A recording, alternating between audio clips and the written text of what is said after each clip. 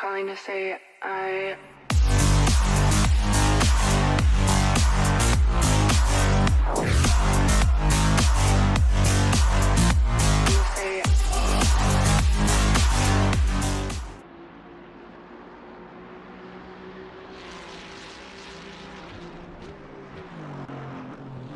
Ladies and gentlemen, welcome to Simnet Endurance 2025 on Silverstone, sponsored by Simnet, hosted by Formula Racing League.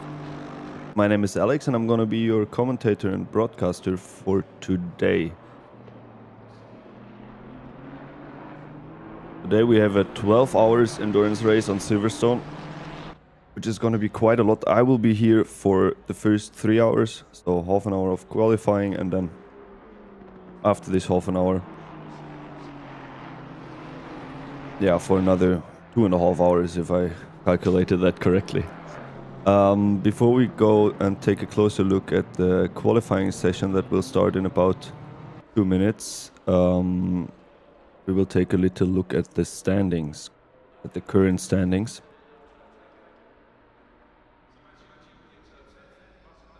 So here we are on the standings page.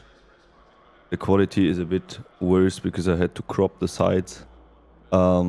This is race number 4, and in the pro class, I'm winging it a little bit today because I just jumped in quite spontaneously yesterday, so I didn't have much chance to take a look at the drivers and the teams.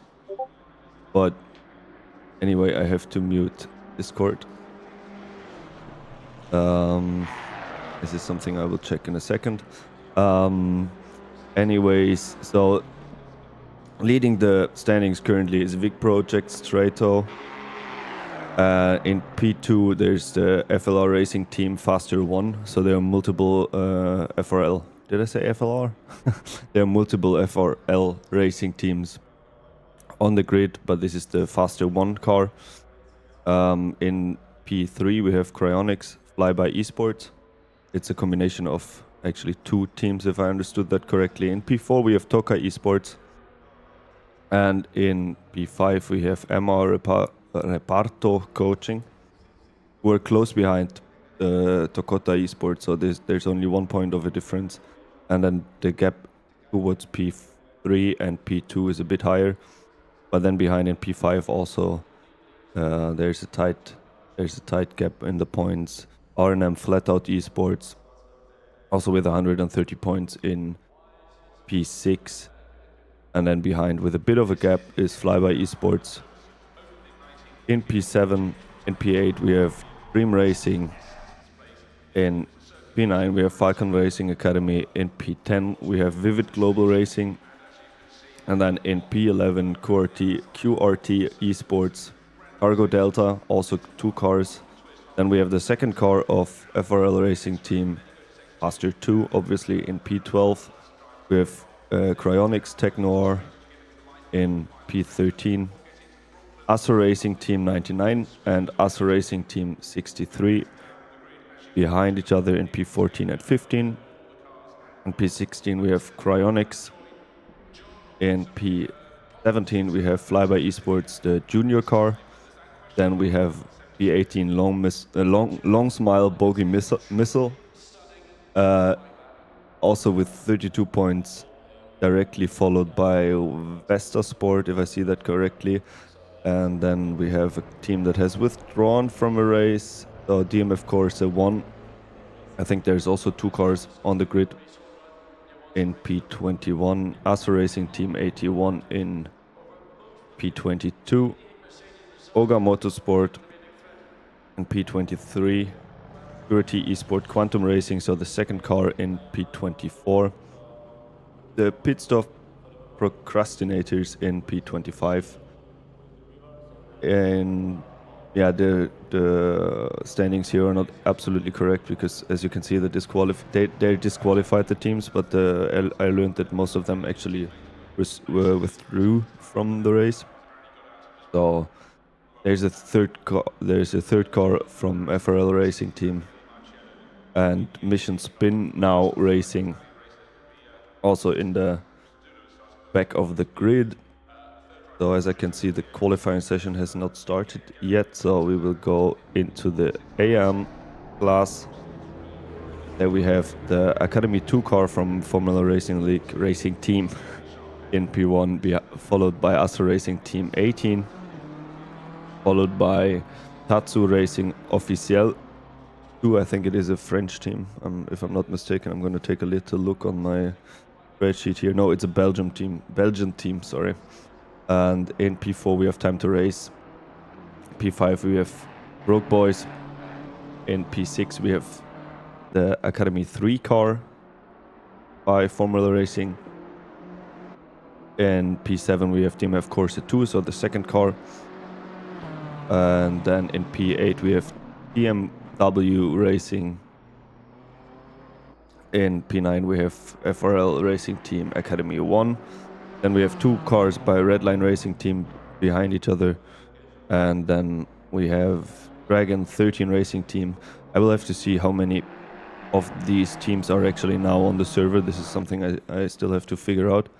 The tightest situation, the tightest fight would be here, but BMW Racing has withdrawn from the race, so they have exactly the same points, but still P1 to P6 there's going to be a bit of a struggle for the positions. Now let's see. Yes, we have the qualifying started. Gonna take a look who's the first driver on track, and then I'm gonna go back to the stream, to the racetrack. We're gonna go back to the racetrack. So we have Romagnoli at the moment, and this is not Romagnoli. Let me first show you the track, and then we are gonna be there we are. Okay, all right, so we're looking at Moyton at the moment. I'm gonna change the structure here a little bit. Yes, but it is Romagnoli for MR Reparto coaching that is bringing in the first valid lap, if I see that correctly.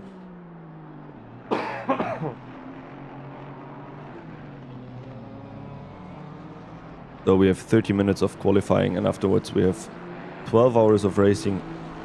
There are multiple people driving for the team, so it's not like one driver has to drive like for 12 hours straight. I mean, I've seen people do it, but it is a bit tough to stay consistency, because generally in this long race because generally in these longer races it is not so much about being super quick, but it is about maintaining the same a very same consistent lap time over a long time. So yeah, the first lap that just came in is a 1 minute 57.54 by Romagnoli. I will activate the standings for you in a second, so you can also see where the drivers are in relation to each other. So there we are. On the left side of the screen you have the standings now. Tasca now with the new quickest lap. So I assume that now in the first 4 to 6, approximately six minutes, so the first 3 laps, there are going to be some very good laps coming in. What is considered like a pro lap is more around the 156 mark. I was already doing the commentary for the Silverstone race on Thursday, the Masters of Assetto Corsa Competizione race. So that was a 1 hour race on Thursday, and I think the quickest time I've seen there was roughly 1 second quicker than here now. So Tasca by Vic Project's Reto now in P1 after the first 5 minutes of this qualifying session.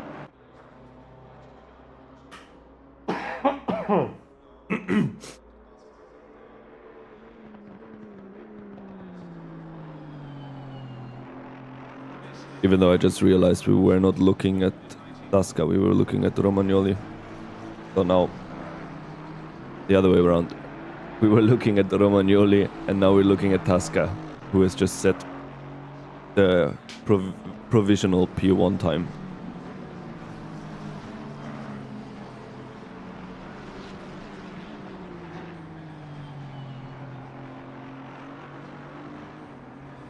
Hello, welcome back, Sergeant.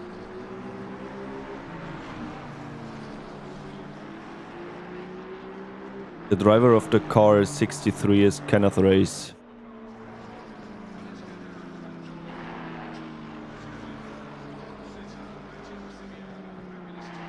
And as I was just saying, the Romagnoli took the new quickest lap, as you can see on the top left of your screen.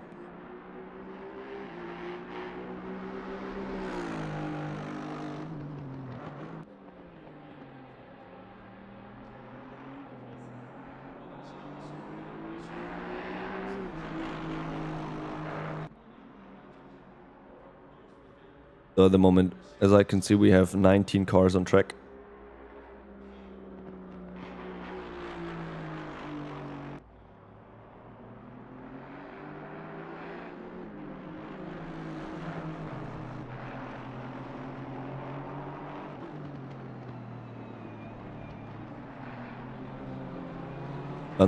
Landolfi for Falcon Racing Academy at the moment with almost 1 second of improvement.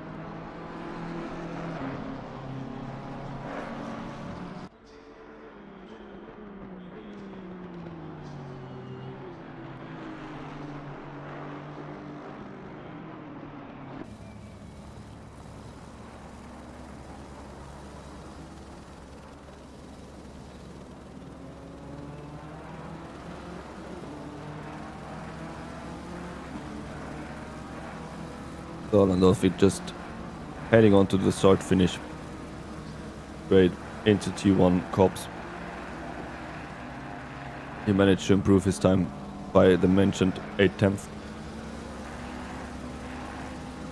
Heading into Maggots, Beckett's and Chapel here. P4, 5 and 6. Quite an interesting corner because they're very, well, the braking points are a bit difficult to gauge, and it's always about maximizing the exit here onto the hanger straight.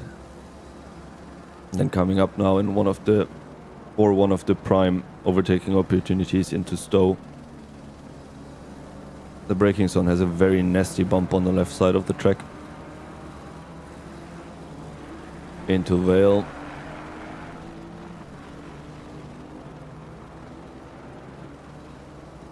The exit after Vale is a bit difficult to gauge the throttle there, because especially the BMW, from my experience, tends to lose the rear a little bit if you're too early on the throttle. Now coming into Village and then into the loop. A lot of drivers try to stay kind of in the middle of the track before this corner. On Thursday I saw a lot of overtaking ideas there on the inside, but it's a bit like the last corner on Paul Ricard. You just have to take a wider line there, and if an opponent from behind goes into that gap, it might actually lead to some crashes, because you just in order to maximize the exit speed on Wellington Straight, you need to take a bit of a wider line there, not too wide, somewhere in the middle of the track. So basically that was one lap on Silverstone with Landolfi.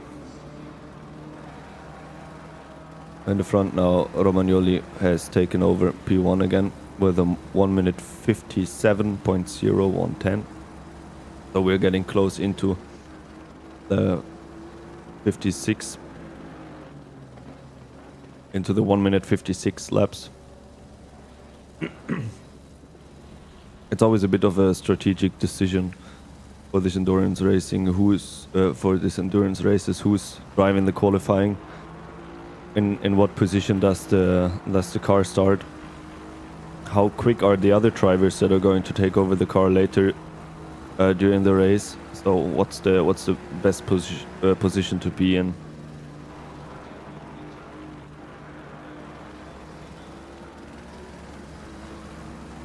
I mean, Silverstone provides enough space, so actually I think the start is not going to be absolutely problematic, but sometimes it makes sense to start further back in the grid and then have the quicker drivers drive later in order to kind of safely get to the front of the grid.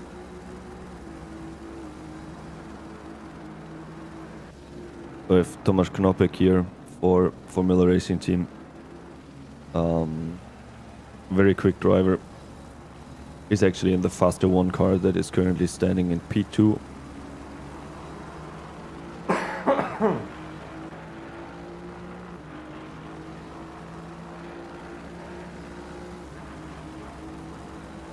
Yeah. And with his first valid lap, I think immediately goes into P3.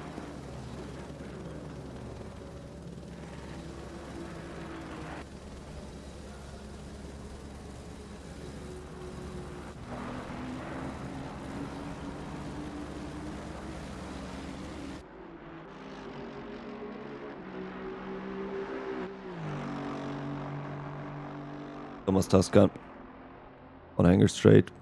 I think there's still from what I can from the delta times that I've seen here on my data, there is still a lot of time on track.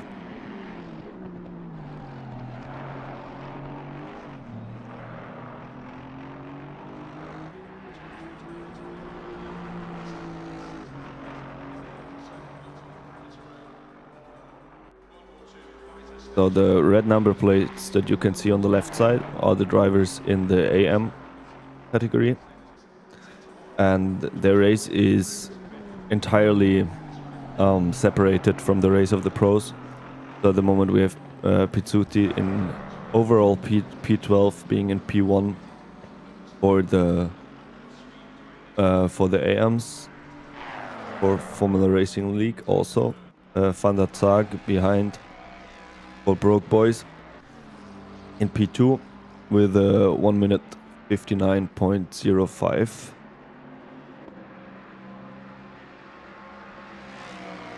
Behind him we have Beselink for Assetto Racing team with the 2 minutes 1 at the moment.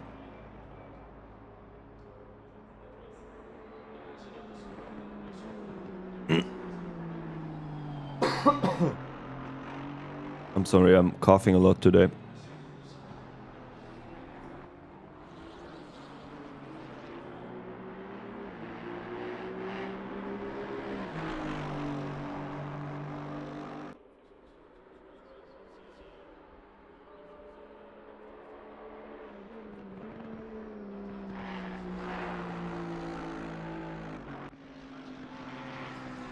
So Levke for Flyby Esports. Oppa. Going a bit off track. And that is not how you take... I know, I thought it was the Hanger Straight afterwards. Just about to say that is not the way that you take most of the speed onto the straight, but...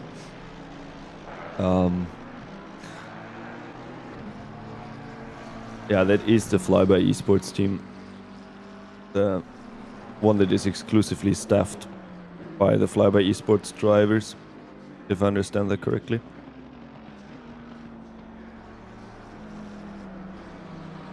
Yeah, we have Thomas Levke, Lukas Werk, Maximilian Prahl on this car. And Romagnoli just set a new quickest time. Also the first time in the 1 minute 56.925.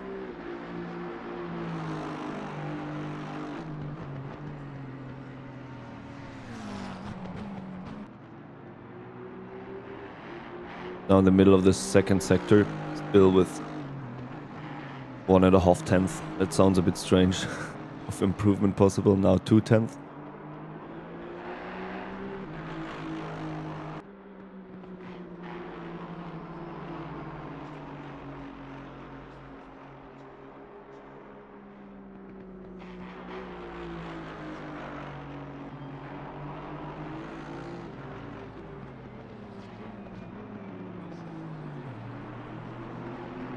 So it looks like after the half of qualifying, Romagnoli for MR Reparto coaching in P1. Provisional. We don't know who's still coming out onto the track. For example, now here we have Davy Hill, also a very quick driver for Vivid Global Racing.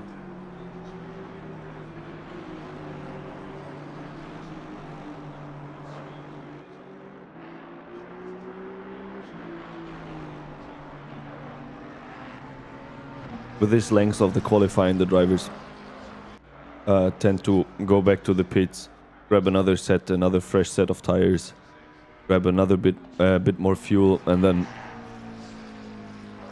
try again. It takes approximately 1 lap to get the pressures right. So in the simulator, also the tire pressures have to be quite exact, and considering the surrounding temperature, also considering the temperatures that the brakes reach. Depending on the setup of the car, how much you open the brake ducts, for example, changes how high the temperature of the brakes are, and that in turn changes the tire temperature in this game.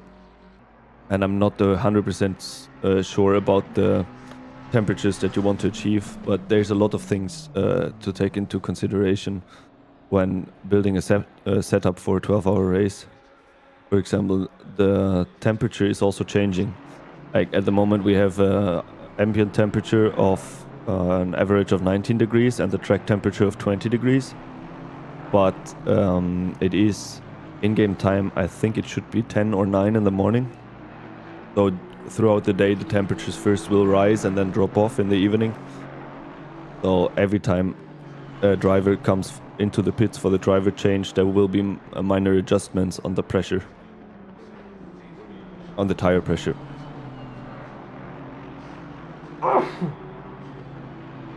So I think Knoppik at the moment with almost half a second of improvement, but on an invalid lap, if I see that correctly. But just technically that could put him into P2 if he manages to do it in a valid way.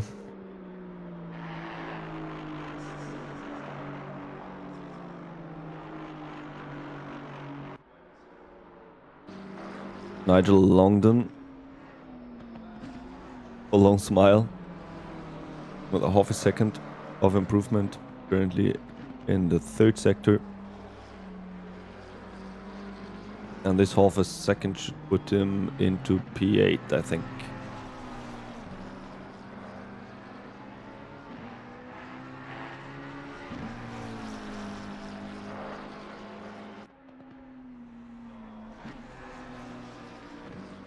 Well, apparently he lost the time again in the last corners.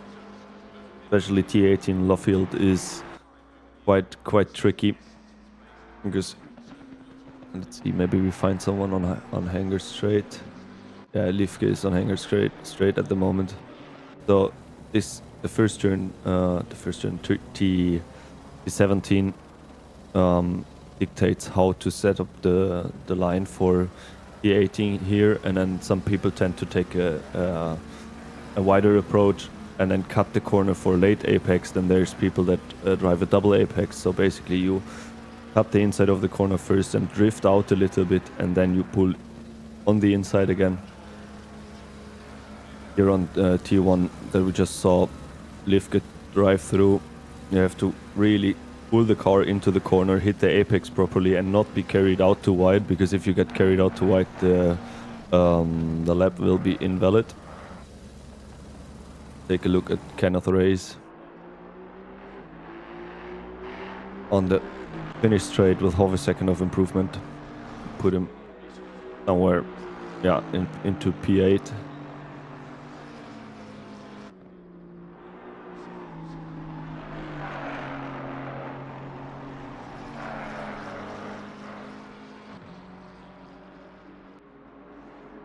So 10 minutes left for qualifying.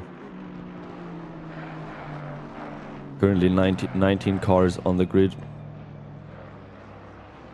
Romagnoli still in P1 with his 1 minute 56.9.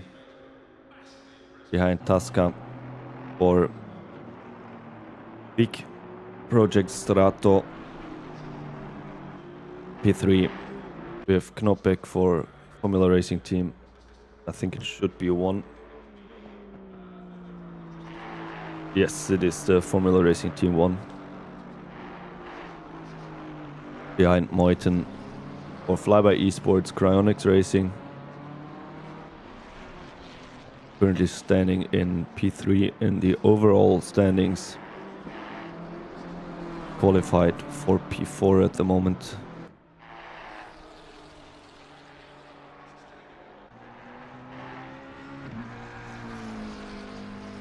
In P5 we have Thomas Lifke for Flyby Esports behind him. Leon Gren also for Flyby Esports. Now let me just check which one is which car. So we have the McLaren with Lifke is the Flyby Esports team, and the other one then with the car number 95 is the Flyby Esports junior team. So at least for this we have the junior team, the Flyby Esports juniors behind the Flyby Esports, well, probably pros then.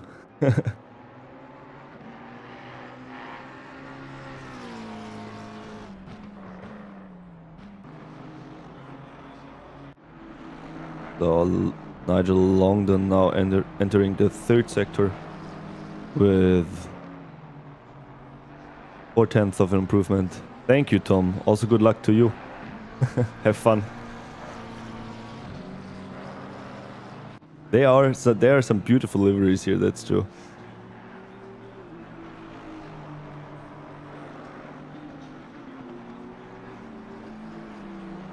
So depending on how much time London is going to find or lose in the last corner, that looks like P10, P11. No worries, Tom. Yeah, it was again the last corner that took away a lot of lap time.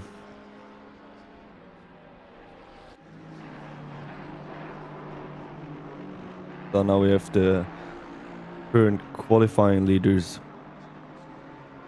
on fresh, valid laps. Quite close behind each other, if I see that correctly. Not really. I mean on track, yeah, with the times. They're all within 1 second, but only the top 3. Oh, the top 10 are within 1 second, roughly.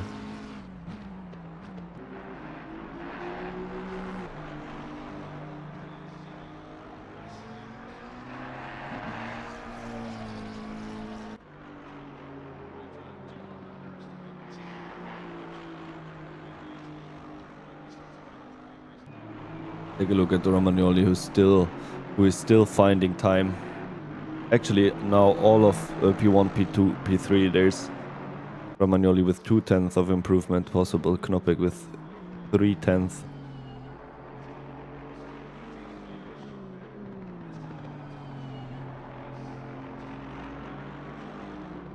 Oh, but it is going to be Knoppek that comes in with 4/10. That is going to put him into P2 for a second. Yes, and Romagnoli also with an improvement now. Even a quicker time. 1 minute 56.622. So that's quick. What to say? Tasca now. He didn't manage. Where is he? Yeah, I know he didn't manage to take P2. 4 minutes 30 left for the qualifying. Thomas Lifke.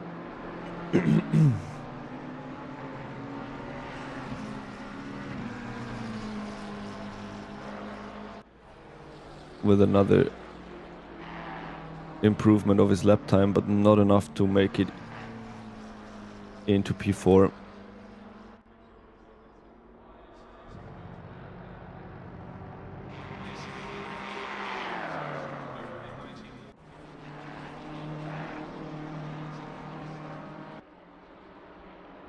So as I can see it,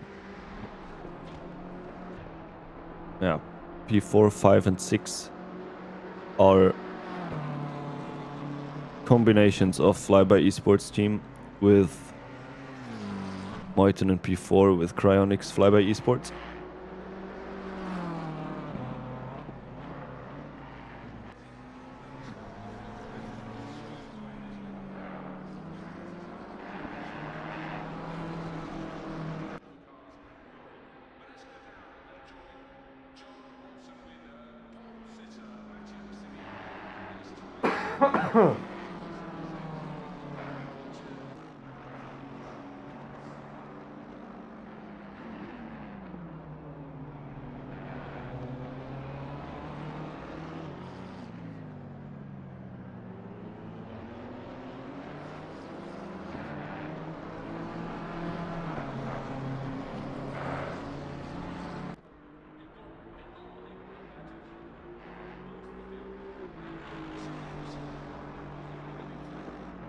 Davy Hill now snuck himself in between the P5 and P7.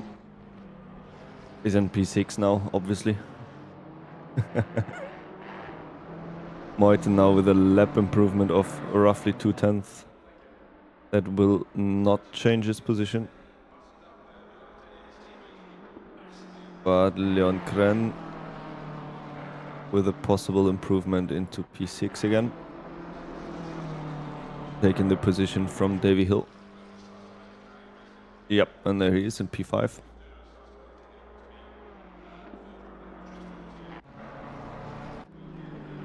Landolfi for Falcon Racing Academy. Currently in the third sector in the last two corners with half a second on the clock. That improvement could put him into P7, which would be an improvement of 1. Oh, it might actually put him into P6.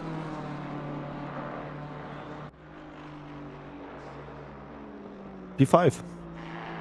P5 for Landolfi. That was a good lap. But Kren is looking to counter. But he's still in the beginning of the... actually, right in the middle of the track. Middle of the second sector.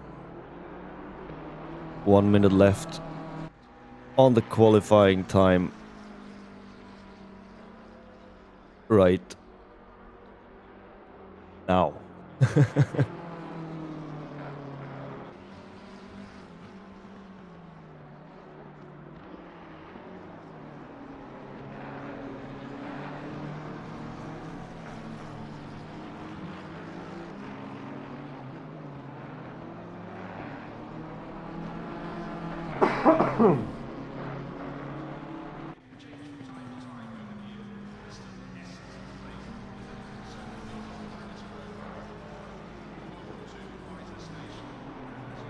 Currently only 3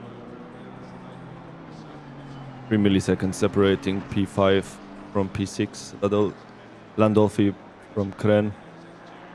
So let's see if Kren can improve his time here. There's not much missing. It is...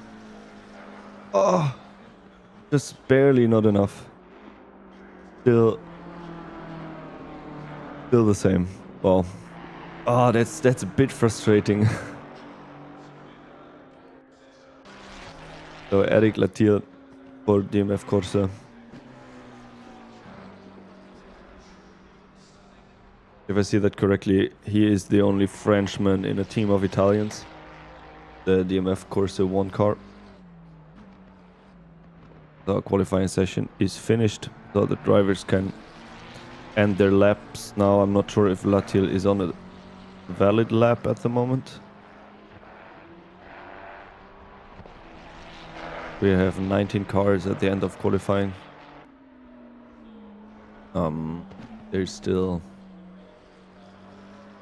Baselink out on track, who I will take a look at in a second. That looks still to be on a valid lap.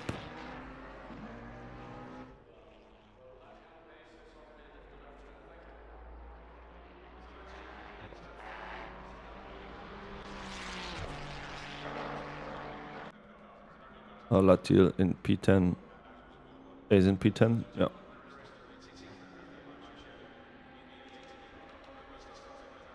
So Baselink still on a valid lap, but not with an improvement.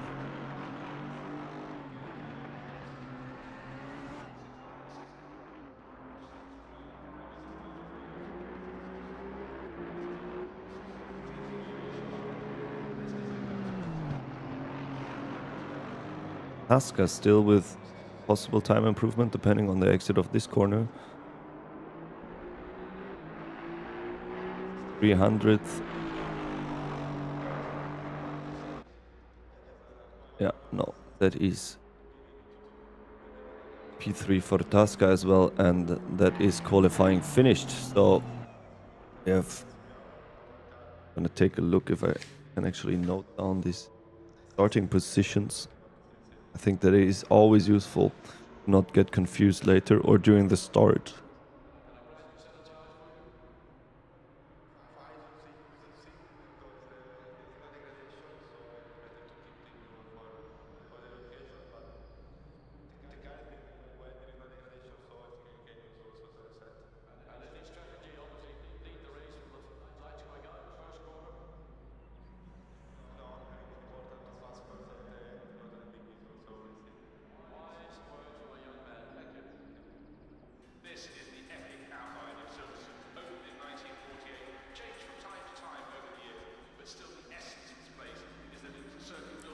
So I think we have 3 minutes before we start the race.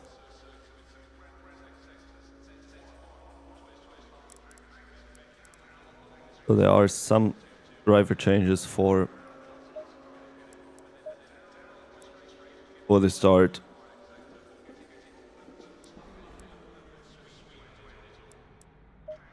Now, unfortunately, I cannot go the team names for the starting sequence, but we have Bayai for Reparto coaching in P1. We have Zakdal for Formula Racing Team Master 1, so car 1 in P2. I forgot to mute my Discord and I should do that again. Let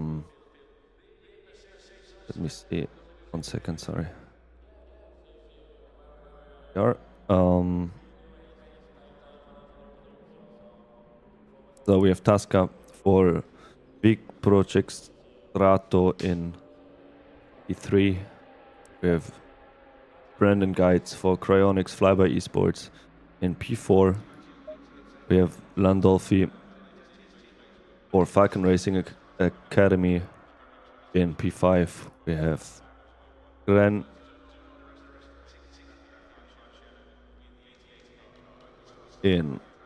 for Flyby Esports Junior in P6. We have Livke. I'd have to change. Like, maybe you can see a bit more of the cars like this, but it actually isn't very easy. You're just looking at Kren, right? We have Livke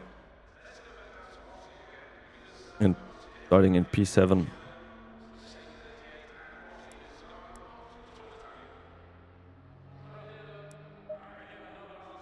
We have Uvik in P8. For Vivid Global Racing, if I see that correctly. We have Kenneth Race in P9.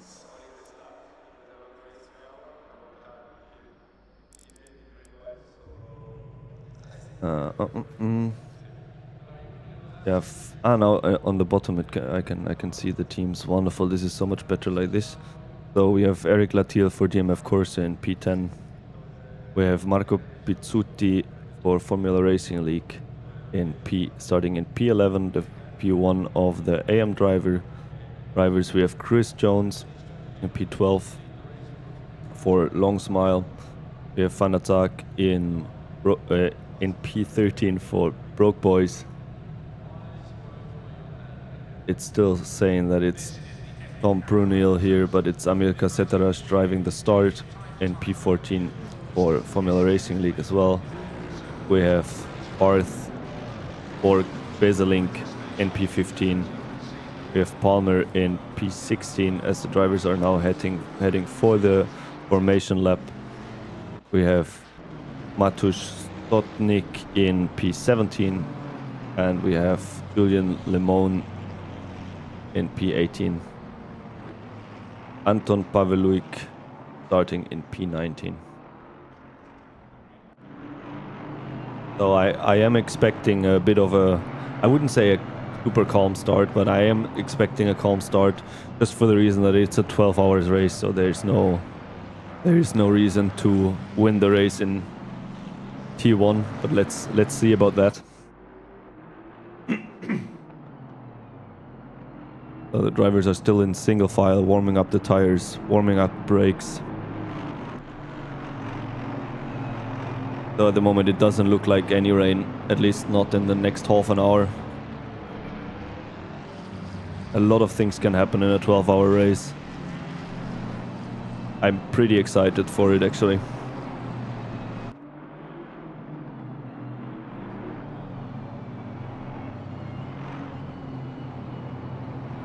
So this time Tomasz Knopek is in P2. Laska in P3. Or is that just what the game is telling me? No, Knopek is in P2. Wonderful.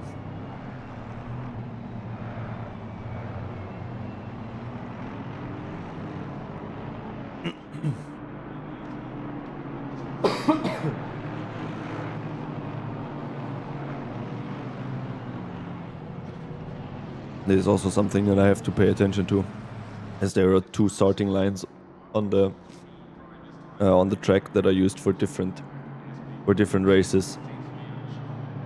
So now, for example, I was like, oh look, there's a starting line. No, it's not the starting line for this race. We're still in the second sector. And I'm going to change for the helicam for our crew in the helicopter taking care.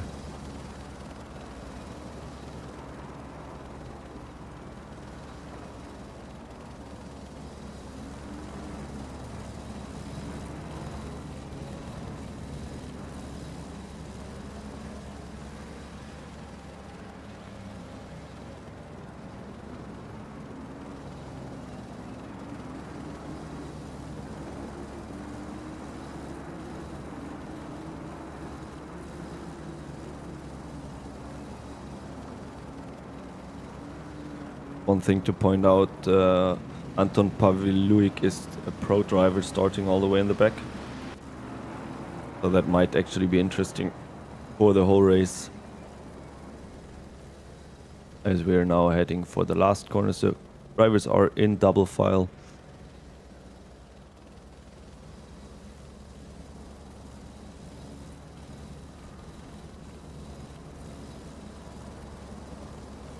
So ladies and gentlemen, get ready for the start of this 12-hour race on Silverstone, sponsored by Simnet Racing.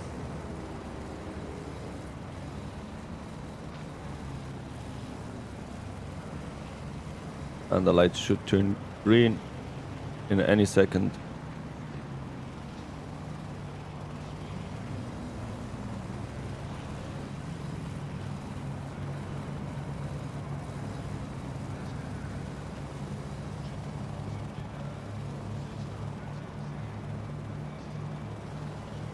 And here we go. The 12 hours are up. Romagnoli immediately trying to cover the outside line a bit for T1 behind them. Laska and Meuthen in double file.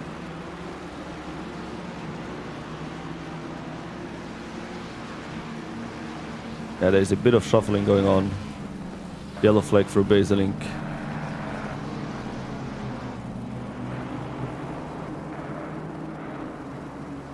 Meuthen managed to move into P3 at the start.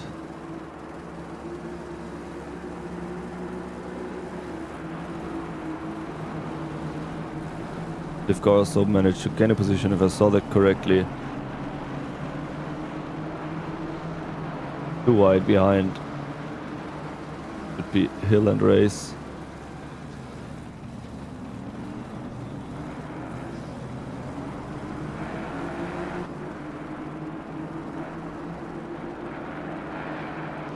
Landolfi just passed Livke.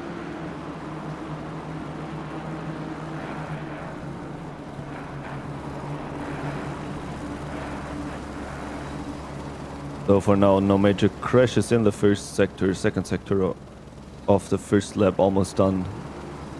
Romagnoli and Knopek in the front of the grid, no change so far. Landolfi and Hill are off. Okay, there's a big crash in... What is it? In the loop, I think. Or before, we're gonna go take a little look back there, to be honest, because that was quite a traffic jam there. EMF Corsa getting hit, Flyby Esports getting hit. 1, 2, 3 cars, Moiten standing there in the track. Let's see. So the first P1 to... Oh, it wasn't Moiten that got hit. I'm sorry for that. That is going to lead to a bit of shuffling now. Okay, the drivers have 12 hours to catch up to each other and get fighting, but that is frustrating. We take a look who lost the most of the positions.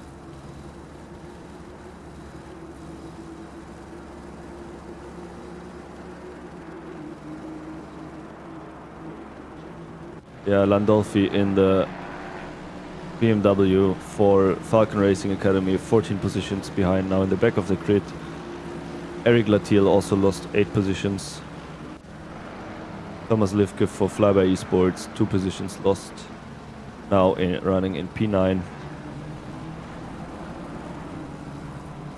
So Landolfi, Latiel and Livke, the losers of this first lap.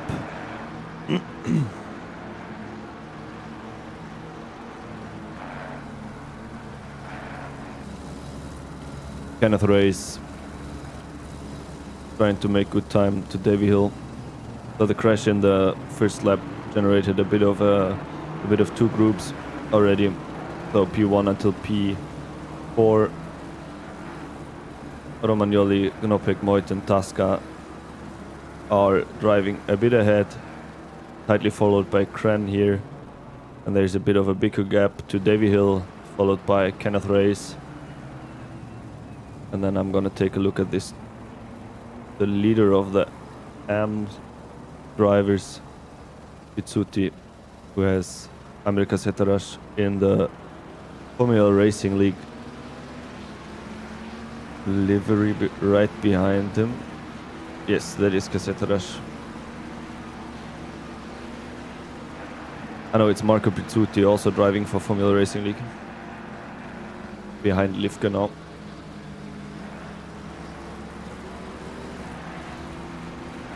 As we are heading into the second lap of the race, I think. There's again a yellow flag with Palmer and Sotnik. Gonna take a look what happened there. Attacking.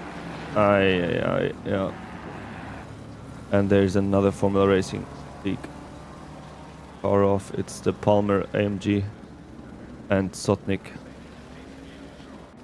So at least Landolfi and Latiel were able to... They are not the back markers anymore at the moment.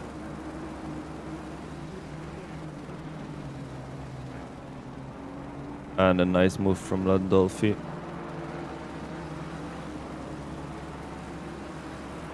Latiel now also trying to make the move and manages to get it done.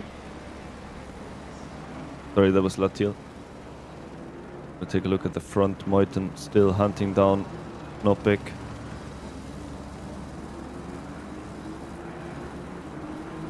We got another yellow flag with the Landolfi and Lemoyne. The 3 cars there battling. It is unfortunate, very, very tight racing. Both of them standing there now for a second, watching out for the rejoin. Tascan P4.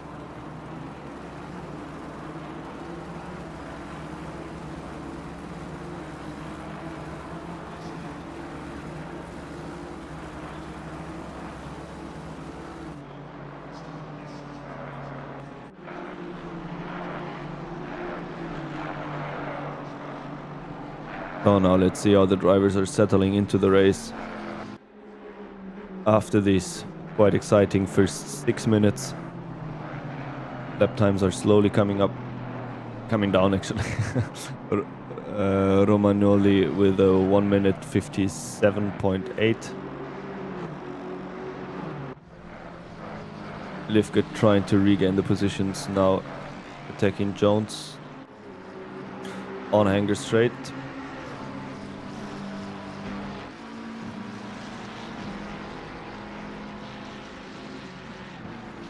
They drove approximately the same lap time in the last lap, but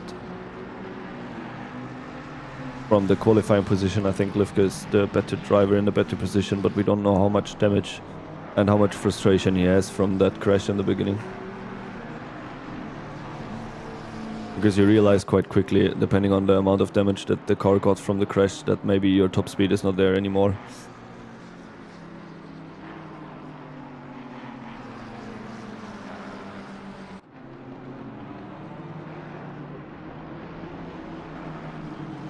Yeah, maybe towards the end of the lap we can see the overtaking here. Landolfi clearly not happy with all the crashes. The pro driver now that is in the back. Paviluik just passed Beselink, but probably Beselink let him through because there's no point in fighting the pro drivers if the result calculation is completely separate.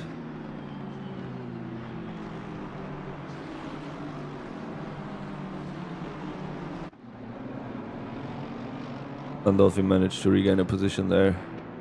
Let's go back to Thomas Livke for Flyby Esports.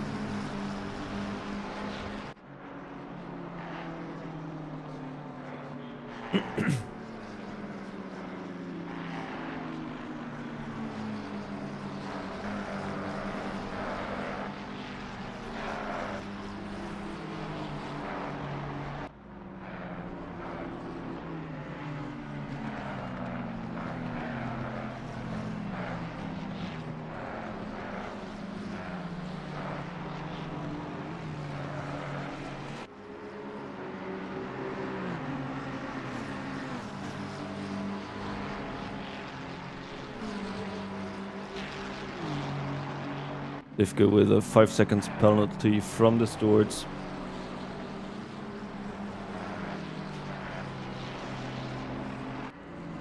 That he will have to give at the end of the stint. Zotnik again with a yellow flag off the track. So Palmer and Zotnik are literally having a fist fight in the back there, it seems. The two back markers.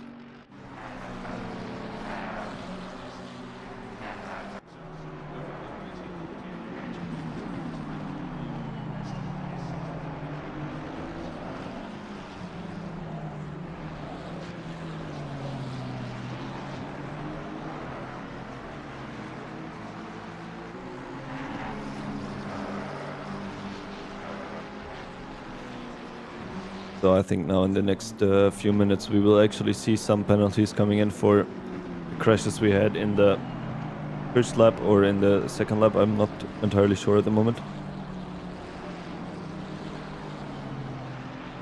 Okay. Thank you, Tom, for the info. The time penalties are not served in the pits. They are just added to the total race time then.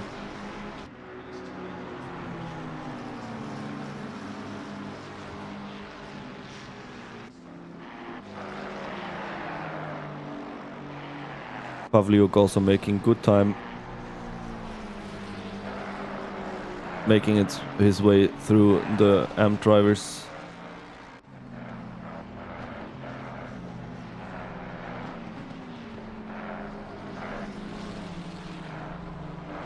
He's fully 7/10 quicker than the driver in front of him.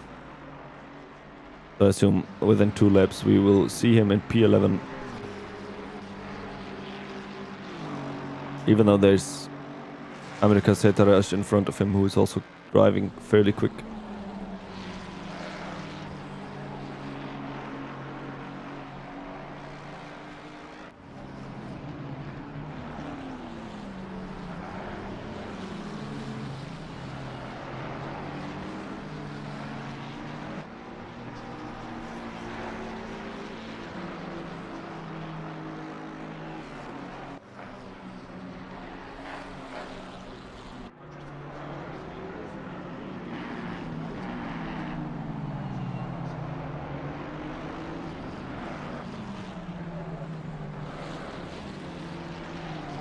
Moiten managed to pass Tasca. I'm not sure if I was aware of that or if I mentioned that. Yeah, he managed to pass him in the beginning of the race. Sorry, yes, of course I mentioned that. So we're back with Thomas Lifke, who is still 2 positions down from the starting position. And a 5 seconds penalty. Probably with a bit of a acid stomach right now. But there's still plenty of time to catch up. In front of him, Jones, who's hunting down Kenneth Reyes.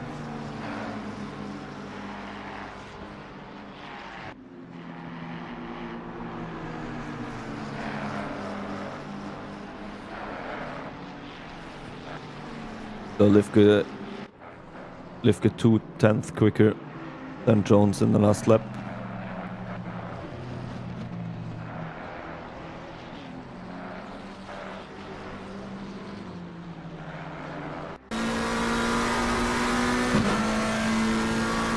Sorry, I misclicked there for a second. I just wanted to show you the situation on the straight here. The nasty bump on the left side.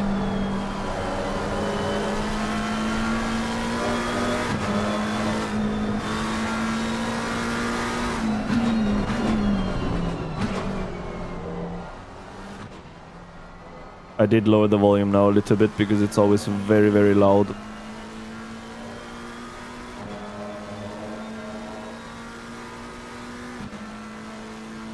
And to this quick right-hander here, over the curb but not too much. Now quick decision making, going the gear up into the braking zone, a little bit diagonal on the outside.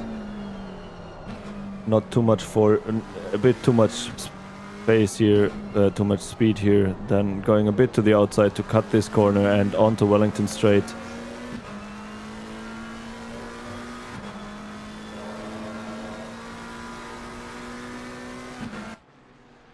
That sound was assaulting my ears a little bit too much.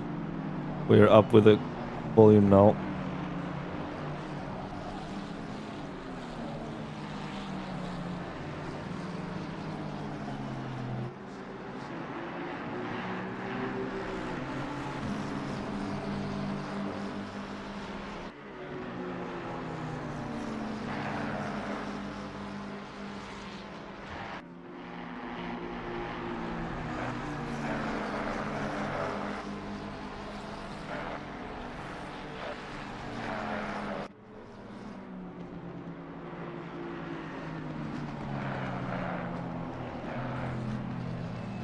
So we're still looking at Jones now.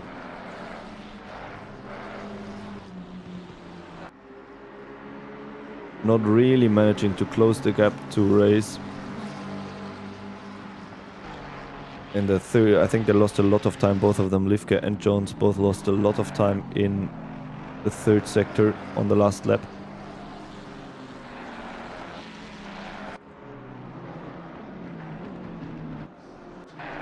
Tasca in P4 also catching up to Moiten. 2/10 quicker on the last lap. As I said, it is about consistency, so if you manage to be 2/10 quicker only for 1 lap, of course you're not closing the gap, but if you manage to do it for 3 laps, then you're right behind the opponent in the front. Tasca for Projects Rato, currently running in the first position of the overall standings.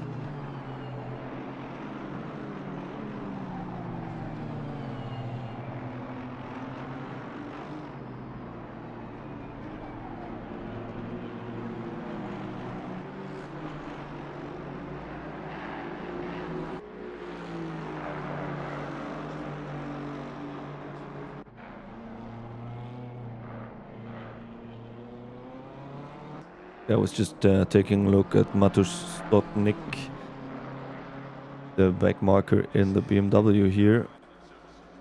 Lost a lot of positions due to a crash in the beginning. I wanted to see how big the distance is to P1. But there's still a lot of time until we have the first blue flag there. Back to Thomas Tasca.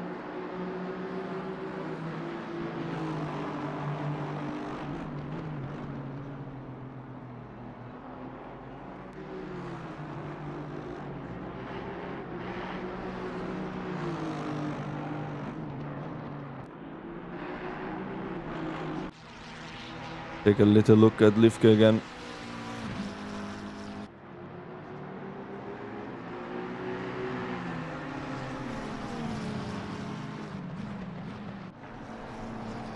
It seems like he only managed to... Oh, no, it wasn't true. I was about to say that he only managed to close the gap on the straight, but that wasn't the case. Obviously, now again coming to my favorite spot that I always think is the start and finish line, but it isn't. It's just half of the lap done, basically.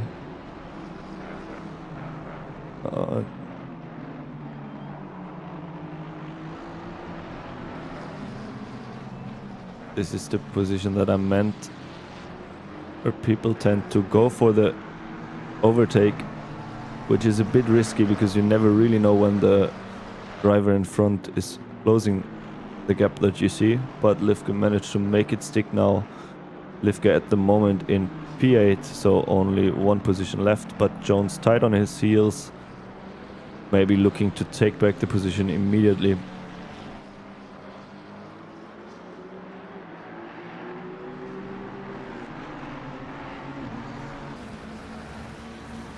Let's see what happens now into Maggots, Beckett and Chapel.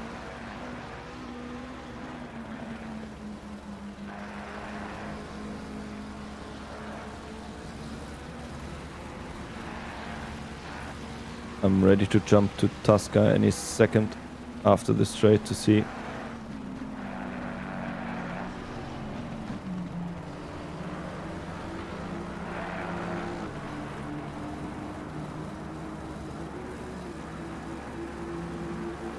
So I don't think there is gonna be a maneuver here on the straight. Tasca is right behind Moyton in Vale at the moment. A gap of only 3/10. There is a 5-second penalty applied to Lemon also. And another 10 seconds for Eric Latil for DMF Corsa.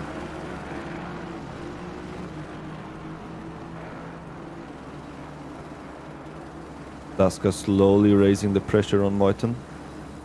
Now on Wellington straight.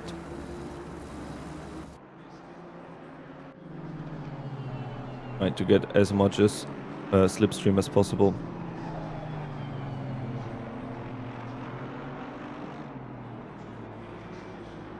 Moyton driving a bit more defensively than in the previous laps, I think, on the inside line there, covering the inside.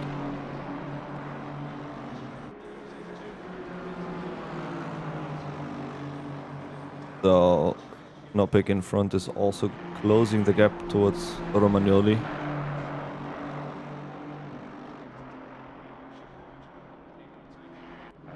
We'll see how it looks like at the end. Lemon now with 15 seconds of penalty applied, Latil with 10 seconds of penalty.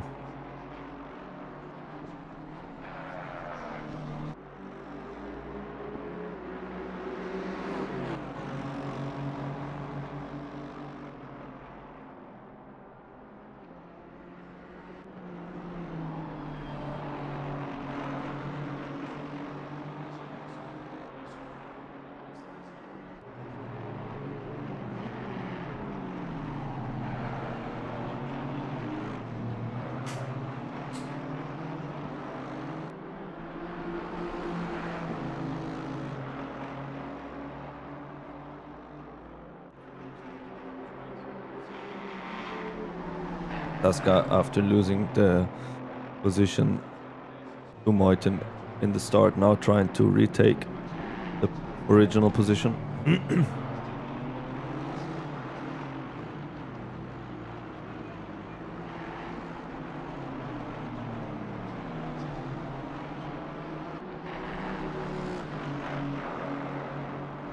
Gonna take a quick look onto Knopek just to give you a little idea of the gap that is still there between P2 and P1.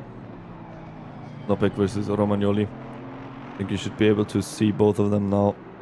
That is the gap, but Tasca and Moyton are closer together. Moyton has a 5 seconds gap to Knoppek, who is in P2. You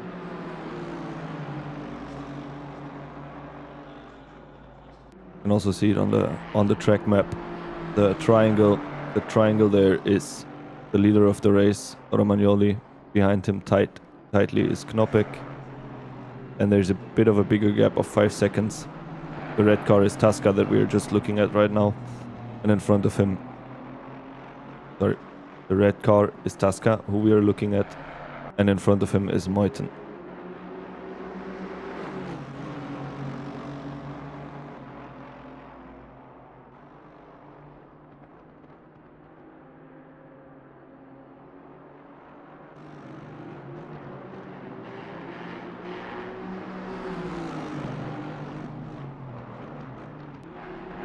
Tasca now behind Meuthen already for, I think, 2 laps.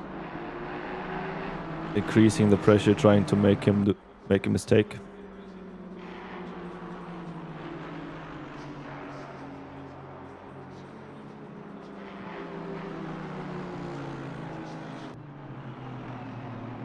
Livke tight behind Race now. Managed to build a gap of 2 seconds to Jones. And now is already putting the pressure up. Building the pressure. You can see the car is quite damaged. So that's another thing to consider in the pit stops. Do you repair the damage or not? How much does it impede your driving and time? How much time do you lose? How much time do you lose by repairing the car? And how much time do you gain by not having the damage? Meuthen now with a little slide there. That might... Yeah, it did... looking for the word. Impede. I think it impeded the exit in T1 a little bit there. But Tasca couldn't capitalize on that.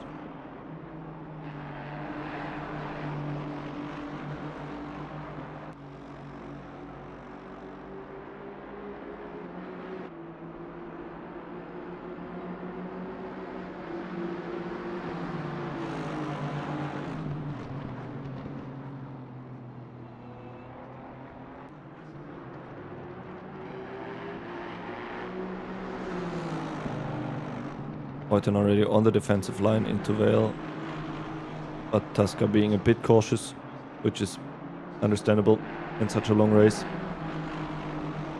Now, as far as I know, the driver's stints are 65 minutes maximum, so there's still plenty of time until the drivers will come in. Now exactly 25 minutes on the clock.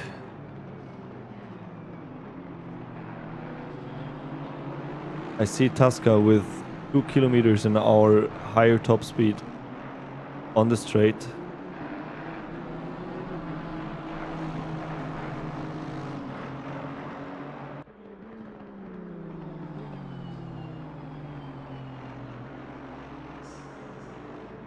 But 2 kilometers per hour of top speed different. Livke with a yellow flag. What happened there? Take a little look. Maybe a bit looks like a bit late on the brake, or yes, again going for the inside into the loop. That was the closing gap that I was talking about earlier. So Jones now immediately putting the pressure onto Livke.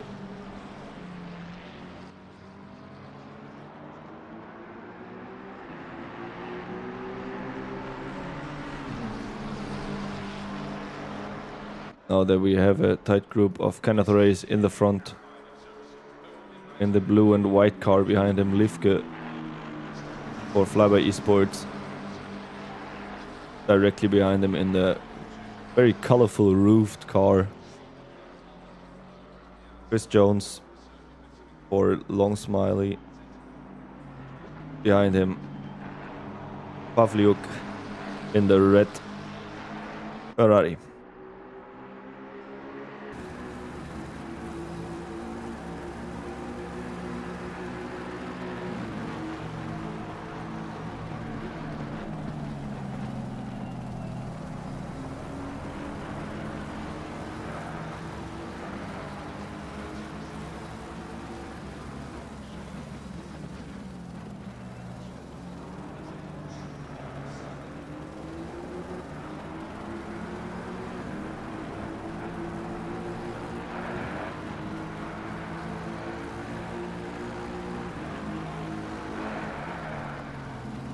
So Livke really has to watch out now, because in the moment he is losing time, he immediately has Jones and Pavliuk behind him, which is something we can see right now. They're going too wide into village. Now again, the same braking zone for the loop.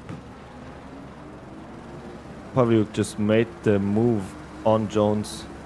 Pavliuk now in the rear with a wider line. I think that looked a bit like he let them through, because fighting only loses time for everybody. Pavliuk now on the inside of Livke, but Livke managed just to maintain his position on the inside of the track for now. Livke is coming into the pits, so that is the first stop we're seeing there. We're gonna continue with Pavliuk, behind him Jones. And there's also Van der Zaak in P15 hunting down Beselink in P14. Taska again right behind Meuthen.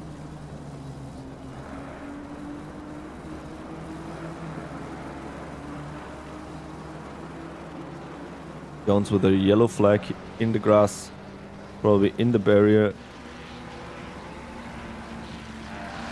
Yeah, that looks a lot like, yes, unsettling the car into Chapel and then off into the grass.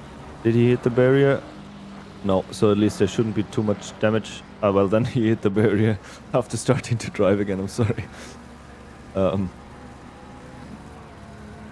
That wasn't funny. Ratil for DMF Corsa. Tight behind Jones. So that group seems to be dissolved. This tight group of 4, because Livke went into the pits. He is still in the pits. We're gonna take a look at the standing time there, if I find them in the program. Yeah, Livke already in the pits for 1 minute 23. And he is out of the pits. I will need to wait for a comparison with the others to see how much off time that actually is, or if that was a long time or a short time. Now we're looking at Jaco van der Zaak for Broke Boys in the blue Ford. The only Ford on track actually, which is surprising me a little bit, because for the Masters of Assetto Corsa Competizione race on Thursday there were at least 5 Fords, but apparently here the preference seems to be the Aston Martin. Landolfi, now the pro driver, also trying to have a go in the conversation. Van der Zaak being kind and letting him through, because he is in a different class altogether.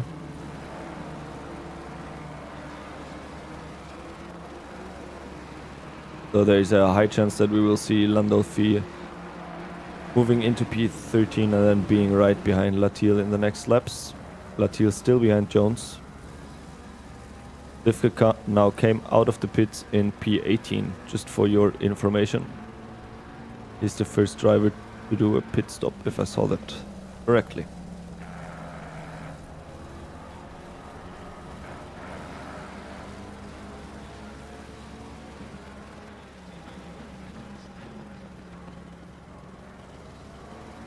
Yeah, I'm expecting Beselink now to leave some space, but he also has to take care. So Van der Zaak is not gaining too much time, which he is. So Van der Zaak now right behind Beselink. I think the gap was a bit bigger, but it made sense to let Landolfi through.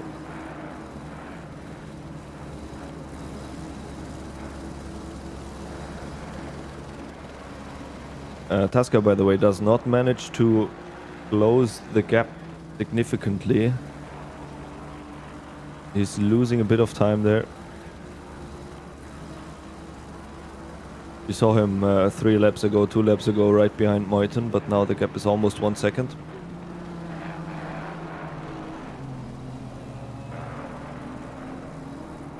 Gonna go back to Van der Zaak attacking Beselink.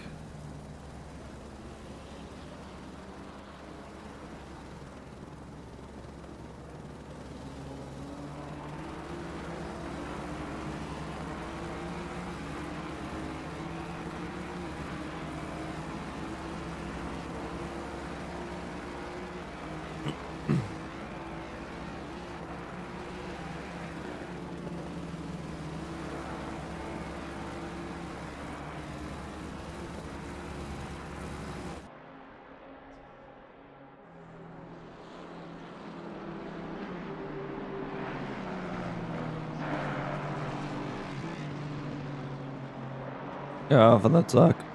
Sorry. Van der Zaak with a significantly better line into Maggots. But I think the exit out of Chapel didn't look too good. If he's going, he is going for the inside there, or at least showing himself in the mirror maybe to distract Baselink a little bit. I think he also just invalidated the lap there on the exit. But now on the outside line through Vale.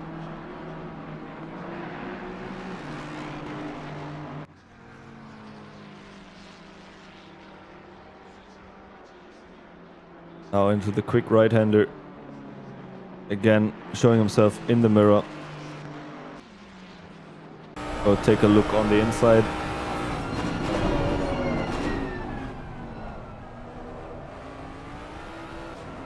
This time, a bit of the rear stepping out that compromised his exit onto Wellington Straight. So now we're gonna go to Pavliuk, who is tight behind Race now. I have no idea how that happened, to be honest. Or at least I wasn't aware of this quickly closing gap there.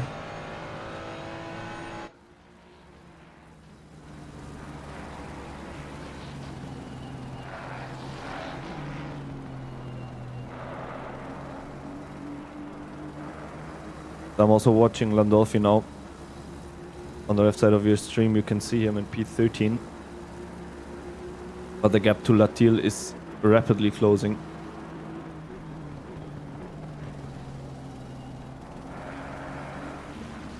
Kasetaras, who is currently in P2 of the M drivers, behind Pizzuti, both racing for Formula Racing League.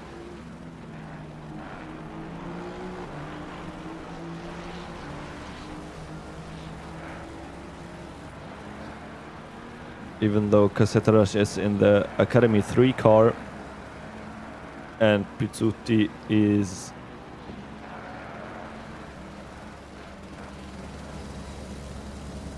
in the Academy 2 car.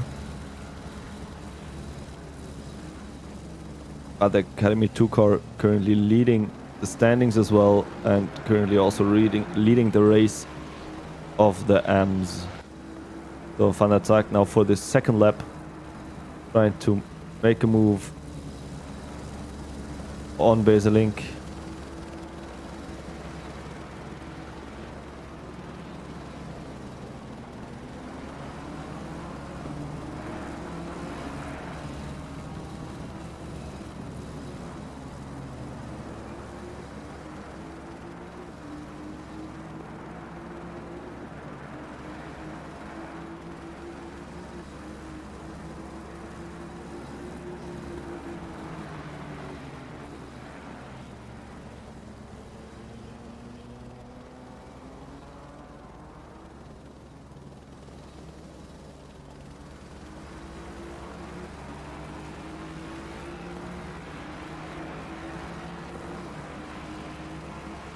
Yeah, I think Silverstone sometimes really accentuates the strength of the cars. It's quite a bumpy track, but also a lot of high-speed straights. What I can see from the grid is that nobody's driving the Audi. The Audi also because it's quite a difficult car to drive, but also because it has 16 kilos added, 16 kilos of ballast added.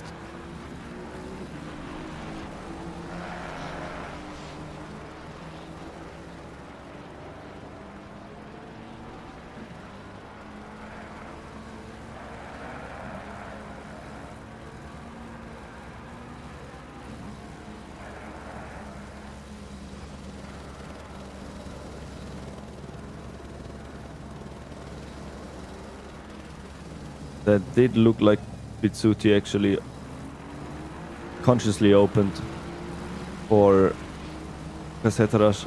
I'm not 100% sure, but it looked quite easy. And considering that they were fighting for the last laps, it looked too easy to me, but maybe there was also a mistake by Pizzuti before.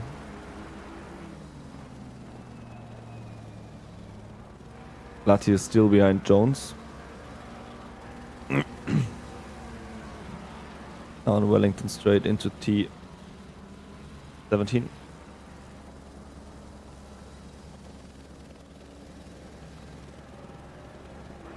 Van der Zaag again in the slipstream of Beselink.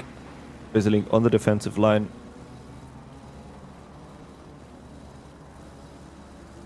And the rear of the car of the Ford from Van der Zaag stepping out a little bit there. Probably costing him 2/10 at least. Pavliuk again managed to go for a second attack onto Kenneth Race.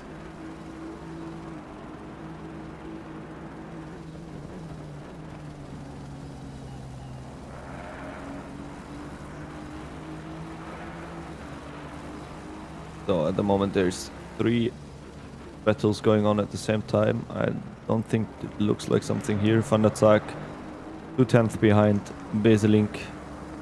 Tasca managed to close the gap to Meuthen also. So P4 and P3 are battling. Then there's Pavliuk, P8 and fighting P7. Latil that just managed to make the pass with Jones into Vale, if I see that correctly. Let's see what happened there. Yeah, it looks like Jones left the inside line open and Latil managed to slip through. So Van der Zaag, this is the 3rd battle that I just mentioned of the 4 battles that are going on. One is solved now, and there's Van der Zaag versus Beselink. Trying to make the pass into Village. Sorry, that was... but that was Beselink, I think, who was quite late on the brakes. Hard to say. Maybe we go take a look at the replay there. A bit in the grass on the inside line, and then I think that compromised his entry and braking zone a little bit, which led to the Ford of Van der Zaag bumping him again. So now Van der Zaag also managed to finally pass Beselink, Pizzuti and Cassetarash, both driving for Formula Racing League. Now maybe also pulling each other a little bit at the... We're not at the end of the stint, but now we have 41 minutes of stint time on the clock. At the moment I can only see Lifke, who has had a pit stop, and Palmer, presumably to do some repairs on the car.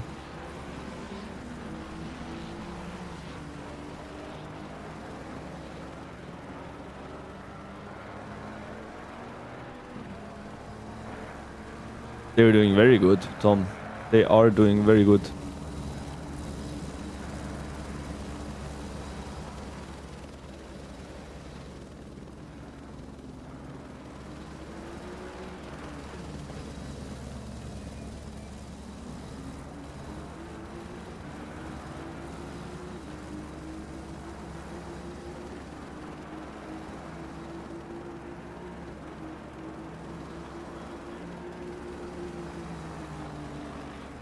Yeah, Tom, now that you say it, yeah, the 2 academy drivers would for sure be faster if they would drive with a Cube Controls F-Core Evo and a Simnet Racing pedal.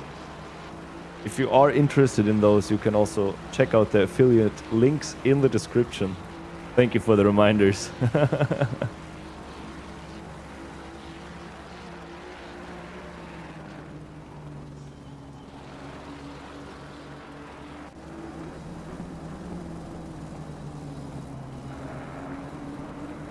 Oh, I completely forgot about that. There is something strange going on. There we are.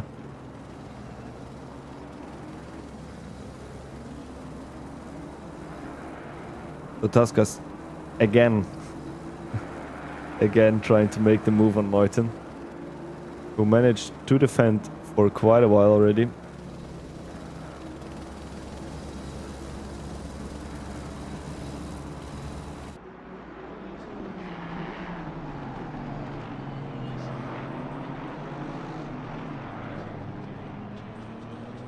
It looked like Livka also went for the defensive line there.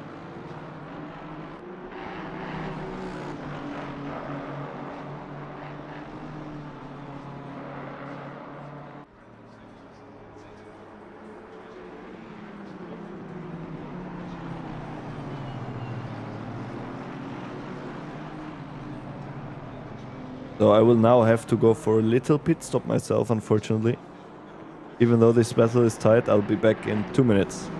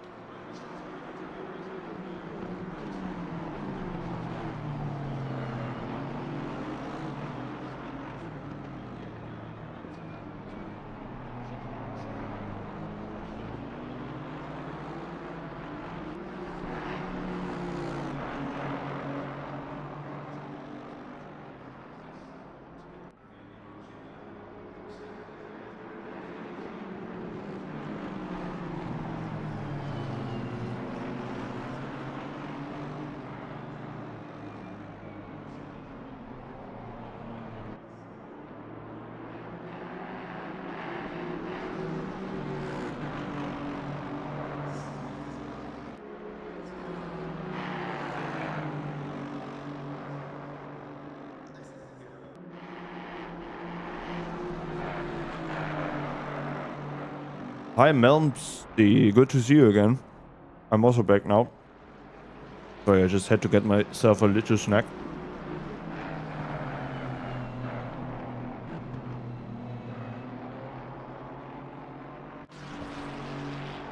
So Tasca was closer behind Moiten 2 seconds ago. Pavliuk still behind Race.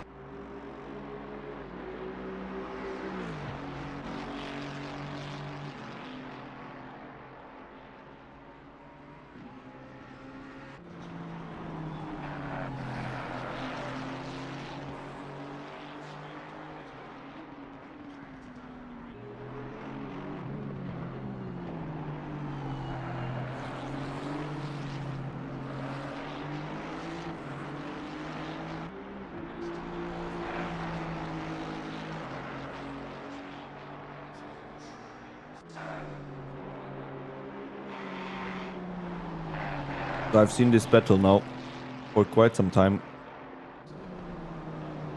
and I know how tough it is if you constantly have a driver in the mirror to stay focused, not get distracted, take a defensive line like right now, just to be focused and safe. And now after over 45 minutes the tires are also starting to give in. So Romagnoli in P1 is currently 1 second off his best lap time. Topic with almost the same lap time behind him in P2. Then there's a bigger gap to Moyton in P11. Daska, who we have seen close behind Moyton for basically all of the last 50 minutes. 48 minutes to be precise. Then there's a bigger gap to Leon Kren by Flyby Esports. A little bit of a smaller gap for Davy Hill. And we also see the first Latil. We also see Latil coming in to the pits for DMF Corsa with a bit of a dirty car already.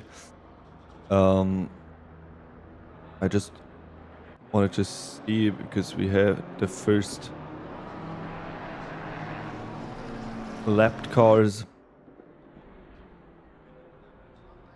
I can't really see who it was there that I just saw on Hanger Straight.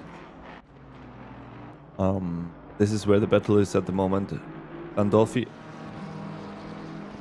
attacking Jones.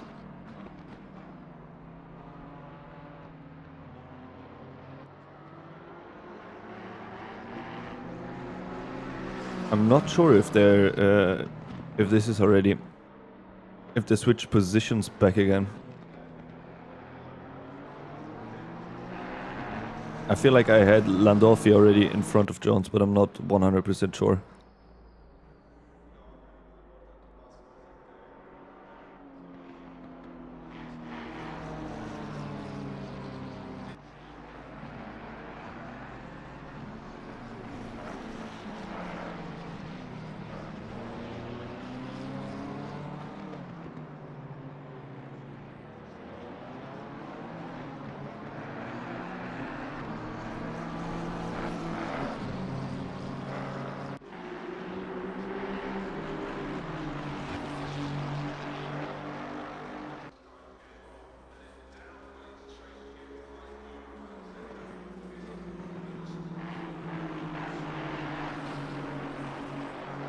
So Parth now being lapped by Race and Pavlyuk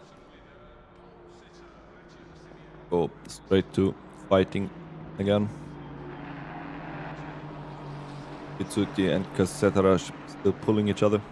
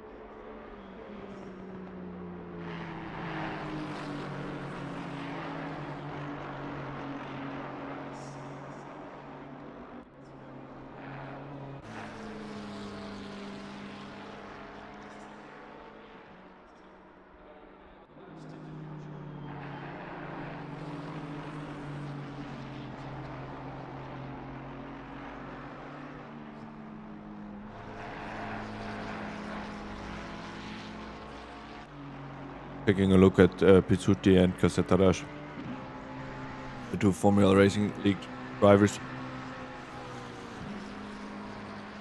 Kassetarash in P1 of the M drivers and Pizzuti in P2 of the M drivers.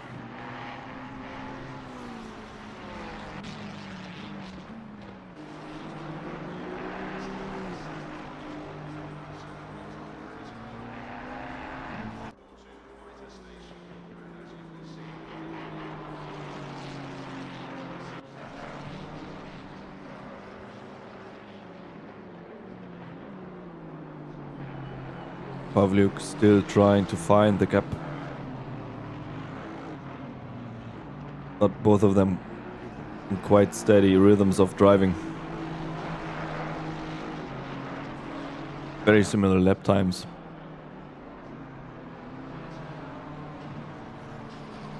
Obviously, if they're so close together, they are driving very similar lap times.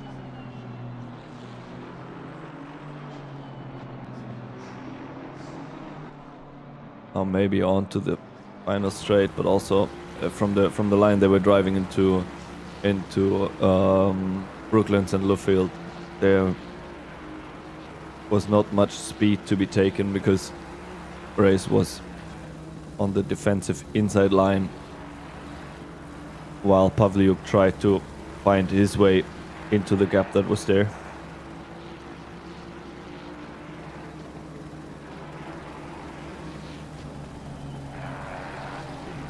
We're gonna jump back to Landolfi that just made the pass on Jones. Ah no, Jones went into the pits. That's obviously why he made the pass. So now we have 3 drivers that have already pitted.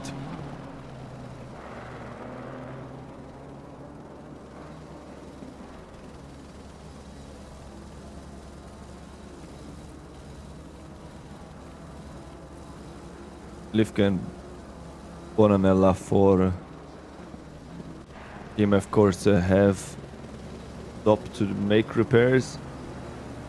I will have to take a look until I have the comparison of the other pit stops, how long they actually take, in order to gauge if there were repairs made.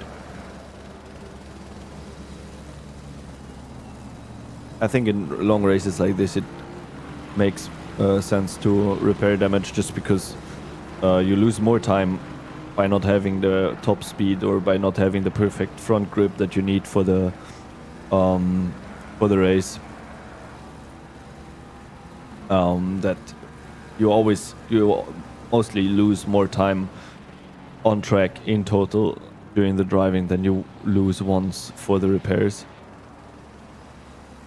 Did that make sense? I hope that made sense.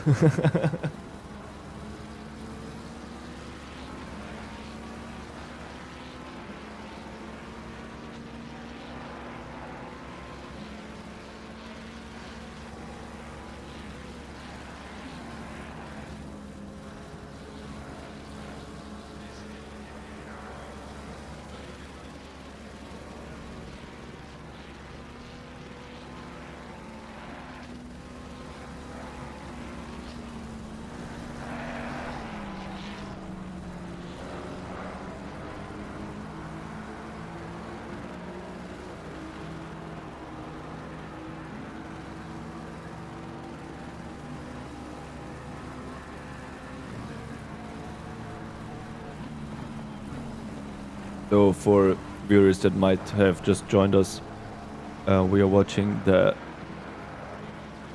endurance race on Silverstone, organized by Formula Racing League, sponsored by Simnet.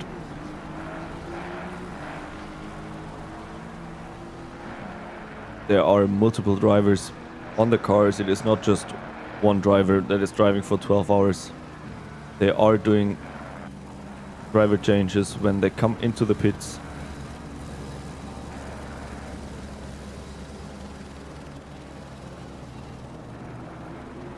As I understood, the maximum stint time for the drivers is 65 minutes.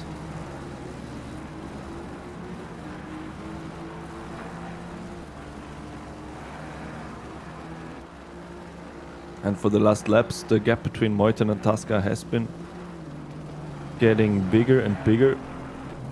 Hill is now currently in P5 trying to close the gap to Gren.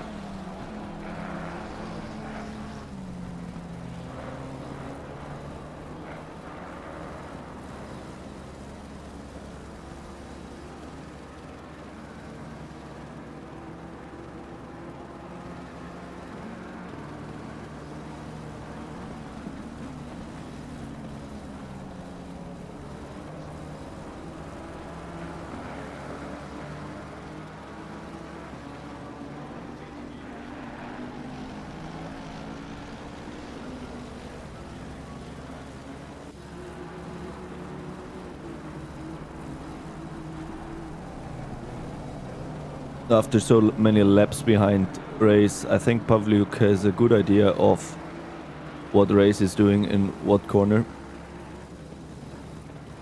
So if he's being patient and observant, he will at some point know where to attack. Because there are subtle differences in the lines, and if you can read your opponent properly, then there is a good chance that you find a nice place to pass. Now both of them have to pass the blue flagged driver Sotnik, who is giving way.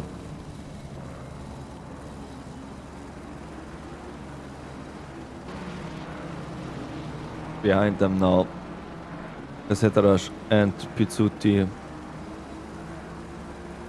coming up on fourth in P18.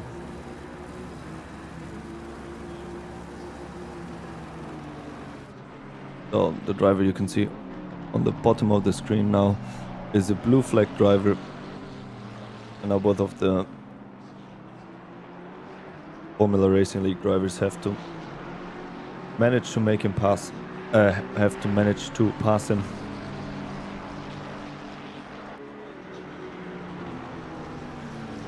Palmer and Jotnik now went into the pits.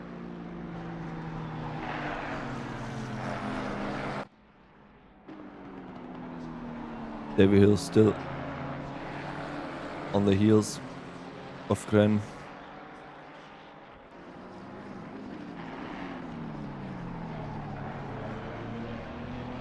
Both of them still on their first stint. David Hill though with 2 positions won since the start, but I think this is also because there are the pit stops happening right now. So after all the drivers went for the pit stops, we get a better idea of where the standings are. Andolfi now also in the pits.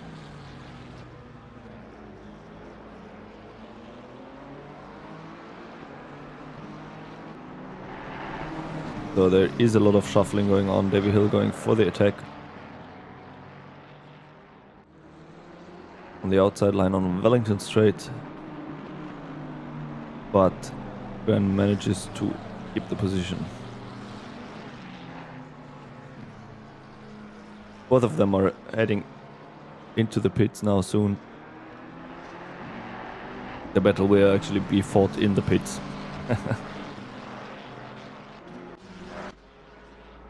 Looking at Pavliuk and Reyes again.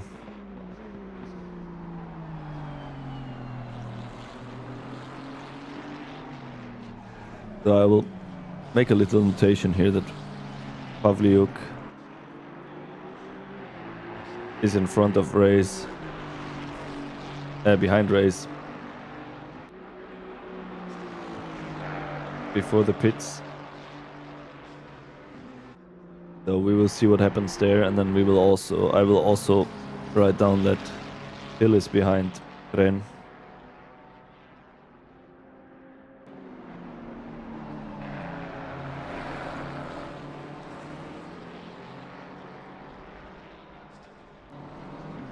Sometimes it is a bit difficult to figure out what then actually happened and to remember how the positions were before the pit stops.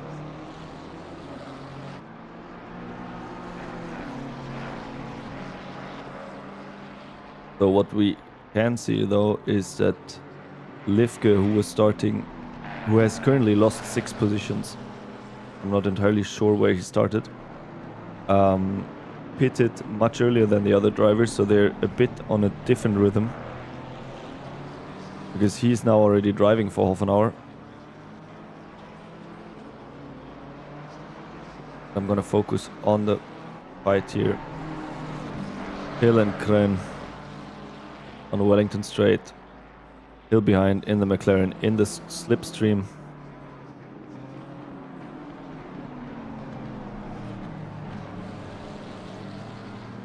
Behind them, Bonanella from DMF Corsa, who is on a different lap. And Hill made the pass into the pit stops. Wow.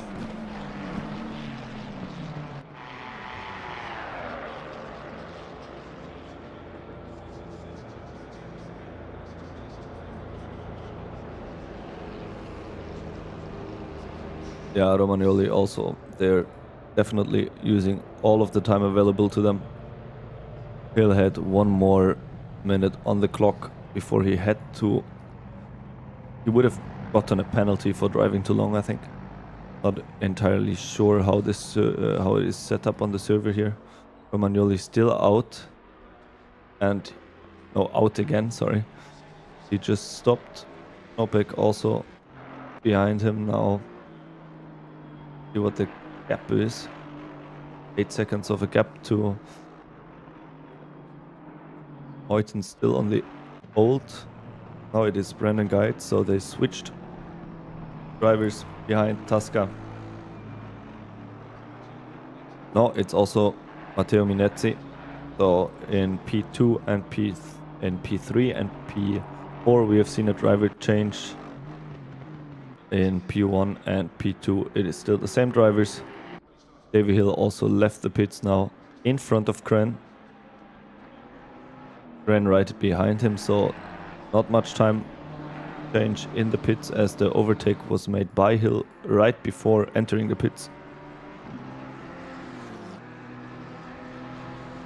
Take a look at the standing times. Both of them identical. Time stopped 32 seconds.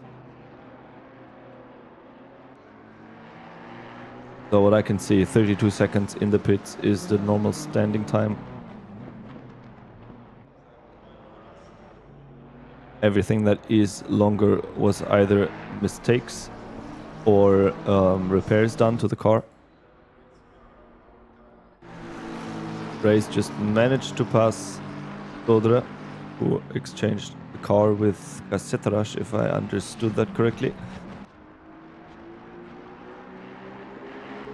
I know they're a different class anyway, so that didn't really matter. So also in the 2 Formula Racing League cars, in the 2 junior cars, or how are they called, academy cars? I think they're called academy cars. Yes, in the 2 academy cars in P1 and P2 of the M drivers, we've seen a driver change. Now Capi made in the Ferrari and João Pedro Sodre in the McLaren. So as far as I can see, the pit stops are done, so we have a current standing that is roughly reflecting their actual position. There's only Livke that is a bit out of this pit stop rhythm, who has 37 minutes on the clock of his second stint already.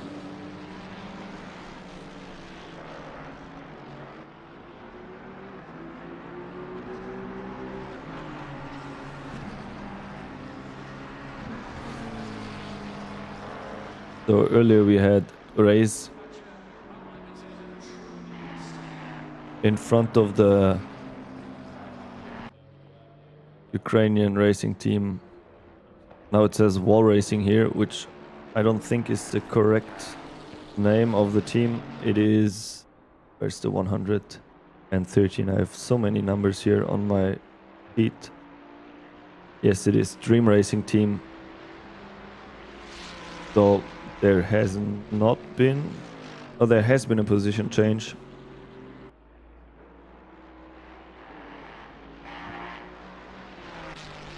Yes, there has been a position change. Dream Racing managed to pass live.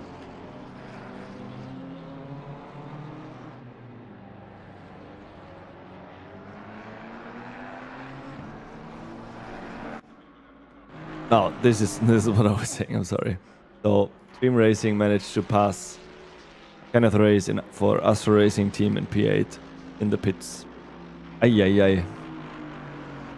That is confusing sometimes.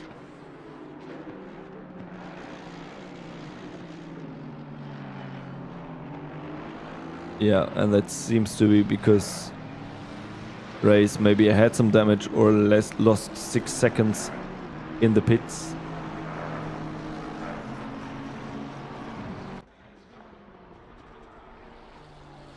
So Dream Racing at the moment with 12 positions gained, which means they started quite in the back.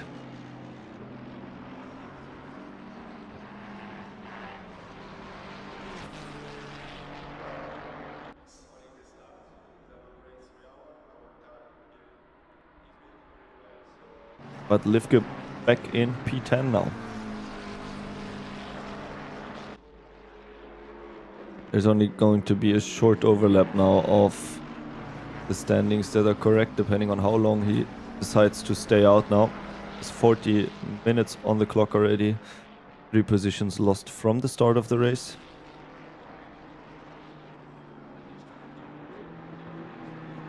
Unfortunately, I didn't write down the starting position of the 195 car. But it should be P7. Livke now trying to make the pass on the outside of the team there.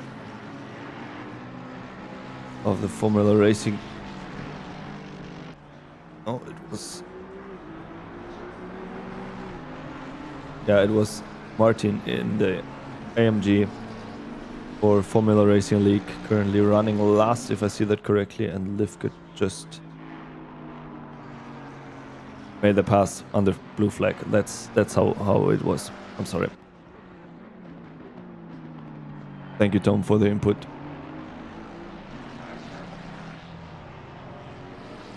I will write it down.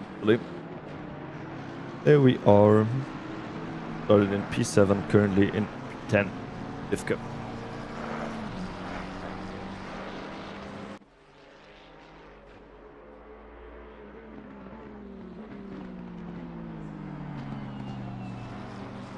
Sodre now finding some pace. Right behind Race. Even though they are in a different class, obviously if Sodre manages to make the pass, that would put him into a bit of a better position to drive good times.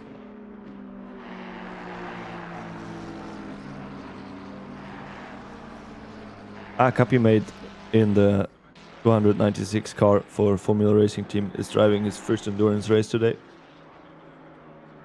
There's Crest with a yellow flag. Lost 2 positions. Let's see if we can find out what happened there.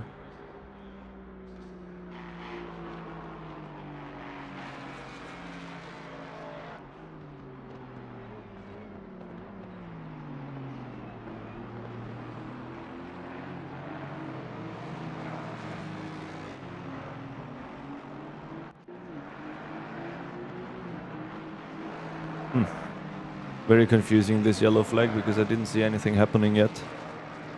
But, yeah, okay. Interesting. So, sorry for that one. Maybe there was a little glitch in my software.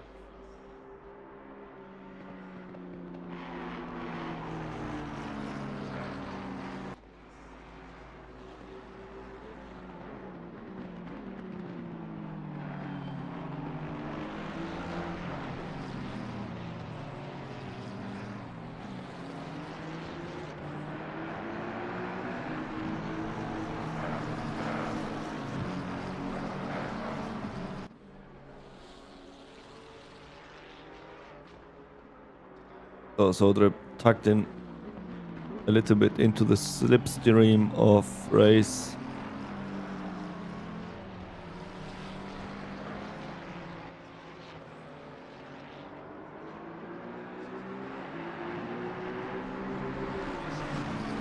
Sodra also the leader of the M category drivers.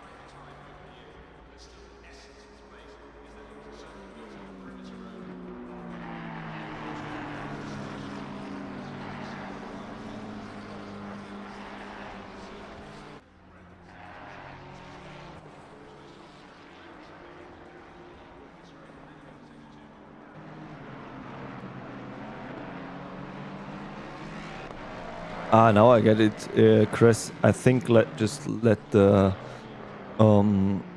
two pro drivers that were behind him through. So new quickest lap. Or maybe that was also not correct. Now let's see. We can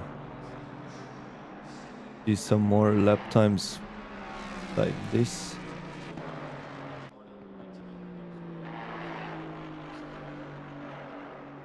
No, unfortunately not. I just tried to open ACC Drive to get a bit more lap times because I can only see the best and the last lap here. And it would actually be better to compare more lap times, but okay, it is what it is.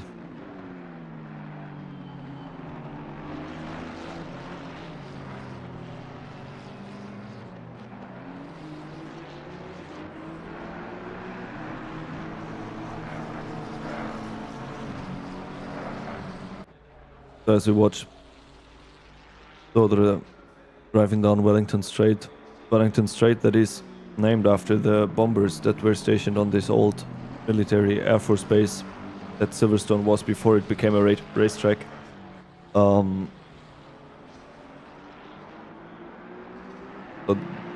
it's quite interesting that the first races started in the 1940s after the Second World War on the old perimeter road of this track. And you can find remains. I mean, you can find remains of the names here. For example, on Hanger Strait, which is coming up for Sodre in 2 turns, or in the Wellington Strait, which is referring to the bombers. Also, the 2 corner names of Abbey and Chapel refer to, well, an abbey or a chapel that they found. I'm not entirely sure about the differentiation in the English language there that they found building the racetrack.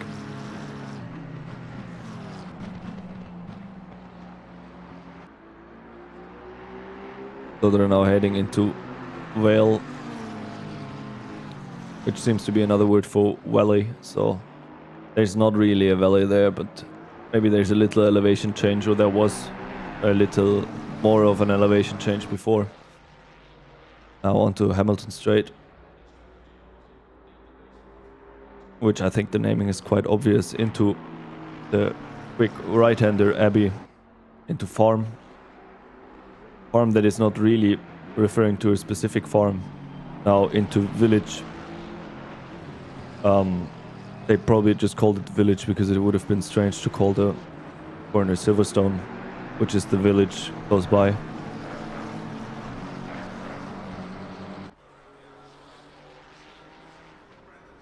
Yeah, now on Wellington Strait, so the into Brooklands, into Luffield, and then through Woodcote onto the National Strait.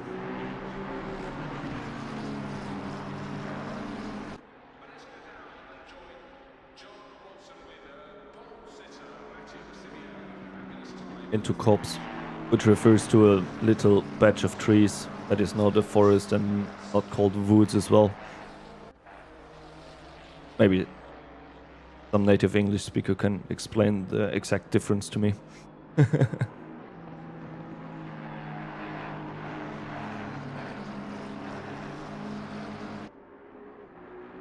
So we have fairly even gaps, closest gap still being Sodre and Race. Maybe Sodre just using a bit of the slipstream to be pulled Otherwise, Livke behind Sodre. Hunting down Race as well. We'll see in the next laps how the gap is coming down. At the moment, for the last lap, there was a difference of 1/10. Which with this pace would mean it takes 14 laps. Which is, I mean, in such a long race, it is entirely possible.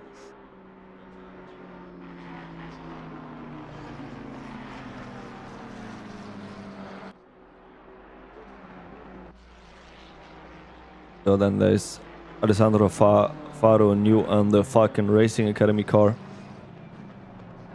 Car number 22.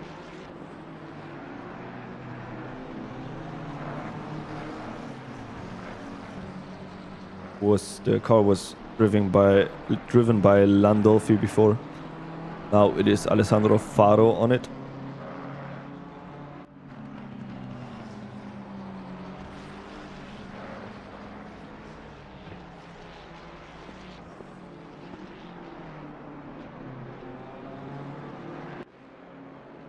Brand new guides for Flyby Esports and Cryonics Racing, also new on the car.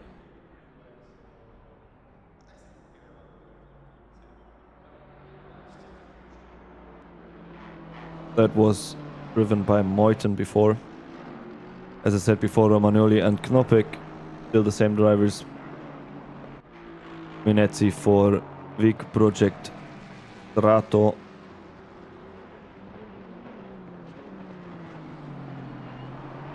Driven by Tasca before.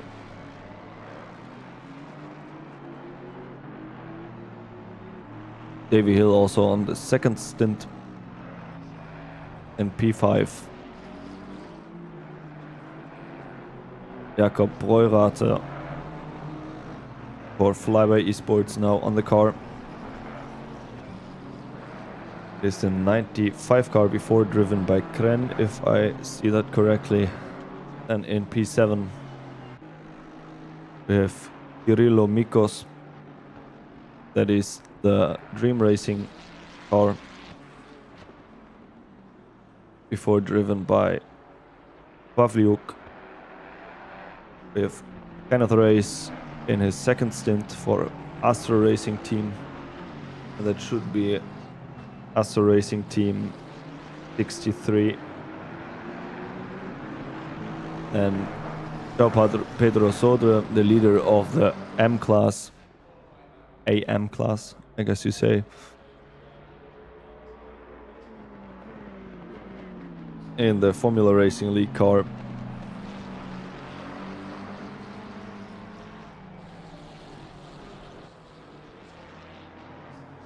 Looking at the wrong spreadsheet here. In the 993 car, before, driven by Kasseterash. Thomas Livke on his second stint.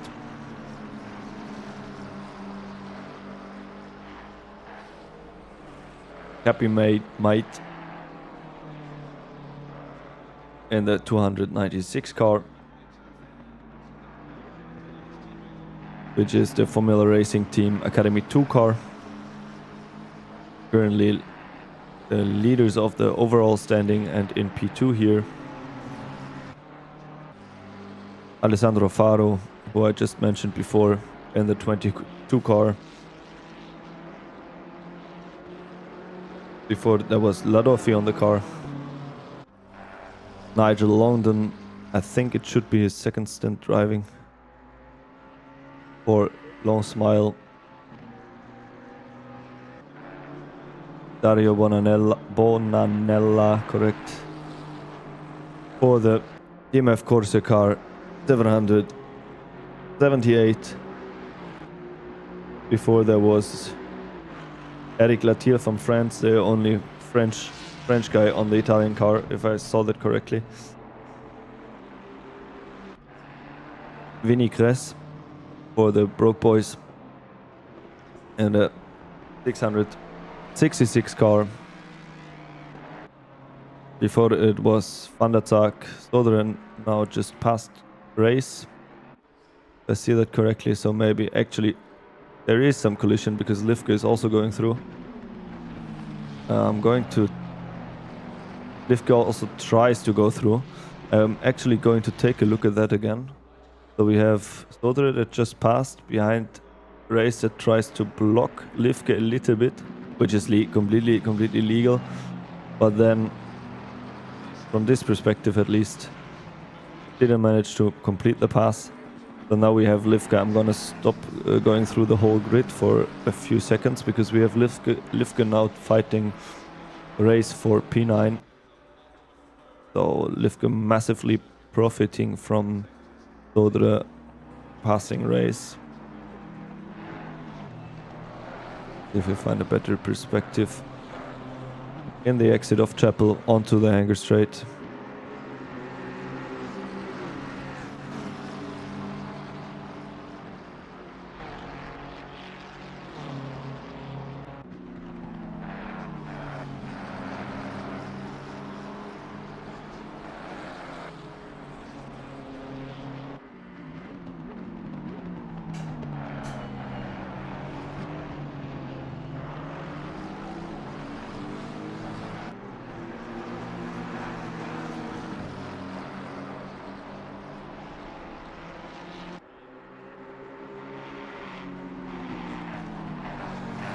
So because of this little squabble there before between Sodre and Race, lost 2 seconds of race time.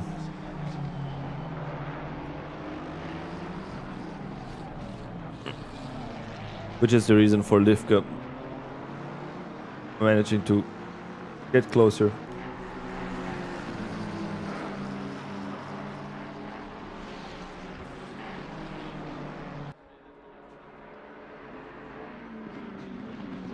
I'm not sure if Race is actually so happy to have Sodre in front of him. I guess we will see in the next lap, but it is costing it. The maneuver at least was costing him time, and now it depends on Sodre to pull ahead to justify the position in the overall grid.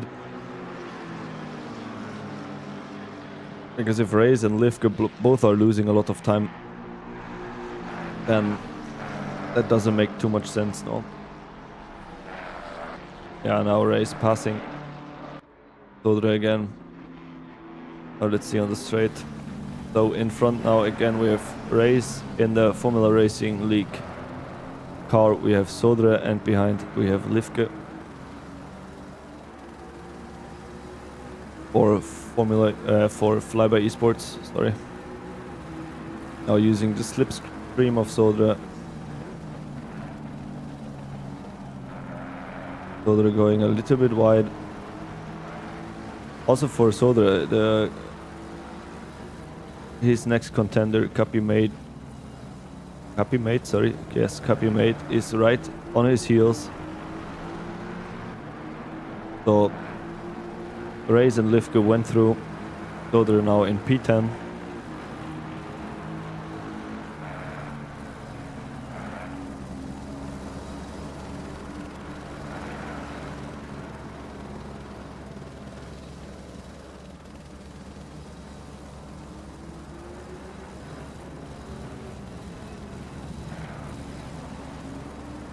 I think we have to still keep an eye out on Livke.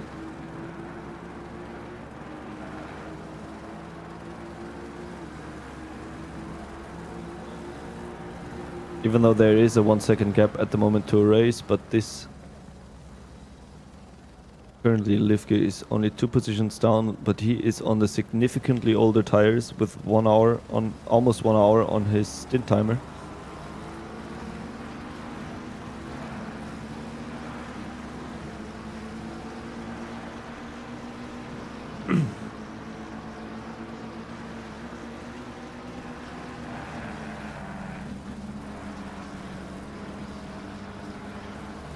So if you take a look at the track map on the right side, we are currently with Livke, but we can jump to Race in the front. So that group is within 6 seconds of each other, like from P8 until P11. There's Kress who just lost 2 positions again. Yeah, he left the pro drivers through. So Race in P8, behind him tightly followed by Lifke, who is on the older tires, but managed to drive a quicker lap now.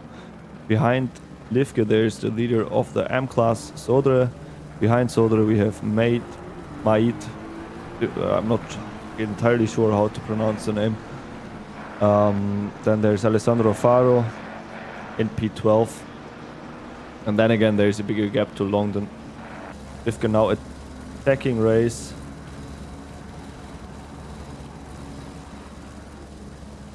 Into village.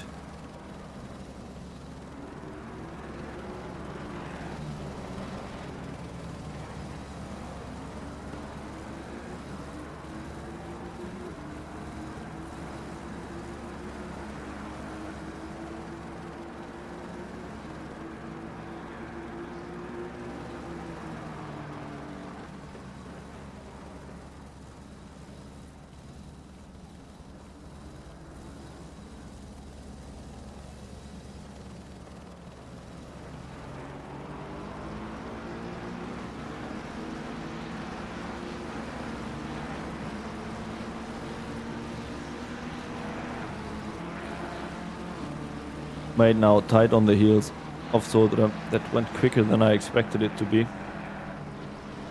But Kapi made with a significantly quicker last lap. So the group of 5 is still active there.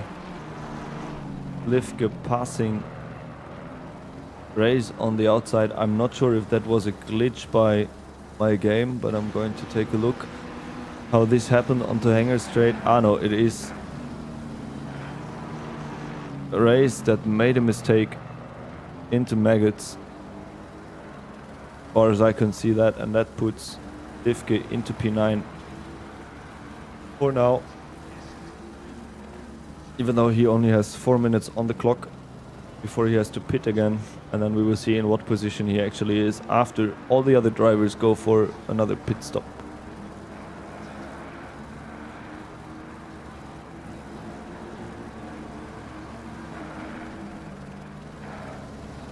So Lifke now through,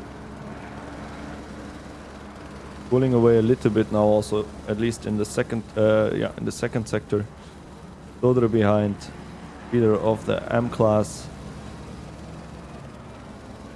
We're just gonna take a look at this little train here. The two M drivers are the McLaren in the Formula Racing League livery. Behind him, Might in the Ferrari, also with the Formula Racing League livery, and then we have Alessandro Faro in the BMW, in the white BMW behind.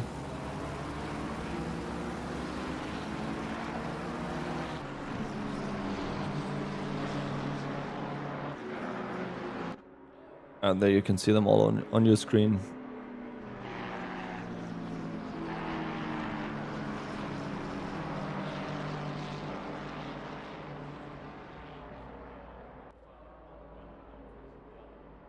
Now letting Faro pass, because he is in a different class after all.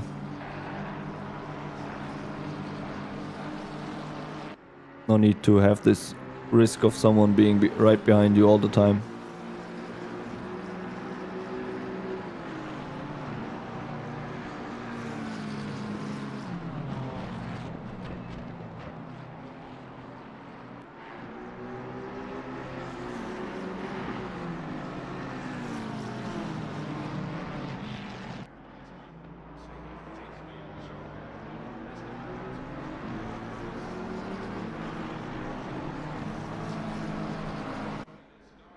So I'm starting to see a lot of double-digit gaps forming now. Bit of an even distribution.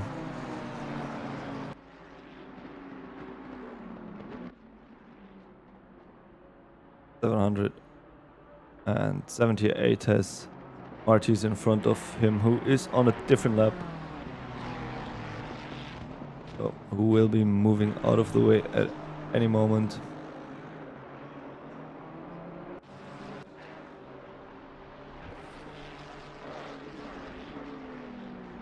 So Dodra now also letting Faro pass.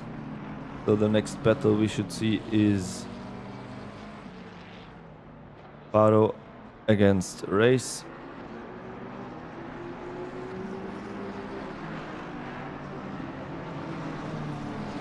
Still plenty of time. Livke now going to the pit. As predicted, he's a bit on a different rhythm because of the crash in lap 1 or 2.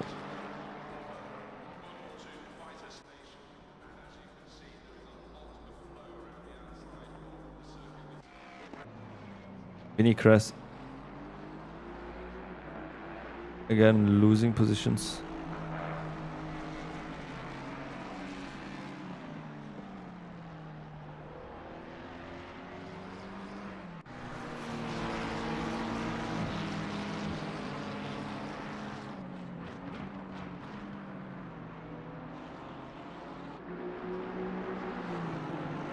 Copy made in the slipstream of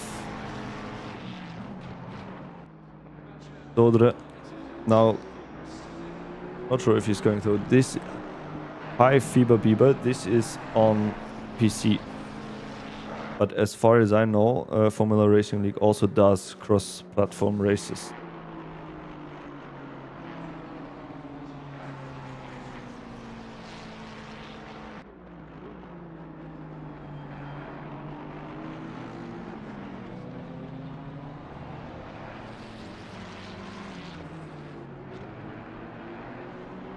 So after 47 laps, at the moment, there is no gap below 1 second on track. After 1.5 hours of racing, a bit more than 1.5 hours of racing. No problem, Fieber Bieber. Feel free to ask any other questions if you have them.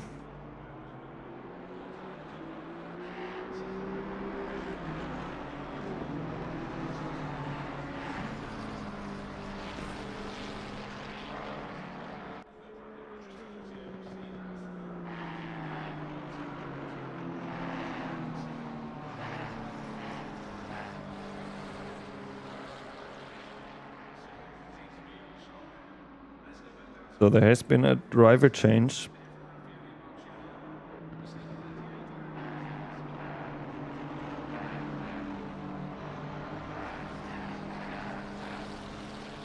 At the Flyby Esports car. Now we should have... Yes, we have Lucas Werk on the car now. And in approximately half an hour, we will know their actual grid position. They are now in P14. But as I said multiple times, I guess I already said it too much, they are on a bit of a different stint timer. In the front, Romagnoli. Knopek with 6 seconds behind, which is not much, considering it's 48 laps. Behind Knoppet now Brandon Geitz on the Flyby Esports Cryonics Racing team with 18 seconds. Behind him Minezzi in P4.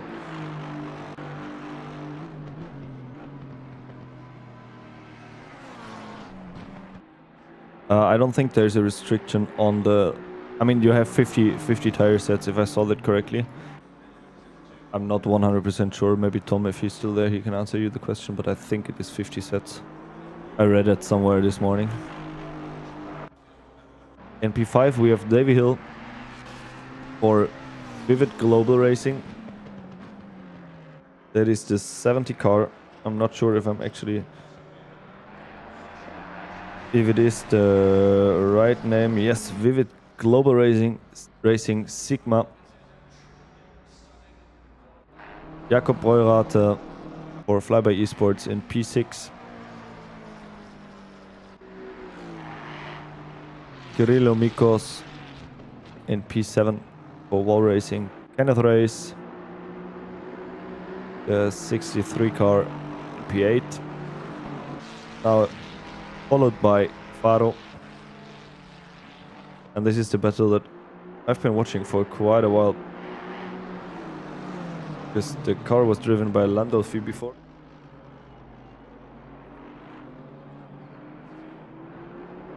Now with only 4/10 of a gap.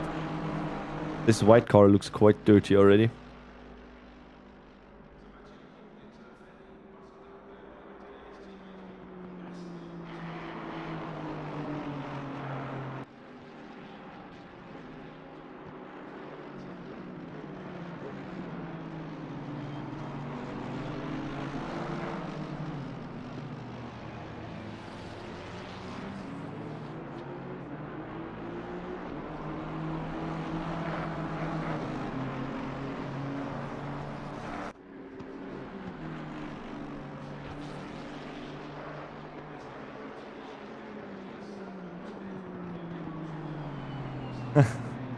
Okay, so the white car apparently should be blue and yellow. So there still seems to be a bit of an issue with the liveries.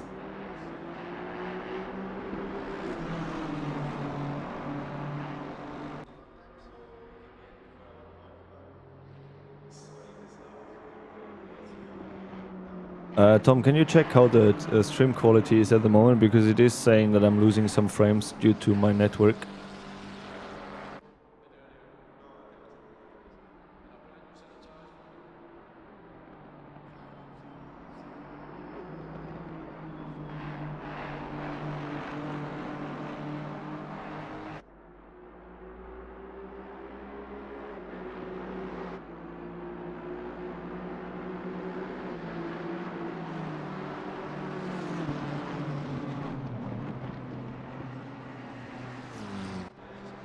Oh, Steven Martin is in the pits at the moment. Now, I don't know what happened, but in theory, there shouldn't be... He's not up for a driver change yet, but maybe there was something that needed to be done.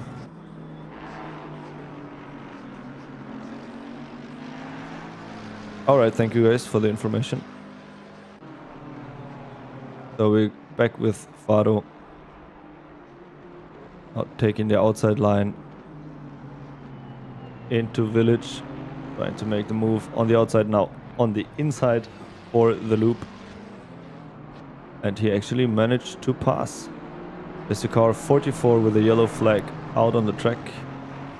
It was Steven Martin that just left the pits. I assume these are technical difficulties, because that looks like technical difficulties to me if the car comes straight from the pits.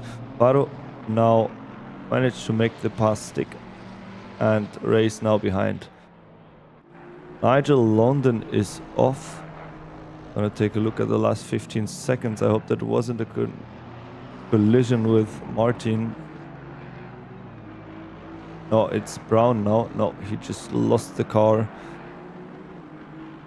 Can't really say what corner it is. I don't think I've ever seen this perspective. Yes, it was a nice move, that's true.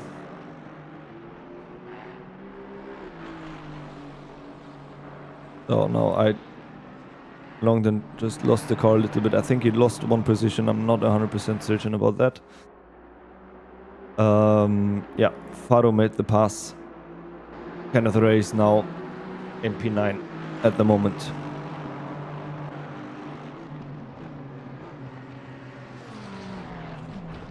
Yeah, Longden actually, he lost more positions. It looks like he lost 5 positions to me, but I'm not entirely sure if that is a glitch of the game or not.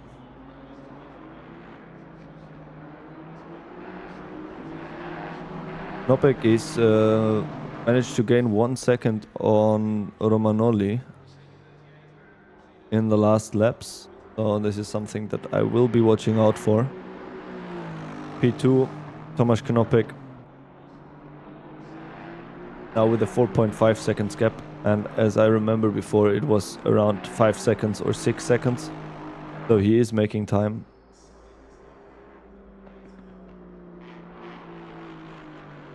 The last lap also exactly half a second quicker than Romagnoli. So maybe that's just the case, but still half a second gained. Made and Sotre pulling each other along the straight. P1 and P2 of the M category.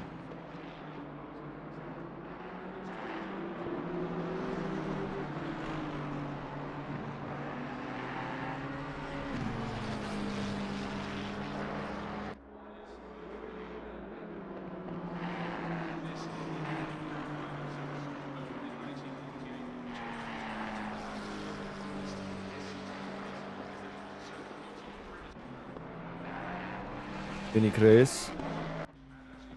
There seems to be a lot of shuffling there in that position, but I think now if I go back for 15 seconds, I will not see anything. Yeah, you saw this little glitch that was there. I think that is why my software shows him losing 2 positions, but actually nothing is happening.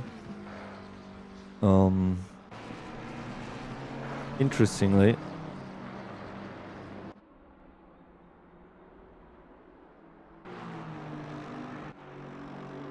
Knoppe again with literally exactly the same lap time as Romagnoli. Romagnoli with a 1 minute 59.72 and Knoppe with a 1 minute 50.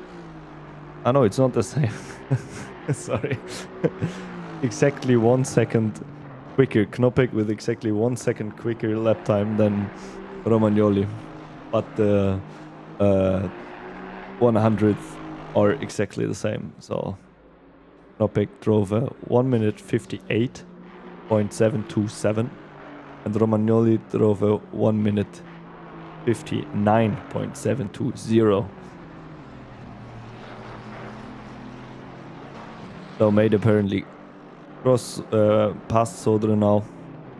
I don't know how much of a fight is happening there between the 2 team colleagues on 2 different cars.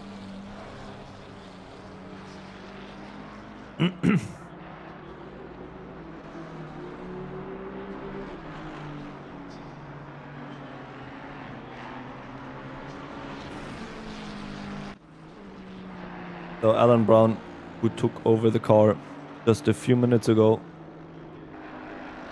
is 4 laps down at the moment and just was in the grass again, unfortunately.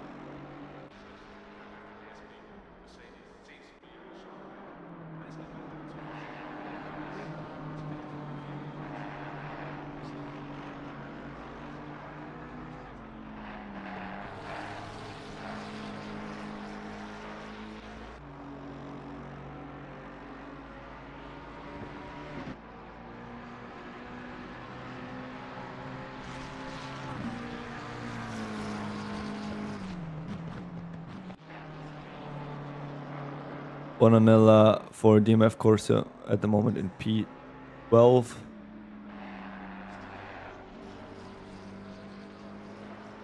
Behind him, Lukas Werk.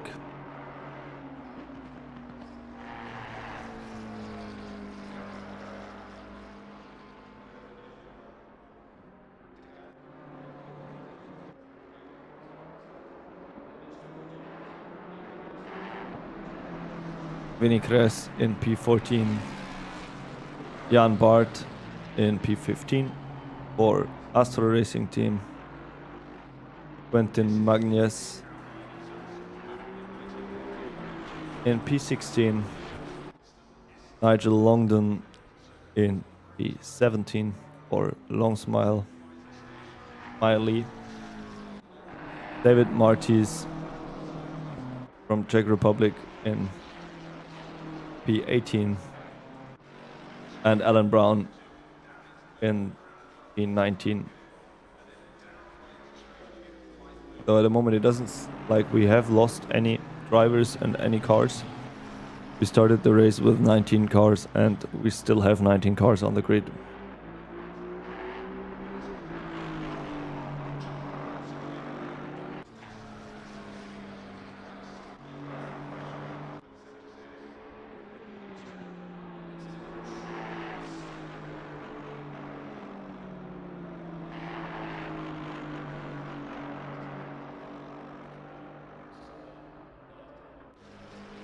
Thomas Knoppek in P2 at the moment.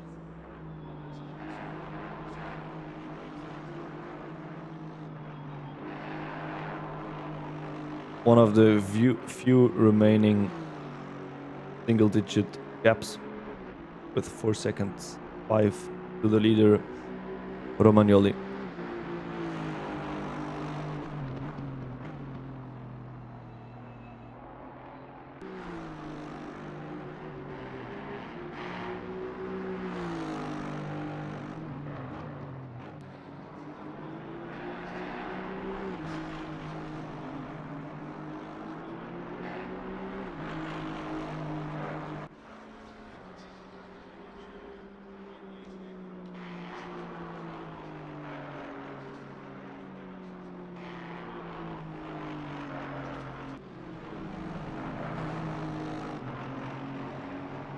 The gap between Kenneth Reyes and Alessandro Faro in the BMW is also getting bigger. So you don't get confused, Alessandro Faro has Brown in the AMG behind him. So this is not a fight for position. Yeah, the gap is definitely getting bigger because in P9 there's Reyes with now a 4.4 seconds gap. It was a 4 seconds gap before, and I think 5 laps ago the 22 car with Alessandro Faro overtook Reyes.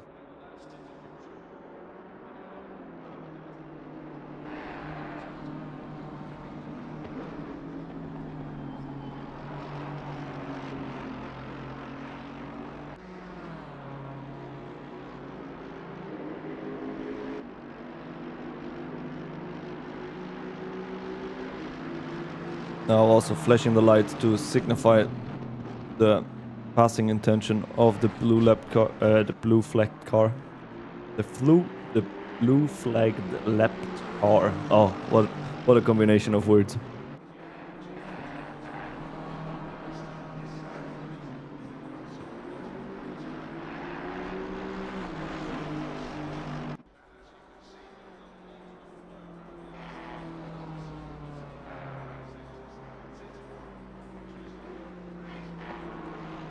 Copy made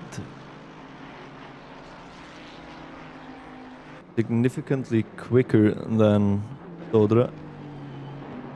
He managed to build a gap of 2.5 seconds.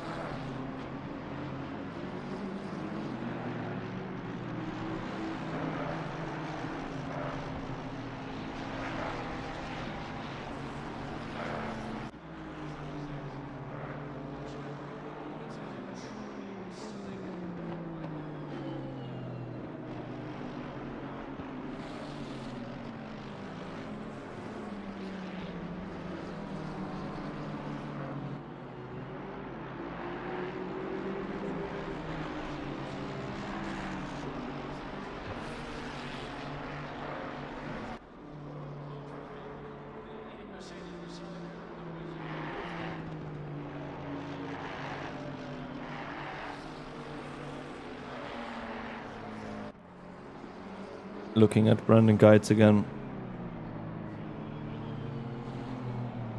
for Flyby Esports, Cryonics Racing and Cryonics Racing.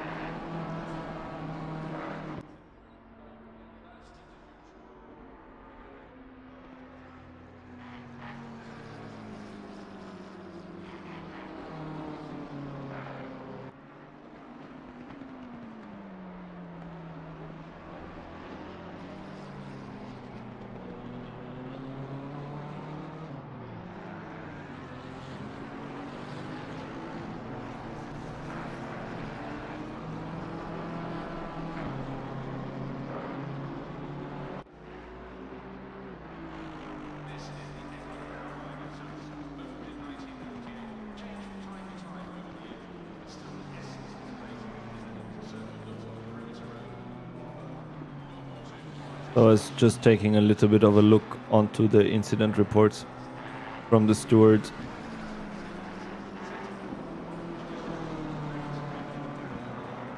That's why I wasn't talking too much, but I couldn't gauge too much information from the sheet because I didn't see all the incidents, to be honest. But I appreciate the reasoning.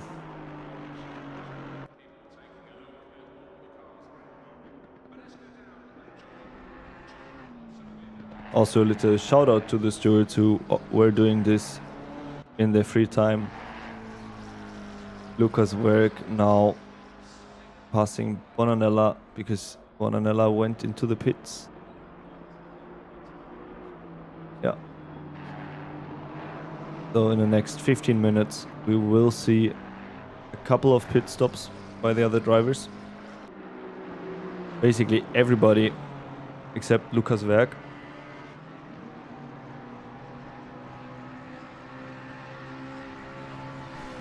Hi, Virus. Yes, it is part of a series. But I don't think the joining is still possible for this part of the series. It is a endurance championship. It is happening over multiple races. And there will be a second part in August, I think, or at least after the hot summertime. I'm not sure if joining there is different. Maybe if Tom is still in the chat, he can answer your question a bit more detailed.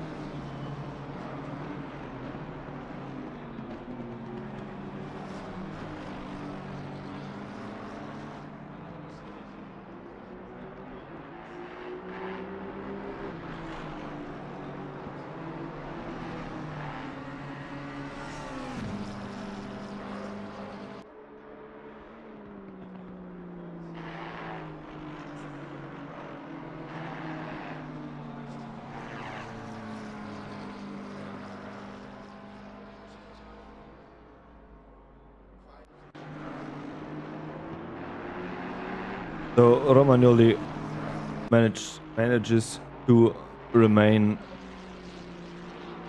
ahead of Knoppek for the last laps.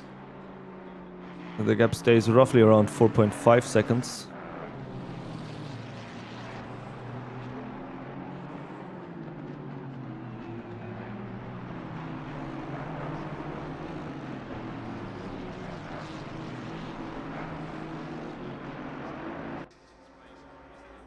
Brandon Guides behind lapped Nigel Longden.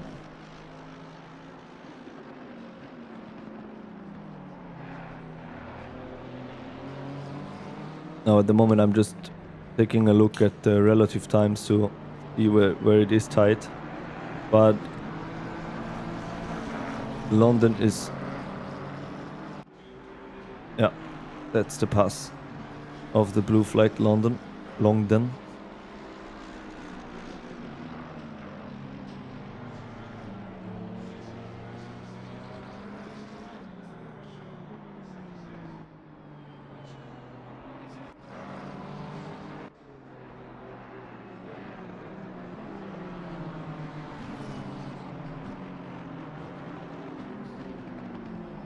now with the yellow flag coming into the pits, alright.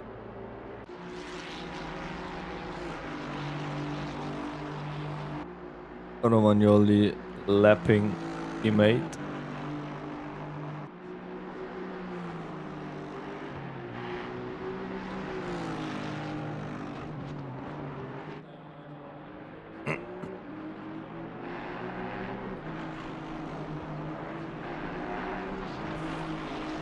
So mid-season join is possible apparently. I wasn't aware of that.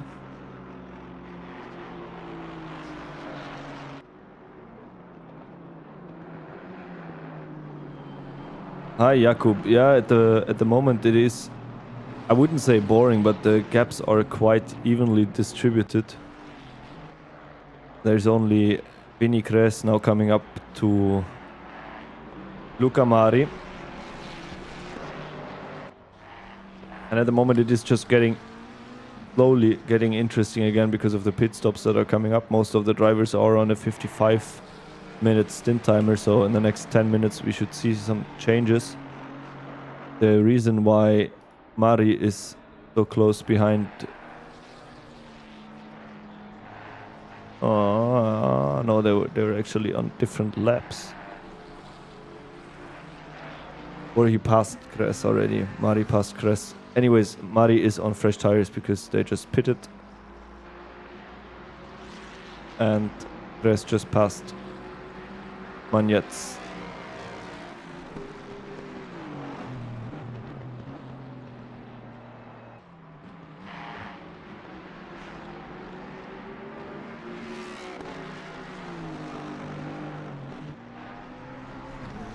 Jakub, you belong to the GT3 racing team, if I see that correctly.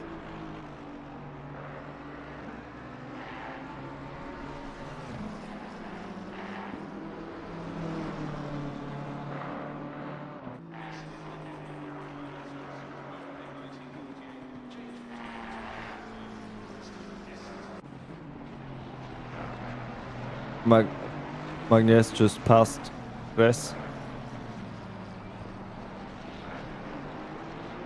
So now Quentin Magnus in P14 in the total standing, but P3 in the AM class.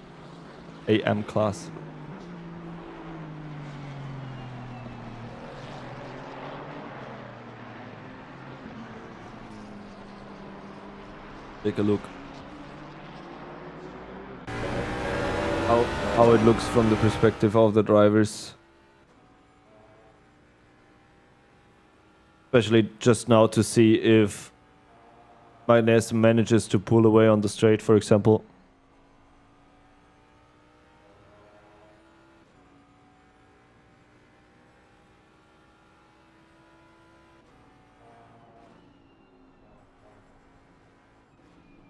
Now onto a hanger straight, trying to take as much speed as possible out onto Chapel. I think the rear stepped out a little bit there. And the gap is also getting bigger.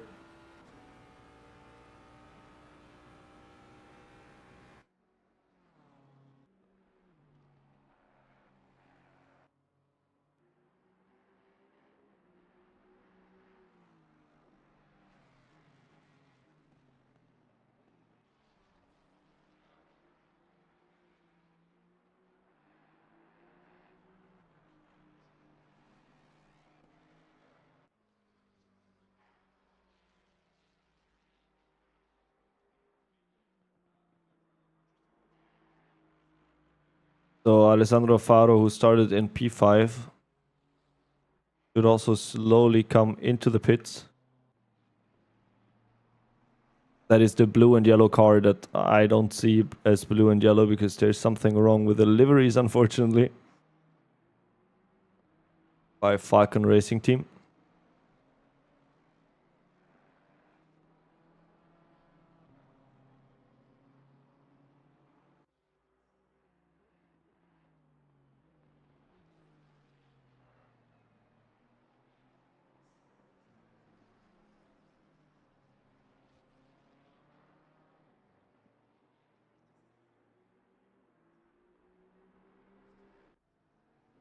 Dodre now definitely losing lap time to P1 in his class. Now the gap is still 11 seconds.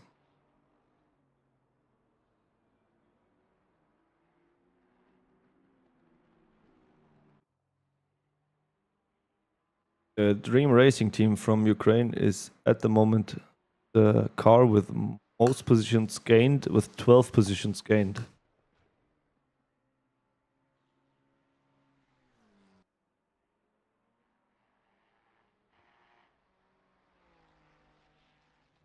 in 2 hours.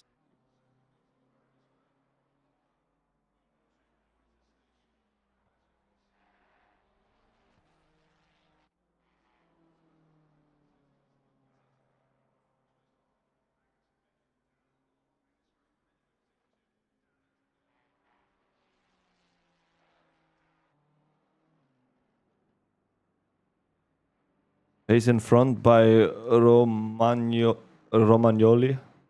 Is the best lap time is a 1:57.8, and currently they're running 1:59.7, and Thomas Knoppek in P2 respectively with 2 minutes 59.5. But this is almost the end of their stint, so they have 5 more minutes to go, and then they will come in for a pit stop, and afterwards they should have new tires, and then within 3 laps we're gonna see a bit of a quicker laps. Yeah, approximately 2 seconds of time change within this 1 hour of stint. Within this 1 hour stint, that's the correct order of the English words. I will do another quick pit stop, and I will be back in, I think 2 minutes.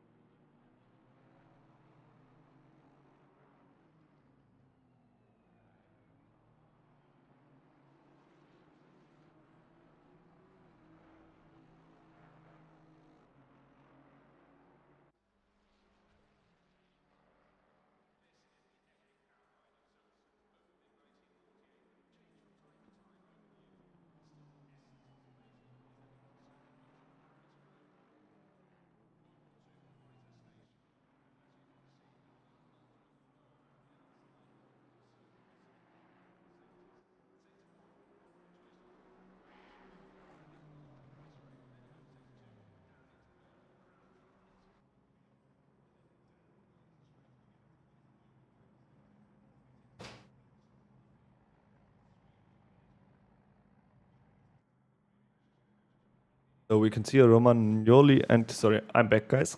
First of all, we can see Romagnoli, Knoppek, Race, Might, Sodre heading into the pits now towards the end of their stint timer. Yeah, as I had to just do a little pit stop for myself. And here I am again. Tom, I'm going to write you a message on Discord now in a second, because I also just checked in how much time I still have left to stream, and I could continue a bit longer.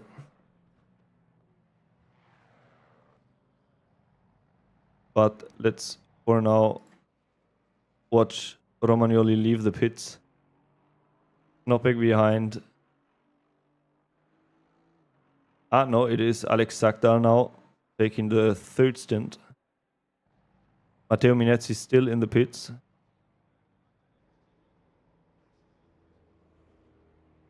Oh, there is something happening in the pits, if I see that correctly, because that is... No, it is not significantly longer standing time.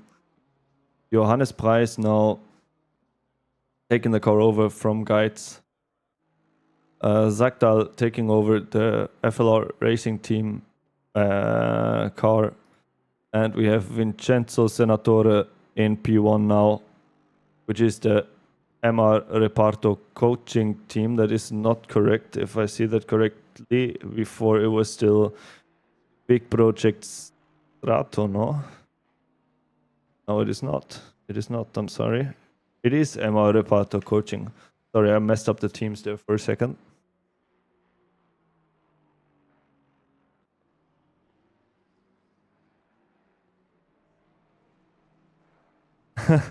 Yes, Virus, there is a bit of a debate happening also in the German commentators community in general, as I learned lately. It's only the Germans that always try to pronounce the names correctly of the drivers. I'm trying to do my best. So in P4 we have Tasca now again on the car, and this is the Vic Project Strato car behind Hill in P5. Now Leon Kren took over the car from Proyorater again. Now Vitaly Kuzmenko on the Ukrainian Dream Racing Team car. Nicolo Laita for Falcon Racing Academy.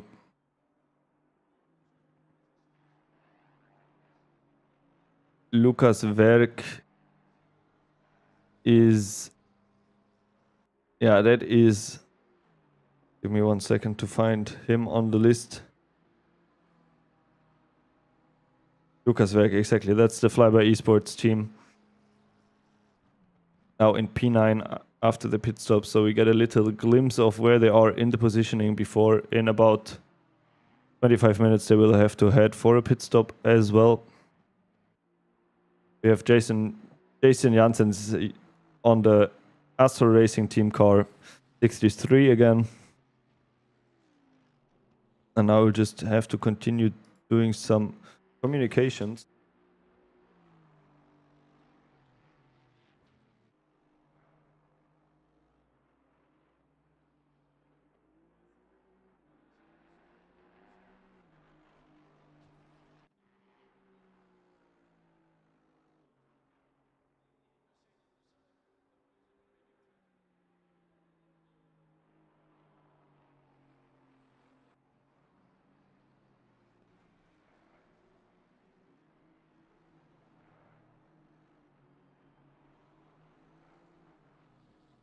Virus, you're talking about Senatore / Romagnoli, no?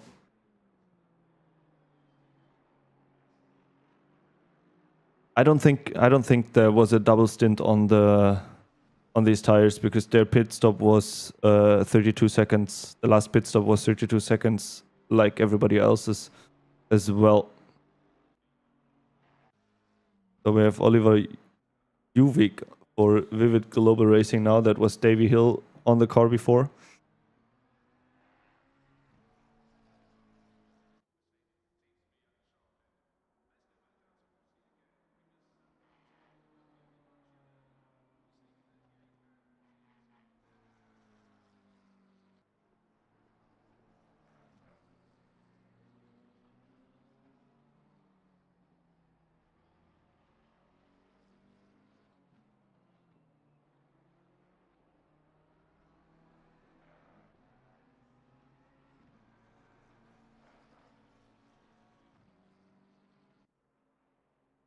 So now let's try to get a little bit of an overview after the pit stops. And then I will also have to grab myself another coffee. And then I think I'm good to continue another 1.5 hours, which wasn't planned like this, but the timing in the house is working out a bit differently. So we will start with Senatore before for MR Reparto coaching. That was the car before, driven by Romagnoli. Behind now after the pits with a 3.2 second gap, so 1 second less than before. We have the 221 car that was driven by Tomasz Knopek. Is that correct? Yes, by Tomasz Knopek, now with Stakdal on the car. Currently also standing in P2 on the total standing. Behind in P3 we have Johannes Preis for Flyby Esports Cryonics Racing. That is the... Oh, there was someone off track. I think it was a blue flag car. That was driven before by Brandon Geitz and Michael Meuthen. Now driven by Johannes Preis. Behind him we have Tasca again on the car for Vic Project Strato. And in P5 we have Vivid Global Racing, Oliver Uvik. Behind him in P6 we have Leon Kren again. I think I have seen him on the car already. It was rFactor before, if I'm not mistaken. Currently running in P6. And this is the Flyby Esports Junior car. Vitaly Kuzmenko, the Dream Racing team from Ukraine, currently running in P7, the car that has gained the most positions with 12 positions gained. Probably not such a good result in the qualifying. Behind him we have Nicolo Laita for the Falcon Racing Academy. That is the 2022 car that was driven by Alessandro Faro before. Behind them in P9, the Flyby Esports car currently standing in P7 on the total standing, which was also the starting position. Currently with 2 positions lost in P2.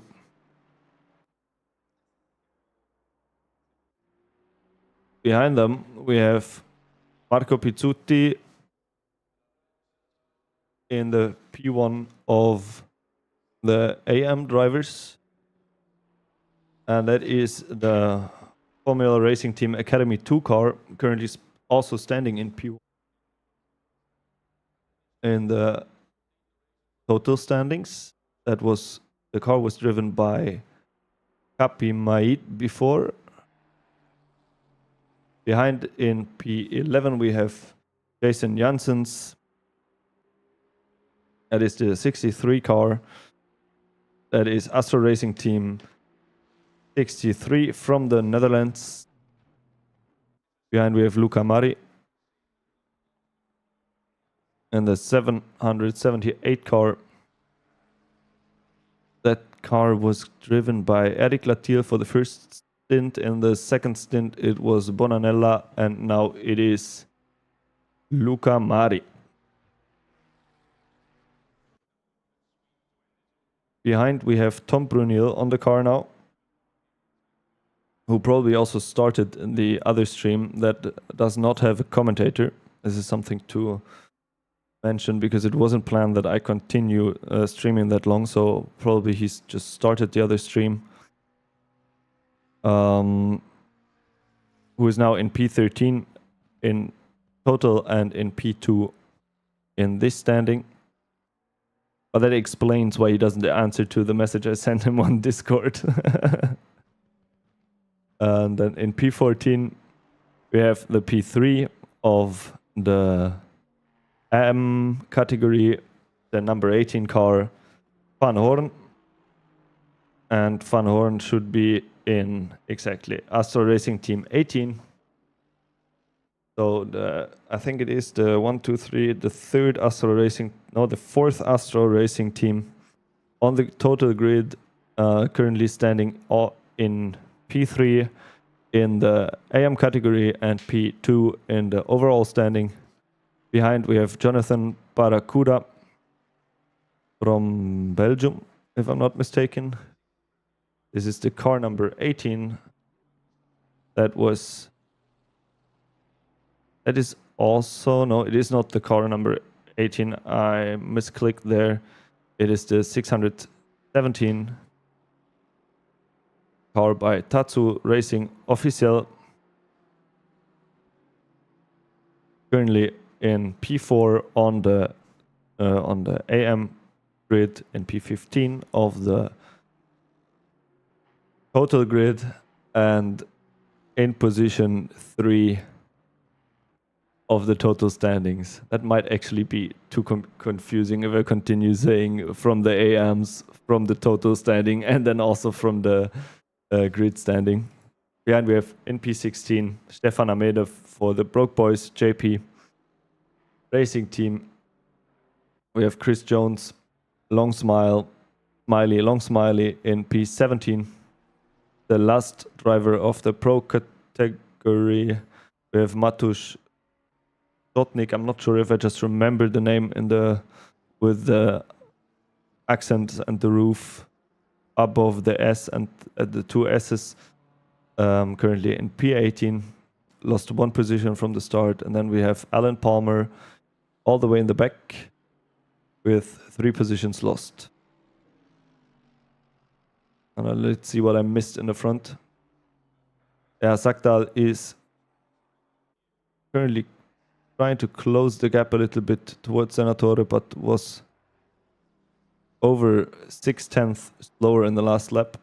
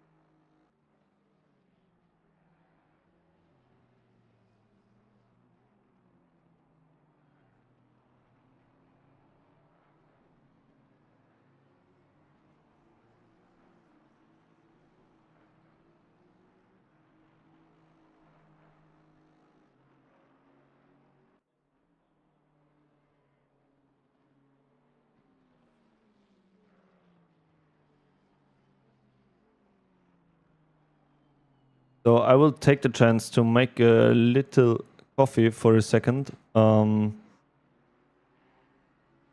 Let's see if the autopilot actually will do. Alan Palmer, we're looking at Alan Palmer. I activated the auto camera feature now, so there might be a little bit of shuffling in between, but without commentary.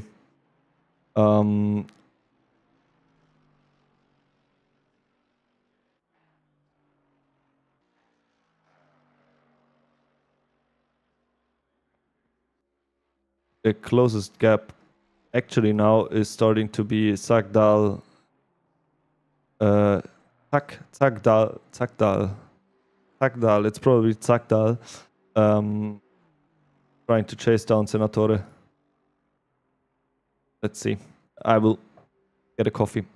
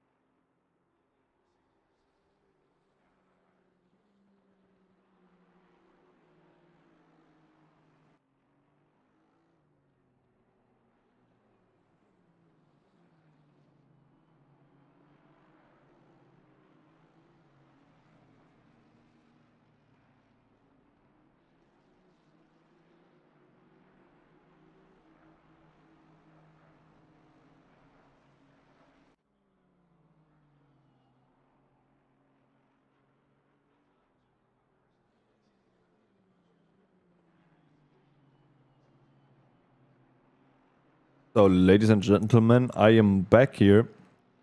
I forgot to raise the volume of the in-game sound after the last time I went into the in-game camera, in-car camera, because it usually is super loud, so I gave you a bit more in-game volume. Welcome back to the 12 hours race on Silverstone here, sponsored by Simnet and Simnet Racing / Simnet Racing, hosted by Formula Racing League. We are 2.5 hours into the race. One thing that we have to pay attention now is Lukas Werk, who will come in the pits soon. We can make a little mental note that he is heading into the pits in P9, and we will have to see then in approximately another hour. No, not 1 hour. In approximately like 35. In approximately 35 minutes, then we will see in what grid position he is. Actually, currently he's running in P9, and then after they went to the pit stops and then everybody else goes to the pit stops, we will have the actual track position again. So, hi viewers. I just made a little coffee for myself, had a little snack. Now the commentary here will continue until approximately 3 o'clock Berlin time, which is should be 2 o'clock. Should be 2 o'clock UK time.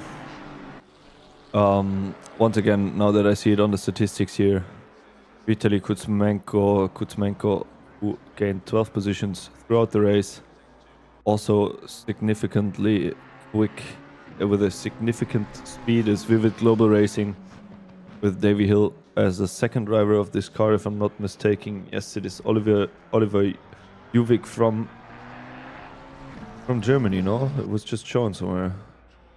Yeah, must be from Germany, and Davy Hill from Scotland. It was an espresso, yeah. Latte macchiato. No, don't get me going on these funny names. Where was I? Yes, also the Vivid Global Racing team gained 3 positions. Lucas Kren for Flyby Esports in the starting position. Now currently passing a blue flag car, that is Tom Brunel.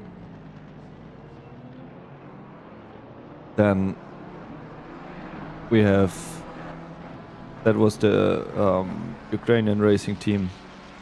It's written there Wall Racing, but the official name that I have on my spreadsheet here is Dream Racing. Then we have Nicolo Laita, who lost 3 positions since the beginning of the race. Jonathan Barracuda, P4 in the AM category, currently at 3 positions gained. And we're gonna continue to take a look at the race, because he is catching up to Van Horen. Currently it is a 1.3 seconds gap.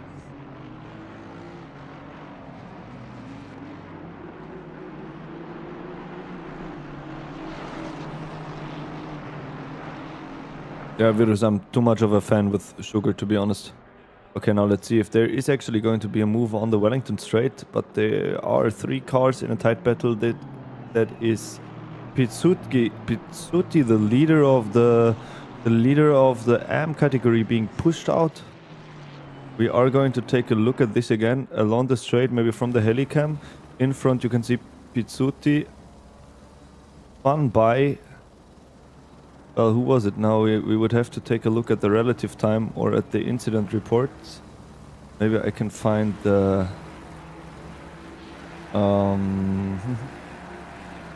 where is it?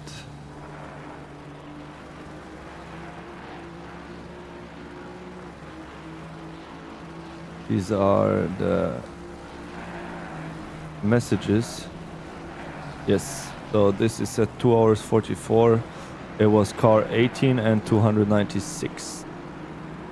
Car 296 was Pitsuti, and car 18 was Van Horen, who is 10 places behind check if the relative time is the issue there.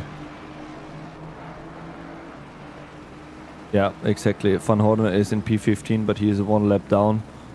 And Pizzuti just got punted off by him.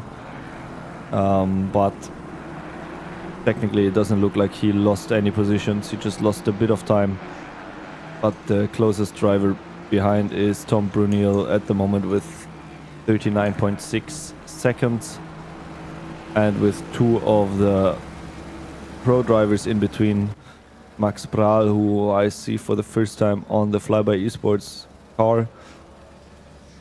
Currently with a 14.7 seconds gap to Luca Mari in P11. Now we can see how that develops. So Stefan Amende for Broke Boys now on the Ford car. I think it's also the first time that I see him tight behind Van Horn. I think that was exactly where the contact happened just a few minutes ago. It was just 1 minute ago, to be honest. Now I got myself a coffee here, but I haven't taken a single sip, so now's the time. Or maybe not, as we see Ameda trying to make a move on Van Horn, but I think he compromised his... No, he didn't. It looked a bit like he compromised his entry into the turn, but now is trying to find a way around Van Horn into Maggots and Beckett's behind them. Sorry, that was me hitting the microphone. Behind them coming up is Tasca, who is P4.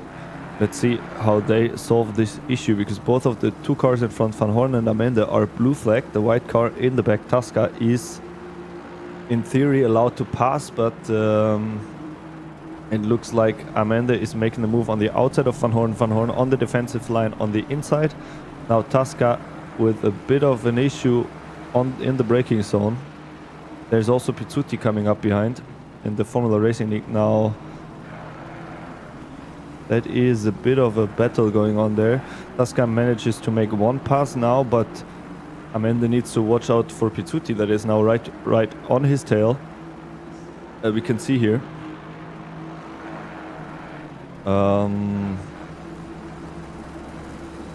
They are on different laps as well, so Amanda also needs to let Pizzuti through. Pizzuti in the Formula Racing League livery that we can see there, he also has to be allowed to pass. Yeah, so this is very confusing if you have multiple cars close together, but they are on different laps. So now we're sorting this out. There is Pizzuti that went through. Yes, so Pizzuti managed to clear P15 and 16. He is in P10. Now there is Mari in the Ferrari that is in a completely different back position. So there is something strange happening here also with my... So now Pizzuti managed to pass. We are looking at Van Horn in the front and Amende in the back. So this is exactly the position that we had 1 lap ago. Tasca is through in the front already, generating a gap behind Pizzuti, who is in P10. And we have 1 lap down, Van Horn and Amende fighting it out. And I'm gonna switch back to the race time now, because I only changed to the relative to see what the other cars are doing there, or which were the other cars. But it is getting a bit confusing after people are 1 lap down, 2 laps down, 1 lap ahead.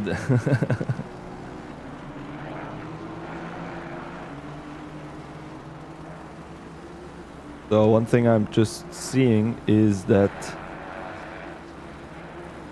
Maximilian Prahl is roughly 1 second, 1.1 second quicker than Mari, who is in front of him. Mari is the driver for DMF Corsa. So if the lap times continue like this, we talked about the consistency before already, that it always is important to... It's more important to drive consistent lap times than to actually be quick one lap and then be 2 seconds slower the next lap and then be 1 second quicker again. So over this very long races, it is really about consistency, getting the same lap times in again and again and again. And the people that actually have, the drivers that actually have a fluctuation in the lap times tend to, you know, have more of struggles also with fights.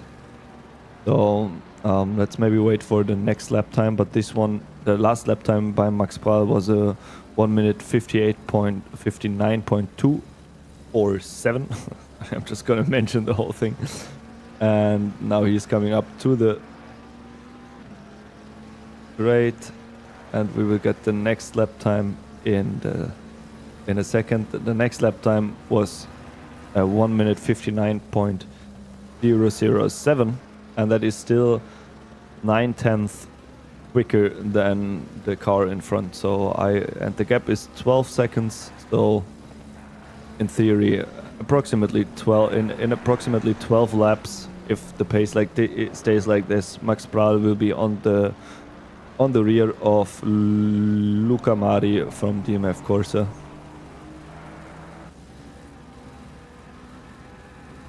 So we have Amende in the pits now. I will have to check because technically his stint timer is not up yet. I don't know what is the perfect stint timer to actually get the time filled of this 12 hours. I didn't do the calculation myself. At some point I will see what the teams are doing.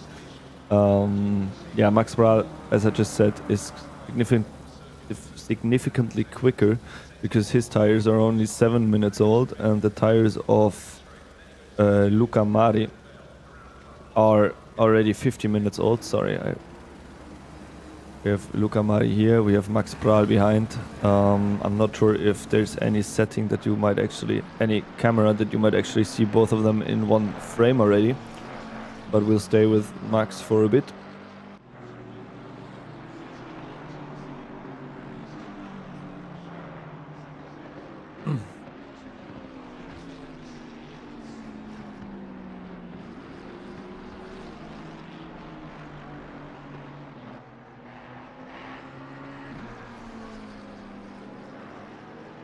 Let's check the next lap time.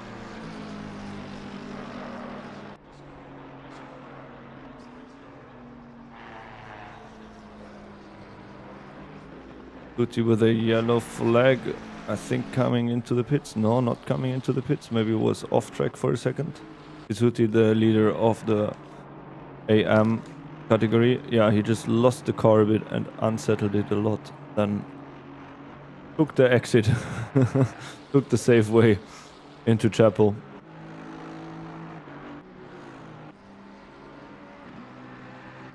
And that is a drive-through. That is a drive-through. I just already thought about that. It depends on the time that he gained with that track cut. It was a track cut for not losing the car completely, but still he gained some time with that. And apparently he was already on the edge. So that might... let me see how much the drive-through time with a stop is. The time without 25 minutes stop is a 30, it should be 35 seconds time lap. We have Sotnik off track with the drive-through as well. So basically within 1 minute we have Bizzuti and Sotnik both with a drive-through. It should cost him, the drive-through should cost him about 35 seconds. And now let me take a look at the race. Tom Brunel is 57 seconds behind, so that will not cost him the position, but still put him uncomfortably or to the back. Hi Fieber Bieber. I don't know anything about the weather. The only thing that I saw now is Bizzuti coming in now for the drive-through. The only thing that I know is that at the moment, in the beginning of the race, there was the little sun displayed. You can see it on the left side of the track temperature there. There's a little sun displayed. Now there is a sun with a little cloud displayed, but I don't think there will be any rain or something happening.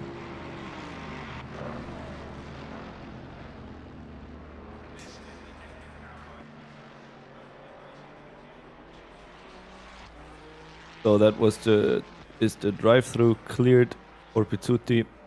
Max Prahl now still getting closer to Mari. Let's see. Let me take a look at the stint timer of Mari. Mari still have 10 minutes. Has about 13 minutes on his stint timer. So we'll see what happens there.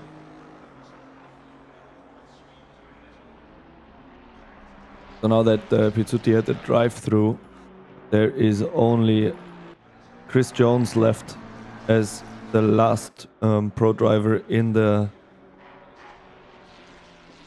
within the AM cars. I'm sorry, my voice is already starting to give in a little bit now after 3.5 hours of doing the commentating.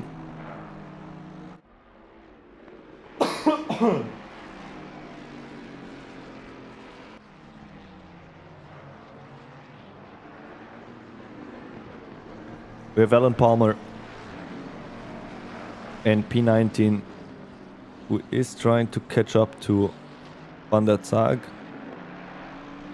I'm not sure though if Van der Zaag is actually a full lap ahead. Yeah, it looks like that.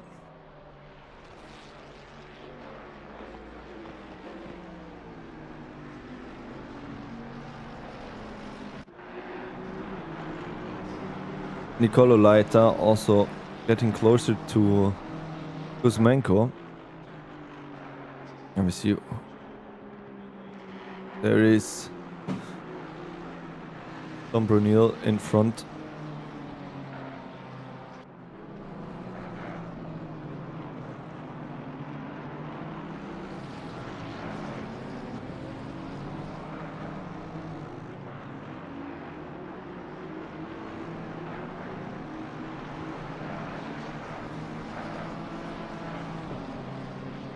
Yes, this is very, very consistent drivers. They are very consistent drivers, Senatore and Zagdal now.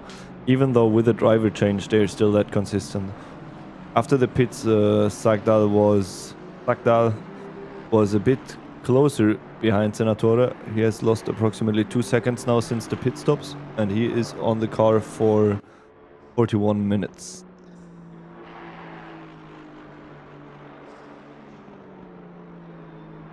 Yeah, both of them were also driving 1 minute 56 laps in the qualifying. So yeah, they are pro drivers.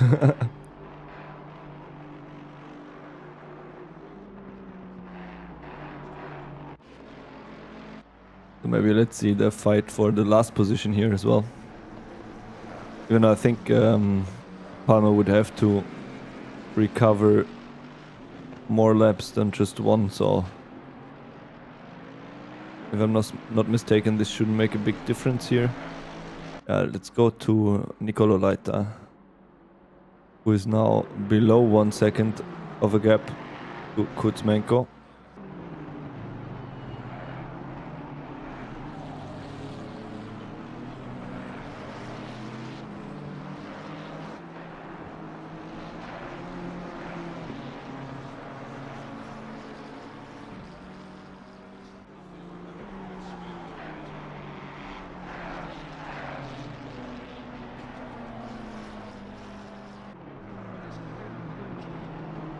I'm not sure if there is a minimum driver amount of drivers. So the maximum drivers that I've seen registered for a car are 5 drivers, and the lowest I see here are 2 drivers.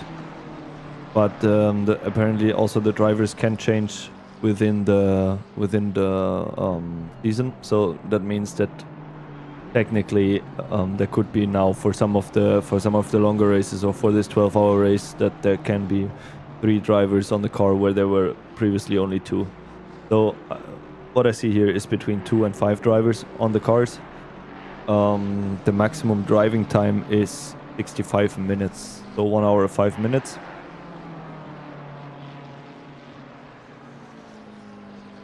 Yeah, as far as I understood, there is no limit of the track time. As I said, I only took over the commentary today. quite spontaneously, because usually I only comment our the Masters of Assetto Corsa Competizione season always on Thursday, 8 o'clock UK time. I usually do the commentary for that, but I jumped in today. So Leiter making good time to Kuzmenko.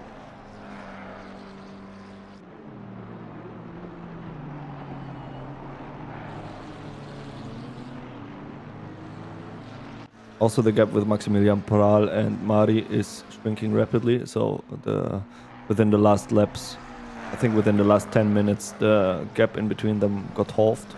I think after the pit stops, Max Pral started with 12 seconds of a gap or 13 seconds of a gap, and he's now at 6 seconds of a gap to Mari.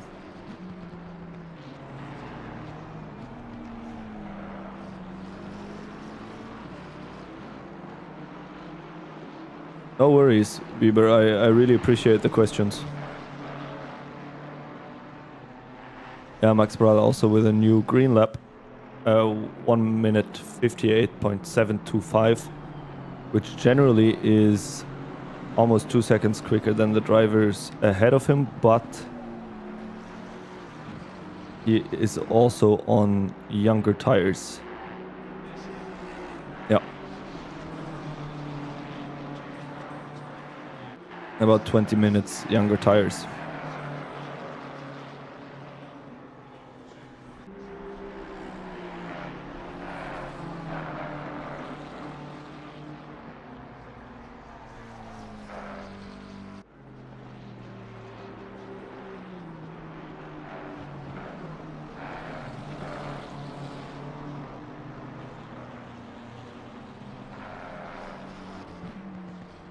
So what I just noticed is that the outside temperature raised significantly over the last now almost exactly 2 hours. No, there's 5 minutes missing. That's not exactly 2 hours.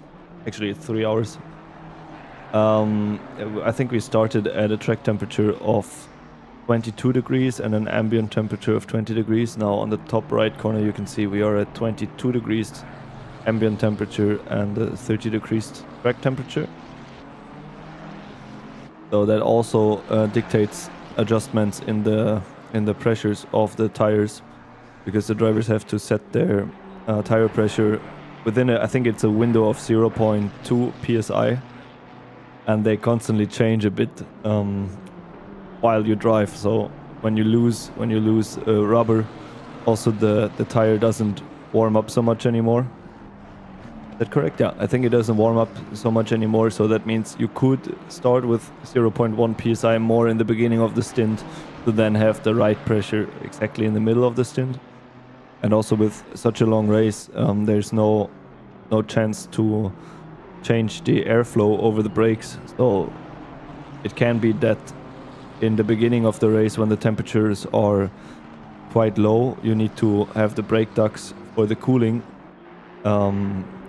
more open for the higher temperatures later, and that also influences the tire temperature during the whole race, because you cannot do setup changes. You can change the tire pressure obviously with the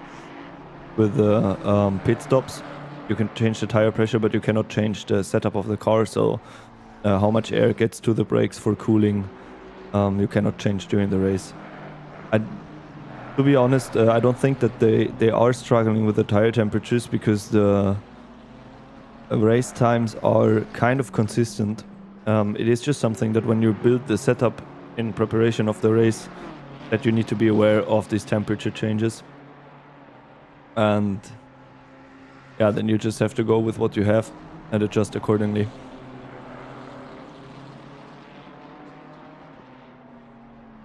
So Leiter really building up the pressure. Has been now 3 laps that he's behind Kuzmenko, I think. And that is quite some time to also observe what line Kuzmenko is driving. So maybe with a lot of patience, you can really find the right place to pass.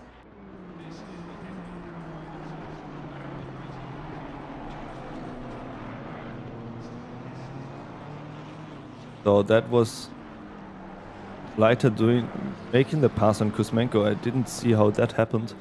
Maybe I need to change for another view. Where's Kuzmenko?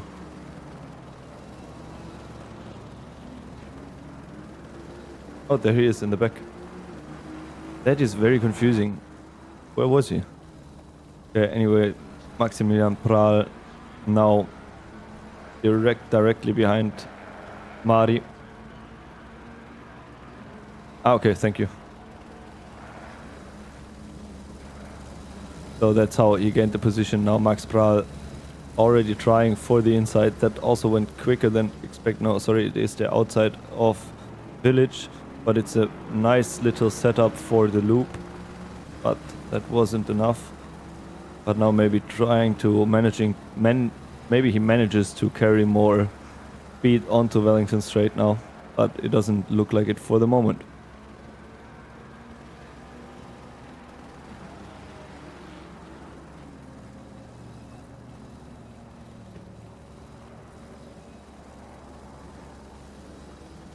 I see, thank you. Yeah, that can happen a couple of times. If you misjudge the braking point. Yeah, Mari now coming into the pits for his pit stop. Let me take a look at the stint timer. Yeah, that was quite tight. He had 1 minute left on the stint timer. So Max Prahl now in P10 until he has to pit. The drivers in front of him, most of them have to pit within the next 15 minutes. So in 15 minutes then there will be a lot of shuffling around again. And then it's almost time for the 195 car, that is the car of Flyby Esports, to head into the pits.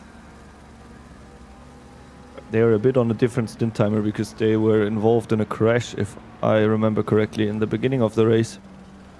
And then there is a drive-through penalty for Kress.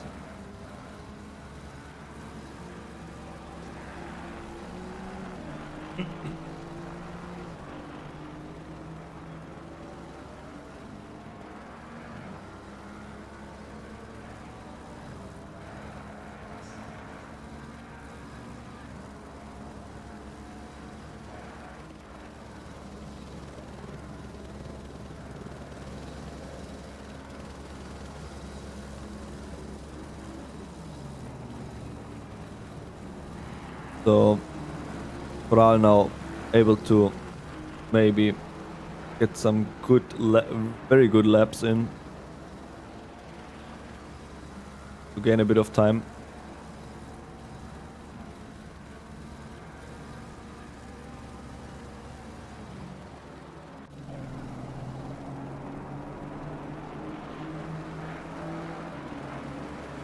Yeah, there's 778 car, the DMF Corsa car, and now with Bonanella on the car, managed to have a very consistent pit time of 32 seconds.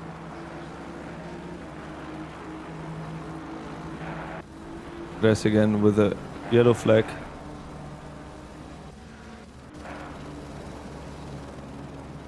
Now return to the pits.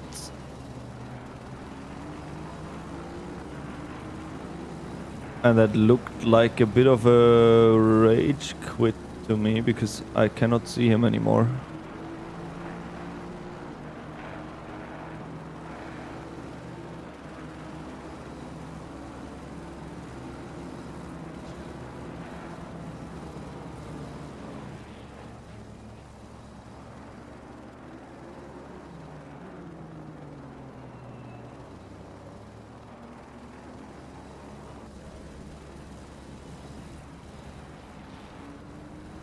Yeah, it looked like that. It really looked like that. Yeah, it happens at some point. I mean, to me it's also understandable if in a 12 hours race, in the first 3 hours you're all the way back at the grid, multiple yellow flags, fun out, a lot of these things, then, you know, at some point it is understandable that you say, okay guys, I call it a day.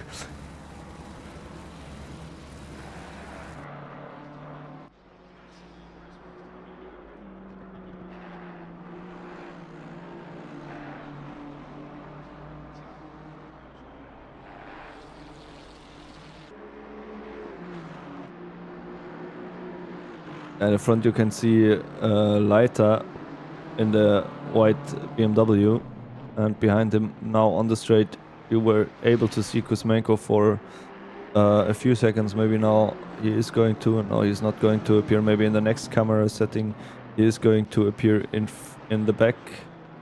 Yeah, there you saw the red Ferrari just crossing the screen for a second. So that was the pass that was made last 1, 2, 3, maybe 4 laps ago. And now Leiter also manages to actually build the gap. And we will see if he manages to close the gap towards Leon Kren as well. Leiter currently with a 2 seconds quicker lap than Kren. But I assume that was a mistake that happened there in the front from the 95 car, which is the Flyby Esports junior car. Gonna go see the relative times. So we got Pizzuti in the pits, Sotnik in the pits, Jones in the pits at the moment. There's Baselink in front of Leiter at the moment, who is under blue flag, because that is P60.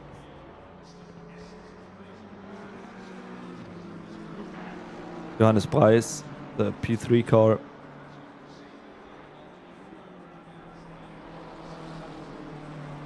By Flyby Esports Cryonic Racing. Now coming up for the blue flagged Kuzmenko, who I assume will let him pass on the straight because there's not a real threat here for either of them. John Brunel just passed Pizzuti, but I'm not sure if that was, I think that was a pass in the pits. Yeah, it's possible.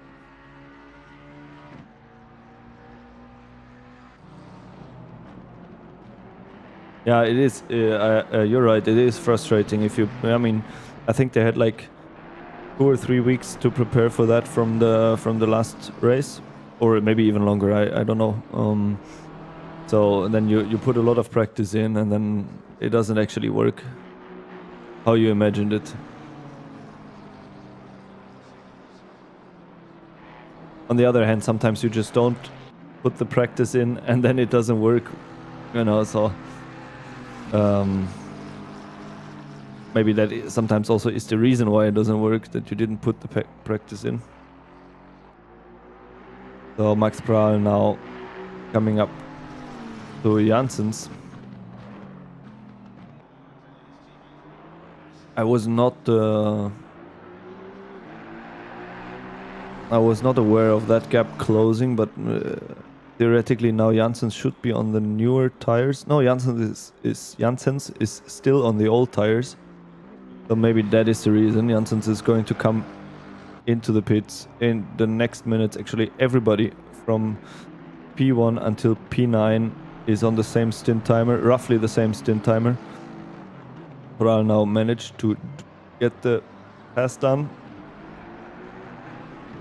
The next car that will come in is probably Leiter. Yeah, they are only 17 left at the moment. So I saw 2 race quits, and I think it was not 100% sure. I think it was our tech team with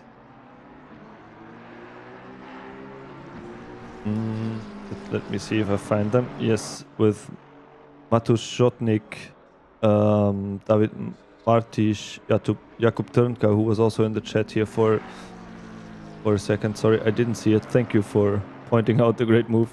That was Max Prahl going for an overtake. I'm not sure if the car that he just passed was blue flagged. Or maybe the synchronization between the chat and what I see on the screen here is not exactly great. And then the other team that we are missing is also from the AM drivers. And I think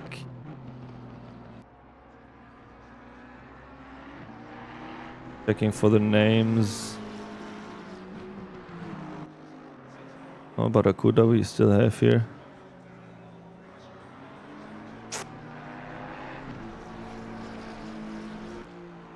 Yeah, it is the Broke Boys that are missing, if I see that correctly.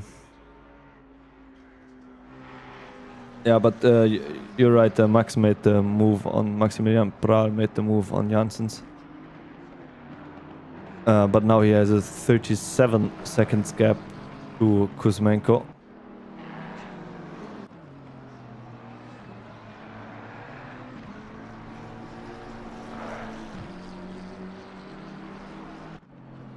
But still, as far as I can see, in this 30 minutes of his stint, he has gained 2 positions. I'm not 100% certain about this, but also it is because the stint timer, I keep mentioning it, but it is confusing to me because the stint timer is not exactly aligned.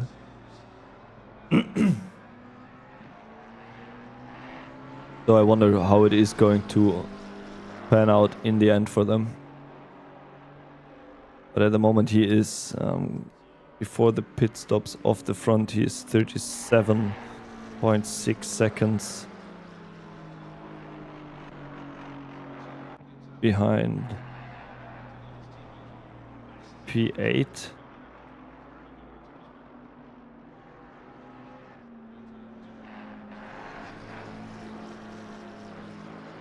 You're right. Yes, it is 7.5 seconds now for what the race control is showing me. This is before the pit, so both of them will have to come into the pits within the next 4 minutes.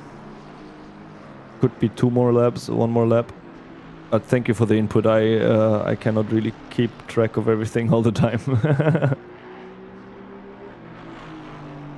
Especially the changing of the driver names and the different stint timers make it quite difficult to see everything.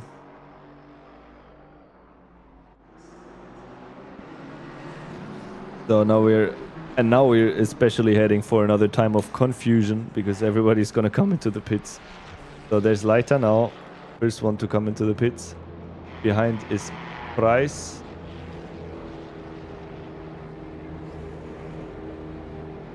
Yeah, so Leiter and Price are coming into the pits.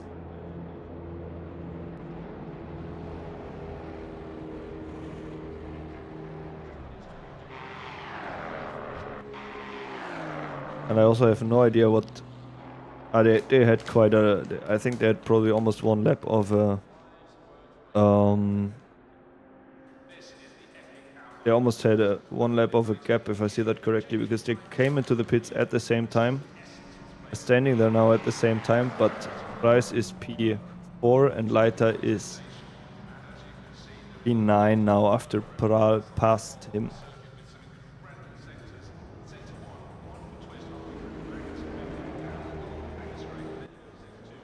Yep, so now we have Leiter leaving the pit. No, we have Price leaving the...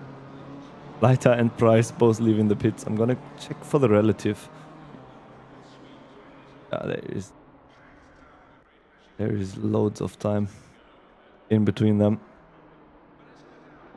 So now we have Janssens in the pits.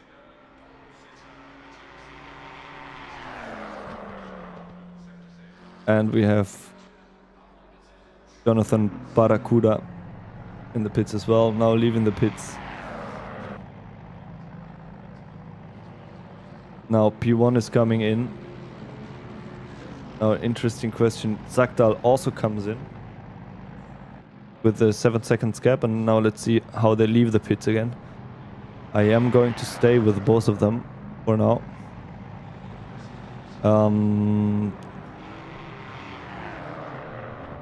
So Senatore now standing still. They have absolutely the same time that they're standing at the moment. Let's see. So this is where seconds are gained in the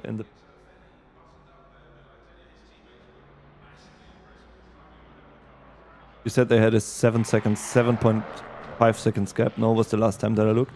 Now P3, Tasca is also coming into the pits. Zakdal is already rolling. Senatore is already out of the pits.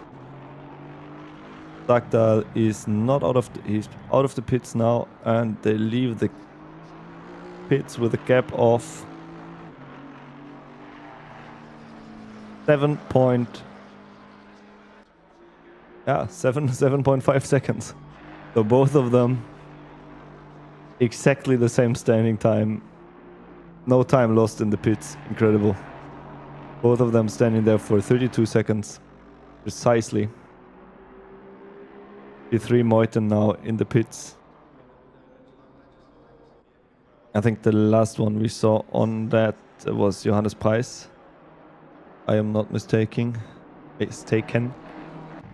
Tasca now also leaving the pits. Also with exactly 32 seconds of standing time. Now Oliver Jung also coming in. Let me see if there has been a driver change. Tasca is still on the car. Moiten changed and Rice was on the car before. Romagnoli is back, no? Yeah, it was... Confused? I am confused. Yeah, it was Senatore for the last stint. Now it's Romagnoli again.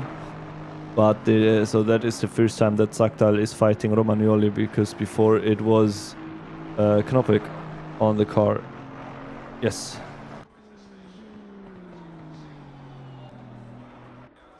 Oh, Leon Gren now also in the pits. Kuzmenko also in the pits. Coming into the pits.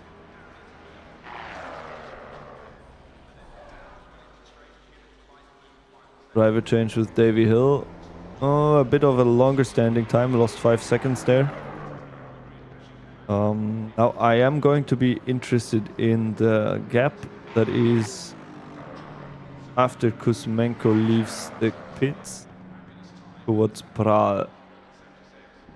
But no, probably I will have to wait for Pral to also make the pits to have the original gap again.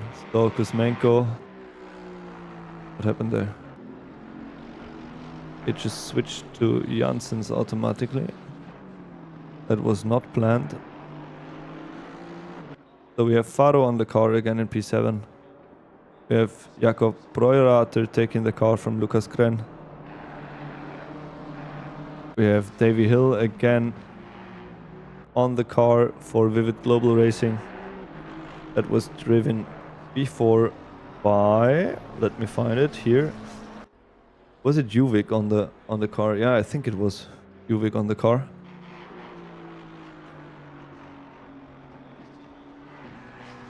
Yeah. There was a bit of time lost in the pits. Approximately 5 seconds lost in the pits. Breuerater also lost 2 seconds. Okay, let's go to the overall standing. Now what we can see is that Pral is in P6 after the pit stops.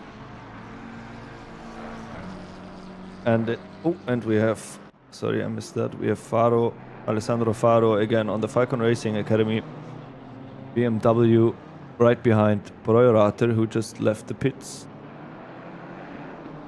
And I think he gained 2 seconds in the pits there. Faro gained 2 seconds in the pits there.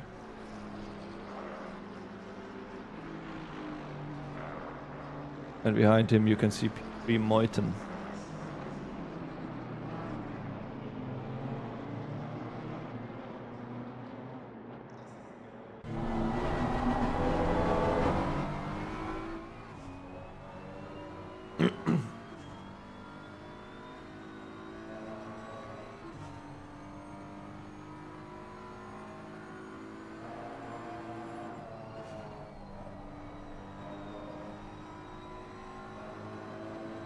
That exit out of P1 is notorious for the track cuts. Now very quick corners here. Breuerater maybe a bit tight to get a proper exit onto the hanger straight.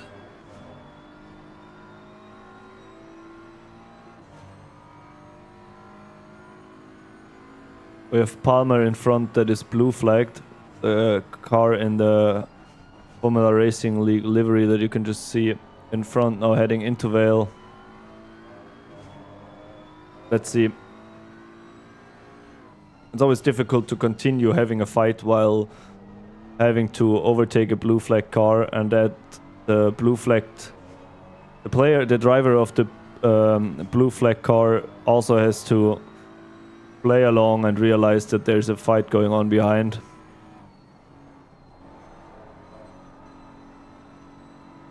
Yeah, Faro now quite early on the brakes, exactly because I think he was anticipating that there would be a bit of traffic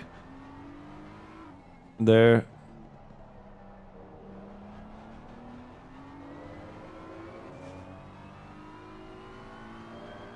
No, but now there's also Moiten that is a lap ahead of Faro and Breurater right behind them. Yeah, that was quite close, but this is what happens. Now let's see how Faro and Breurater managed to let Moiten pass without losing positions among each other. But I will go for the Helicam because that's a bit more quiet to see, but I shouldn't forget to raise the audio level of the game again. So now we are back at the original space.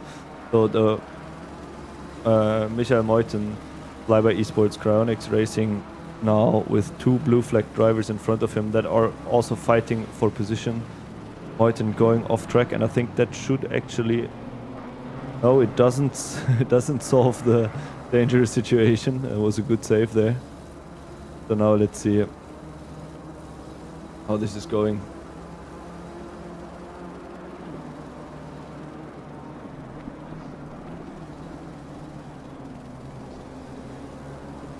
So that was Moiten passing Faro. Now let's see how Moiten manages to pass Breurater.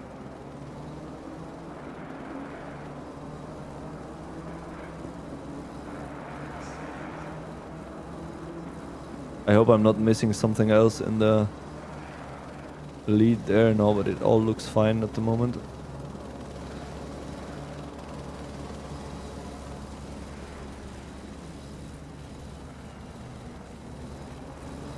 So now maybe on Wellington Straight there's a chance. If I'm not mistaken, they all have some connection to... Yeah.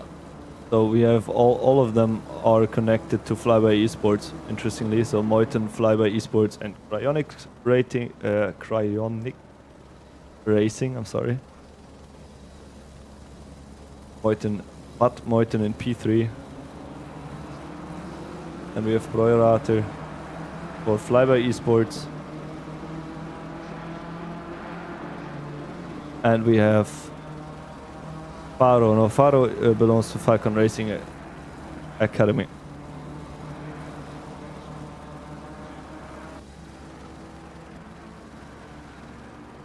Yeah, Prahl now far behind.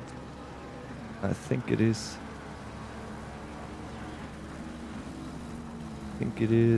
No, it wasn't.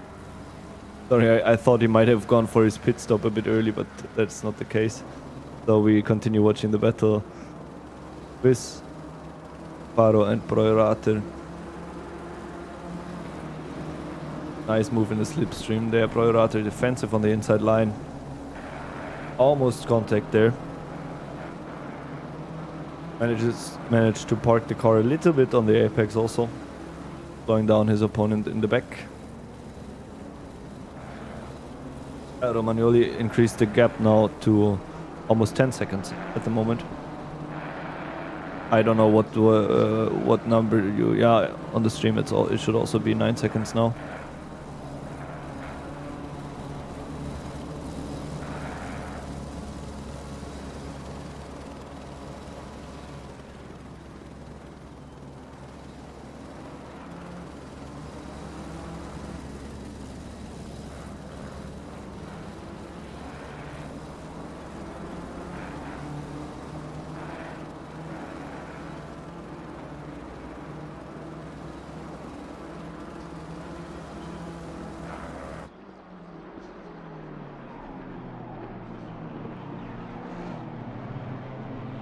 So behind Faro, there's also Pavliuk, who we could just see on the straight from Dream Racing, if I'm not mistaken. So also he's trying to capitalize on the battle and the traffic that Faro and Proirater just had.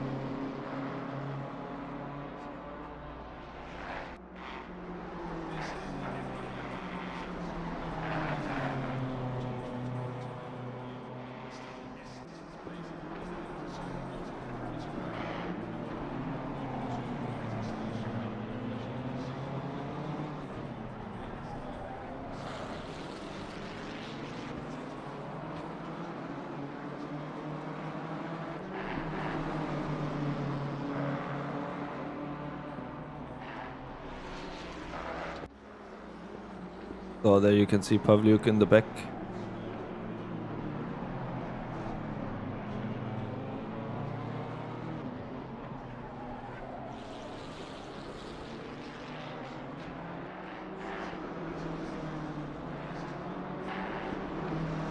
Yeah, for the last lap, definitely Faro has been faster. But I think Proirater is also very smart with the positioning of his car and where he puts where he drives a defensive line and where he doesn't need to drive a defensive line. But Pavliuk definitely is also capitalizing on that, so both of them cannot keep fighting indefinitely because otherwise they will get under pressure from P9 there.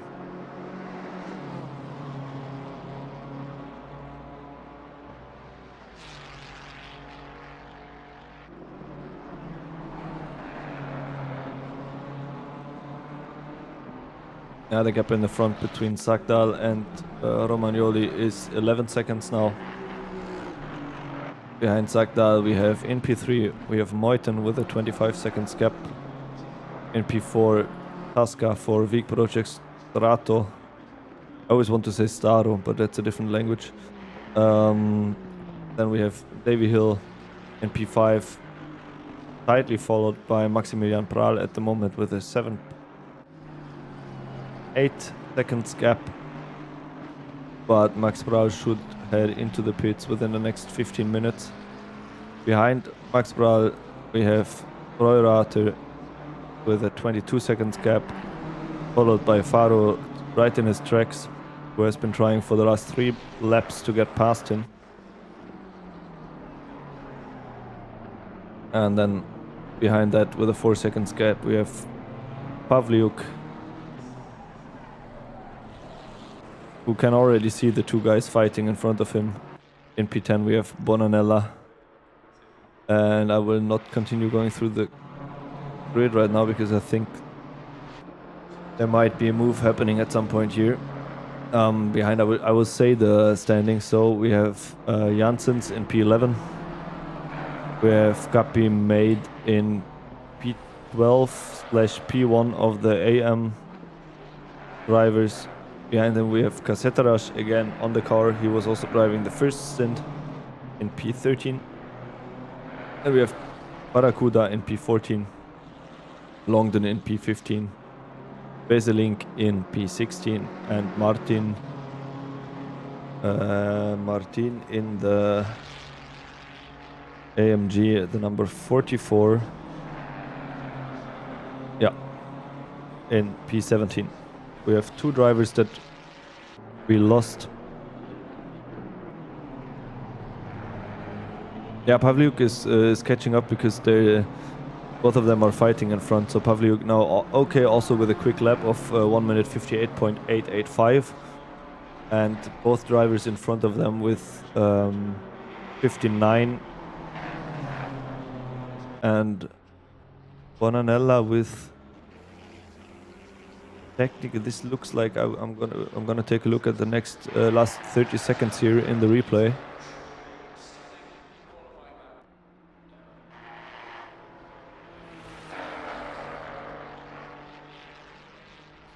What happened there? Ah, okay. Unsettled the car into Beckett and then Beckett, and then a big spin there. Royorata and Faro also had a collision. 1 second. We are going. Let's go 30 seconds back to actually see what happens here into the loop. Now onto Hanger Straight. I'm going to change to the helicam to see what happened there. But Faro was behind. Pavliuk now went through actually with this crash. Maybe we can see it here. The end of Wellington Straight, trying to go for the inside. Faro, both of them off. Oh, that's frustrating. And then there's Pavliuk, the red Porsche that you can see just driving through. Now, Royorata and Faro both on the same on track again, in the same position, but Pavliuk, the one that could capitalize on that the most. Wow, that was tough. That was tough. So hopefully not too much damage, and we will see. Maybe the stewards will have to take a look at that. I'm just assuming. I don't know, but I can see some pissed drivers there.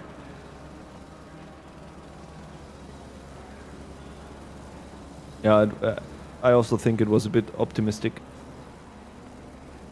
But at some point, you know, you have to try at least.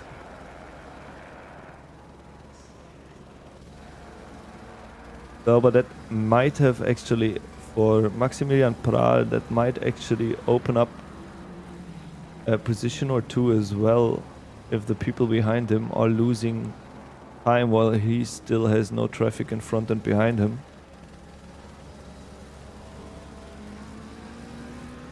Hi Tom, you're back.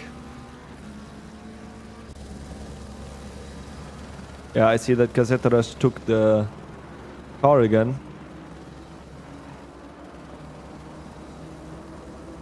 No, there's never a reason to force an overtake, definitely, but some point you have to try sometimes. Sometimes it doesn't work and sometimes people make mistakes. That is entirely natural.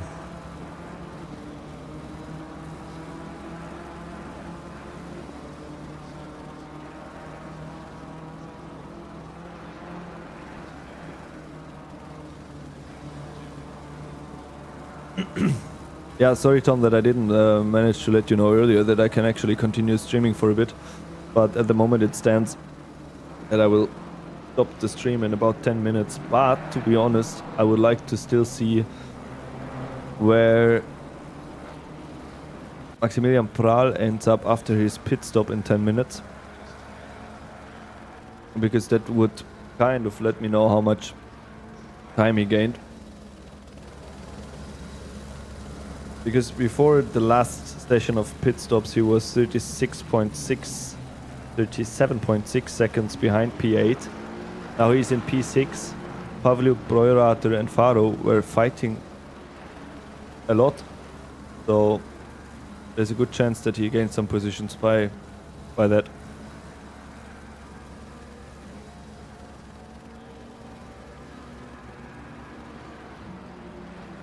Yeah, sometimes you get lucky. Sometimes you get lucky there. Pavliuk definitely got lucky, but this is also what I don't know if I mentioned it today or if it was on Thursday. Sometimes it's just it is just better to hang back and be patient and be like, okay, you know, I see 4 cars driving in front of me. All of them have like a 2/10th gap to each other. I'm just gonna wait here because, like, I don't know, on Imola before the chicane, someone is gonna mess up and there's gonna be a bit of a crash there. So I just hang back patiently and wait for them to do their thing, and then I continue driving, you know. So sometimes that's the smarter move. But we are gonna look at the situation again with Faro, because that's the situation that he's been staring at the back of Proirator for, I don't know, maybe the last half an hour. Yeah, at least the last half of the last stint. That's why at some point, you know, you have to try, and then you misjudge the corner and something happens. Yeah,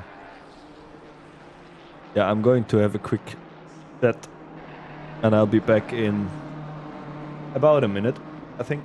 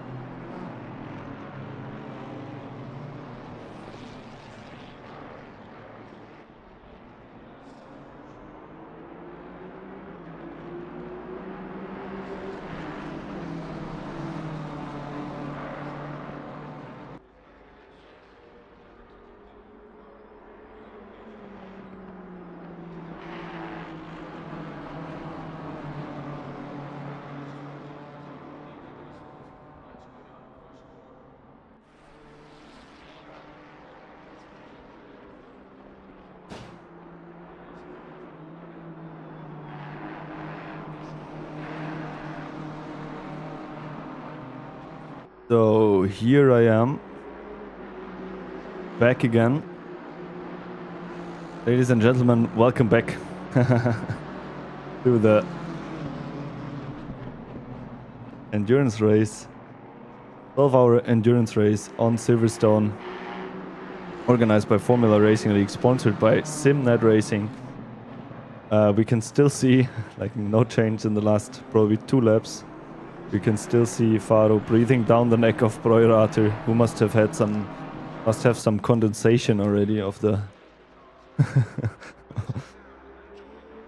breathing down the neck, you know, there's already a bit like moisture. Tom, just for you as an information, I will end the stream precisely at 15:20. Maybe you can hear already my voice is giving in a little bit. Interestingly, we have Max Prahl now coming into the pits. This is the driver that had a bit of a crash in the beginning of the race. Well, it was quite... I think it was 4 cars involved. He also had 5 seconds of penalty. I don't know if he did lose them in the pits, this 5 seconds of penalty. I'm very interested in this pit stop now. First of all, because I think it was 2 driver stint by Prahl now, and I remember that the last time the pit stops were, I don't know how you say it in English, let's say synchronized or on the same, they were on the same lap. He had a gap of 37.6 seconds to P9. So now Thomas Liefke, who was driving the first stint, is back on the car. So you had it up the whole time. I didn't even know that. Wonderful. So now, yeah, at the moment it looks like Max Prahl is in P9. So he managed to at least gain this 37.6 seconds. And I think now everybody has been in the pits for a while.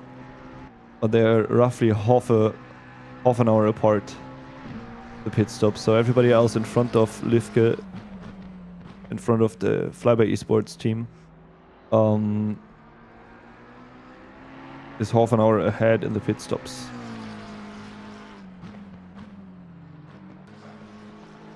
But I think now looking at the statistics, there was a point in the, like 2 hours ago, that Thomas Liefke was 4 positions down, and now it is only 2 positions down. So they are actually rolling their way back through the grid.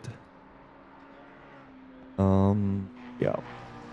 So, Romagnoli is definitely driving away. That was, I don't know if it is Zagdal's times in his second stint, because I think he's doing a double stint. And in the second stint of this double stint, his times are not as good as they were in the first stint. We will have to see what happens when Tomasz Knoppek comes back onto the car.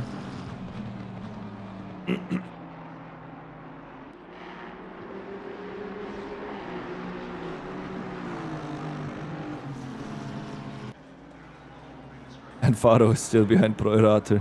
Okay, we're just gonna stay here. Actually, we're gonna take a look at the view that he has been seeing for the last half an hour. Reducing the audio volume a little bit for you guys. Just have to remember to put it back up.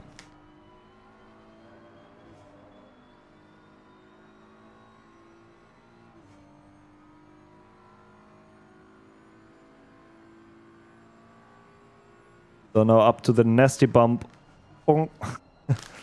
It's really a matter of the line. There is a bit of a line that you can drive that is a bit more to the inside of the track. That basically that basically allows you not to take that bump so much. But yeah, it's the same like in Zandvoort. Before this one corner, I think it seems to be the same construction company that built Zandvoort and Silverstone, because both of the tracks are super bumpy.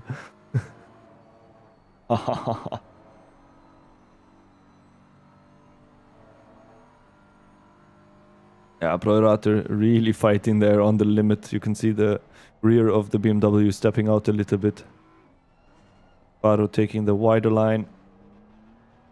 Maybe a little bit later on the throttle here. I'm going to take a look at the top speed of both of the cars as well. Yeah, Faro with the highest top speed on the grid.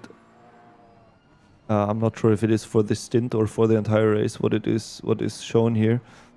Something I notice every time that I'm looking into the statistics is Pavliuk, that the car of Dream Racing has gained 13 positions throughout the whole race.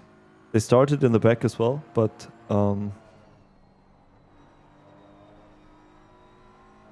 yeah, at this point, I really appreciate the smart driving and defending by Breuerater, because he knows exactly where to put his car in what situation. So, you know, you don't have to go for the defensive line every time, but just in certain situation, and you also need to be able to judge the exit of the car that is behind you to actually put yourself in the right position. So now, for example, it was the right choice not to go for the defensive line, I think.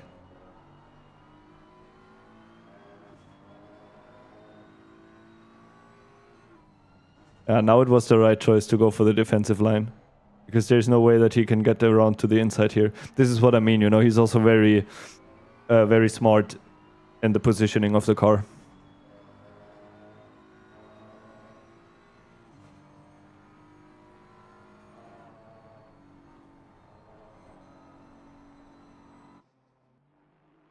I lowered the game volume for you guys, but for me it is not lowered, so now it comes back up again.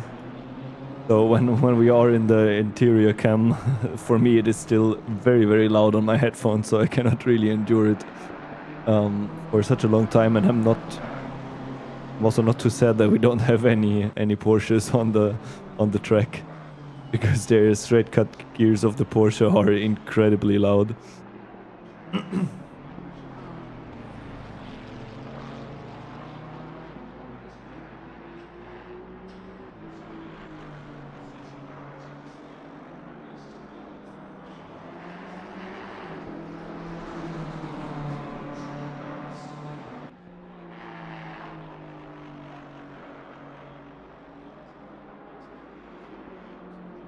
And it is still the case that now, since Pavliuk went through after the little contact that Faro and Breuerater had,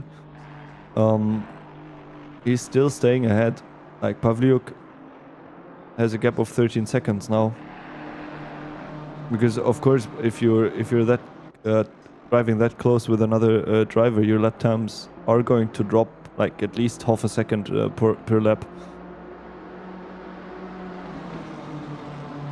Now he's Breuerater on the defensive line, and we can see if Faro manages to stick to the inside line into Vale. No, he doesn't. So yeah, by staying on the defensive line by Breuerater, he kind of compromised the corner for Faro, which is exactly the point of driving a defensive line.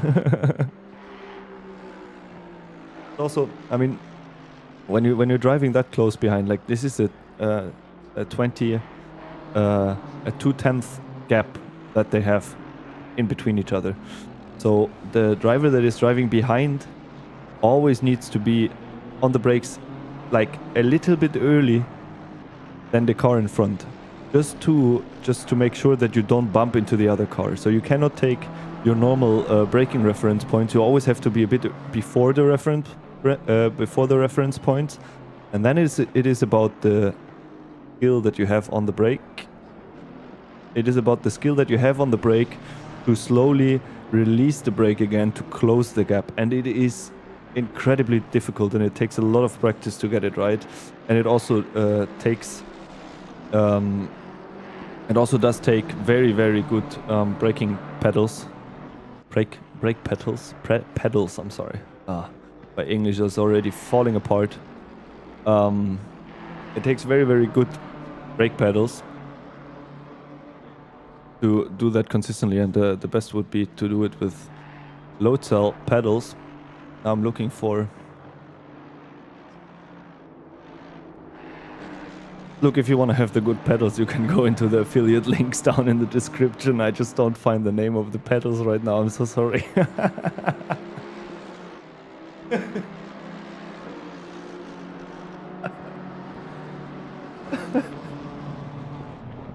I really tried. Guys, I really tried.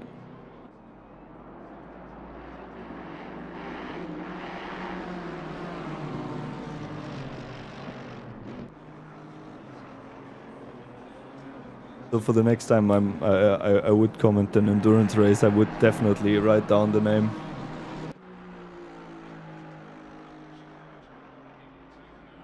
So what else is going on? Pavliuk is actually driving consistently quicker laps than Davy Hill in P5. And that's also why he's pulling away from Proirater. The name of the pedals that you should have are the Simnet Racing SP Pro load cell pedals. Aha, there we are. Thank you, Tom, for supplying this name. I couldn't find it on the top of my head.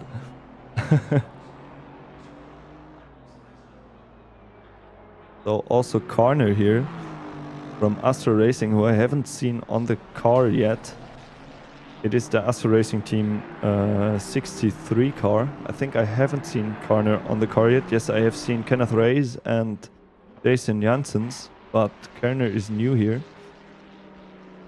Behind him is Nigel Longdon,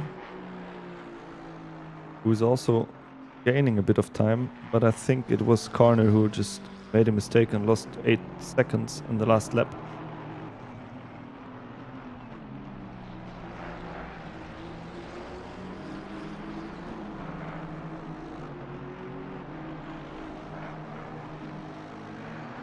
Yeah, so we need to also watch out a little bit if we manage to, if Thomas Lifke manages to still gain time on Faro and Proirater, because of this fight he already gained the position. If I'm... Ah, you had a brake issue, okay. But that was the last 8 seconds that you lost. Faro now again trying on the outside into Vale, and again not managing to make it stick. Maybe now before the...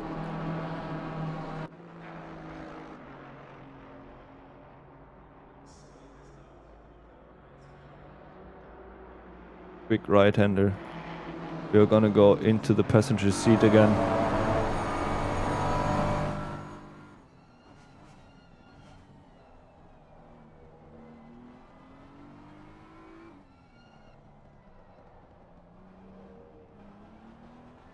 Ah, Faro had to lift a little bit there for a second.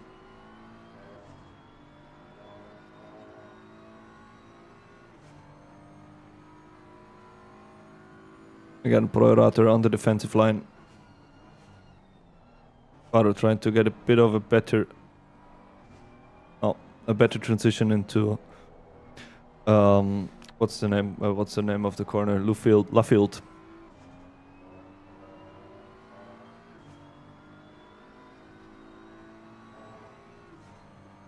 What a battle going on here. I think the first time I really paid attention to it was 20 laps ago. So for 20 laps, Faro has been seeing at least the back of this car. Not the same driver, but the back of this car.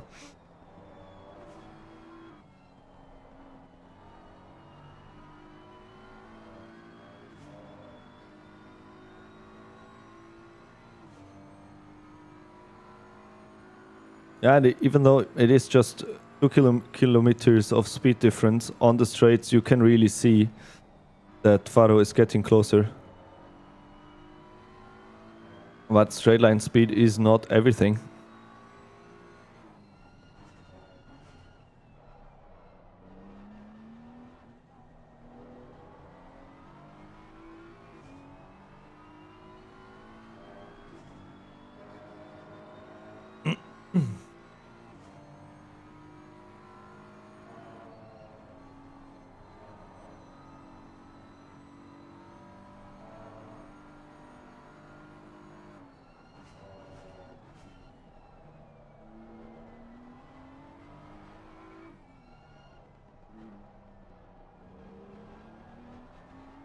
At some point they will have to find a solution for the discussion about the track position that they're having at the moment, because there is Lifke coming up now with a 12-second gap in P9 behind Faro.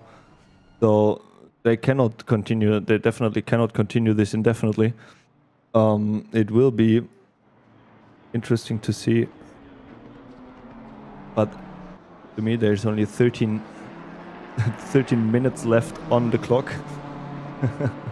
So I might check in a little bit later to see what the results are.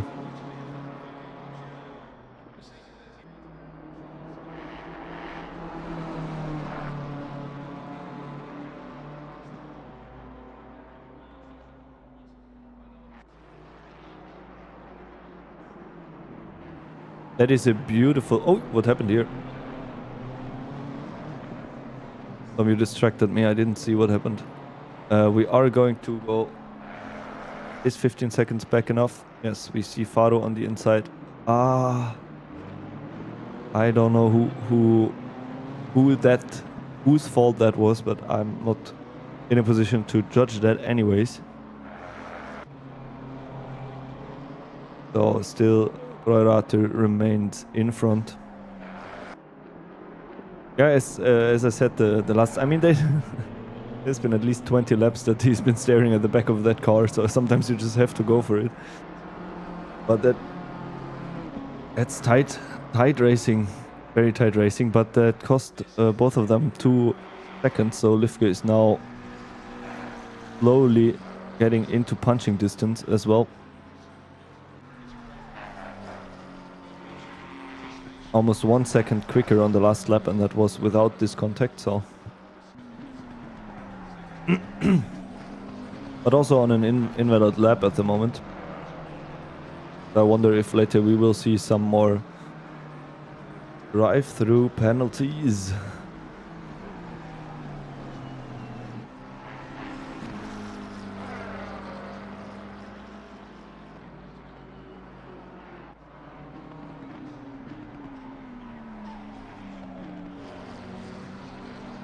So Tom just sent me a beautiful picture of this, of the livery of this BMW that is supposed to be white and blue. I will have to check this again, because there has been I have had some issues with the liveries lately. Actually, since the beginning, it's not just lately. But I'm sending you a picture right now, Tom, of what the issue with another livery was. So this might also be the issue here, that the car is not specified. The livery is loaded, but no car is specified. And then it doesn't really work. I don't know if it is the case here now, but this is something I will take a look at later.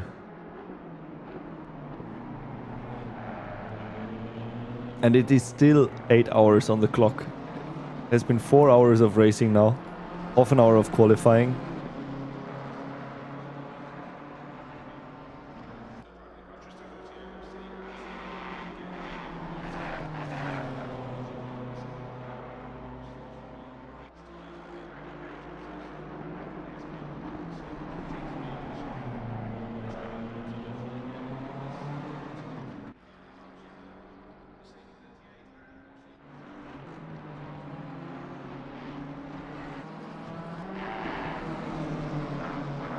Yeah, Faro is back to the old gap.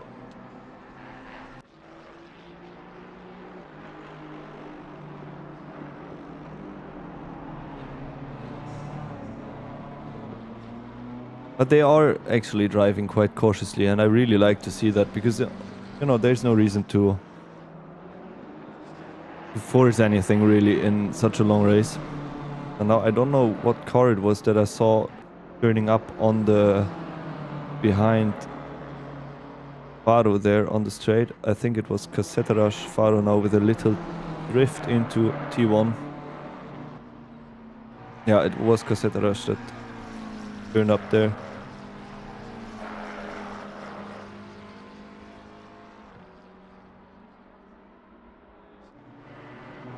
But Lifke manages to gain time still, because the drivers in front of him, both of them are roughly half a second slower than Lifke.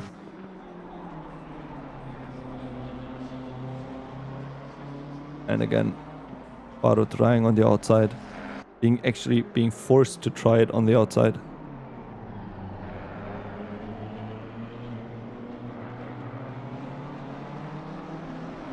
What a battle.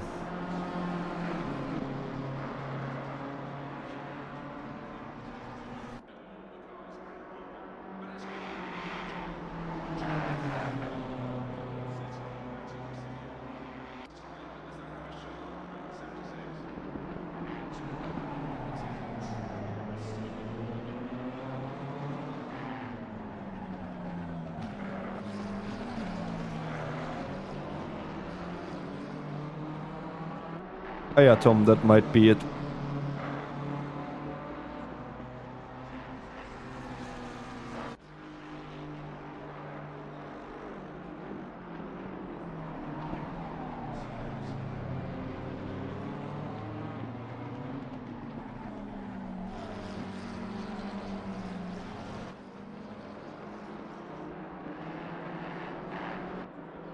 Now Faro trying to go for the undercut in the pits.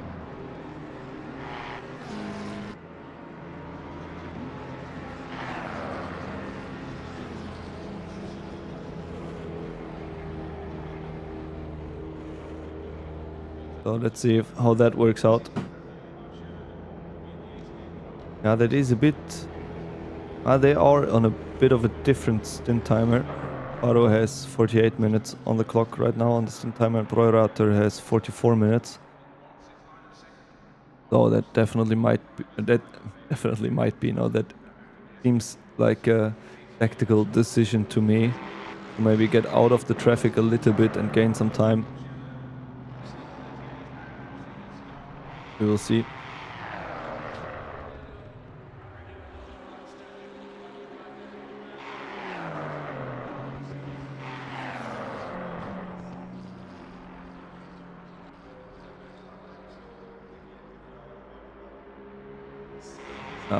Maybe also repairs being done.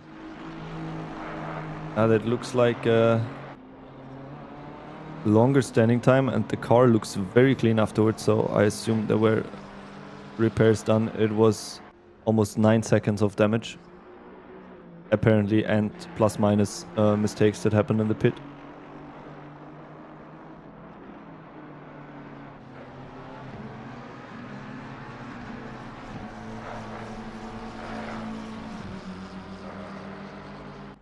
On the other hand, we have also rFactor now that can just drive without the threat of being overtaken. Might actually give him a bit more time to breathe.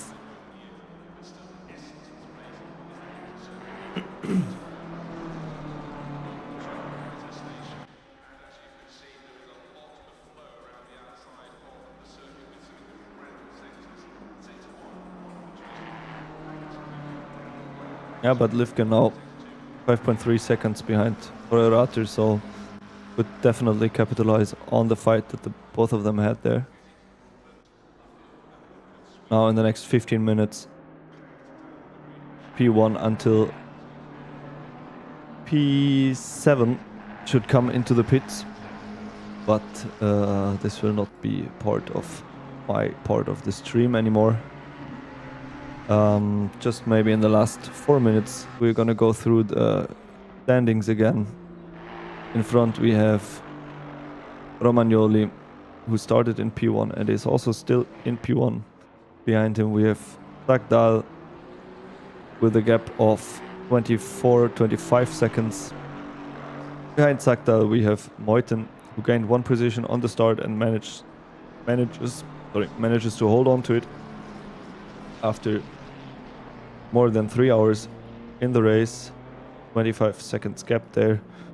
Then behind we have Thomas Tasca, who lost 1 position to Meuthen, obviously, because he started in P3 after qualifying. Then there is Davy Hill behind in P5, who gained 3 positions. And behind them we have I'm the spreadsheet. Then we have Dream Racing, who gained 13 positions, started quite in the back for qualifying. And then we have rFactor in P7 with a gap of 25 seconds as well to Pavliuk. Behind rFactor we have Livke with a 4.6 seconds gap, so rFactor actually does not have too much of time to breathe until he's being under attack again. In P9 we have Bonanella with a 40 seconds gap to P8. Then we have Simone Savini, who I haven't seen on the car yet.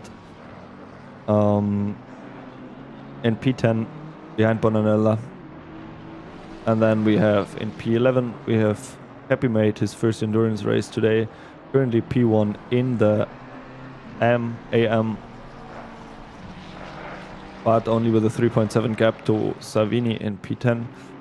Behind him we have Cassetto with almost a minute of time in P12. Then we have Fabian Karner for Assetto Racing team with 45 seconds of a gap. Then in P14 we have Nigel London with 4 seconds of a gap to P13, so I think there is still something possible.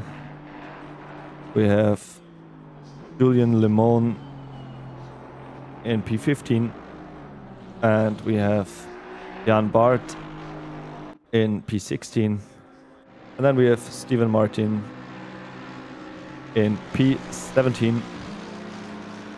And so things to watch out until the end of the race in 8 hours. So there's Pavliuk with most of the time gained. There is Livke, who's on a different stint timer for the crash he had in the first lap, but is working hard to gain back the positions. Then there is the 2 Formula Racing League cars in P10 and P12 of the grid, in P1 and P2 of the AM. And I think that was it for me today. I will be quite excited to see how this race turns out, and thank you very much for tuning in.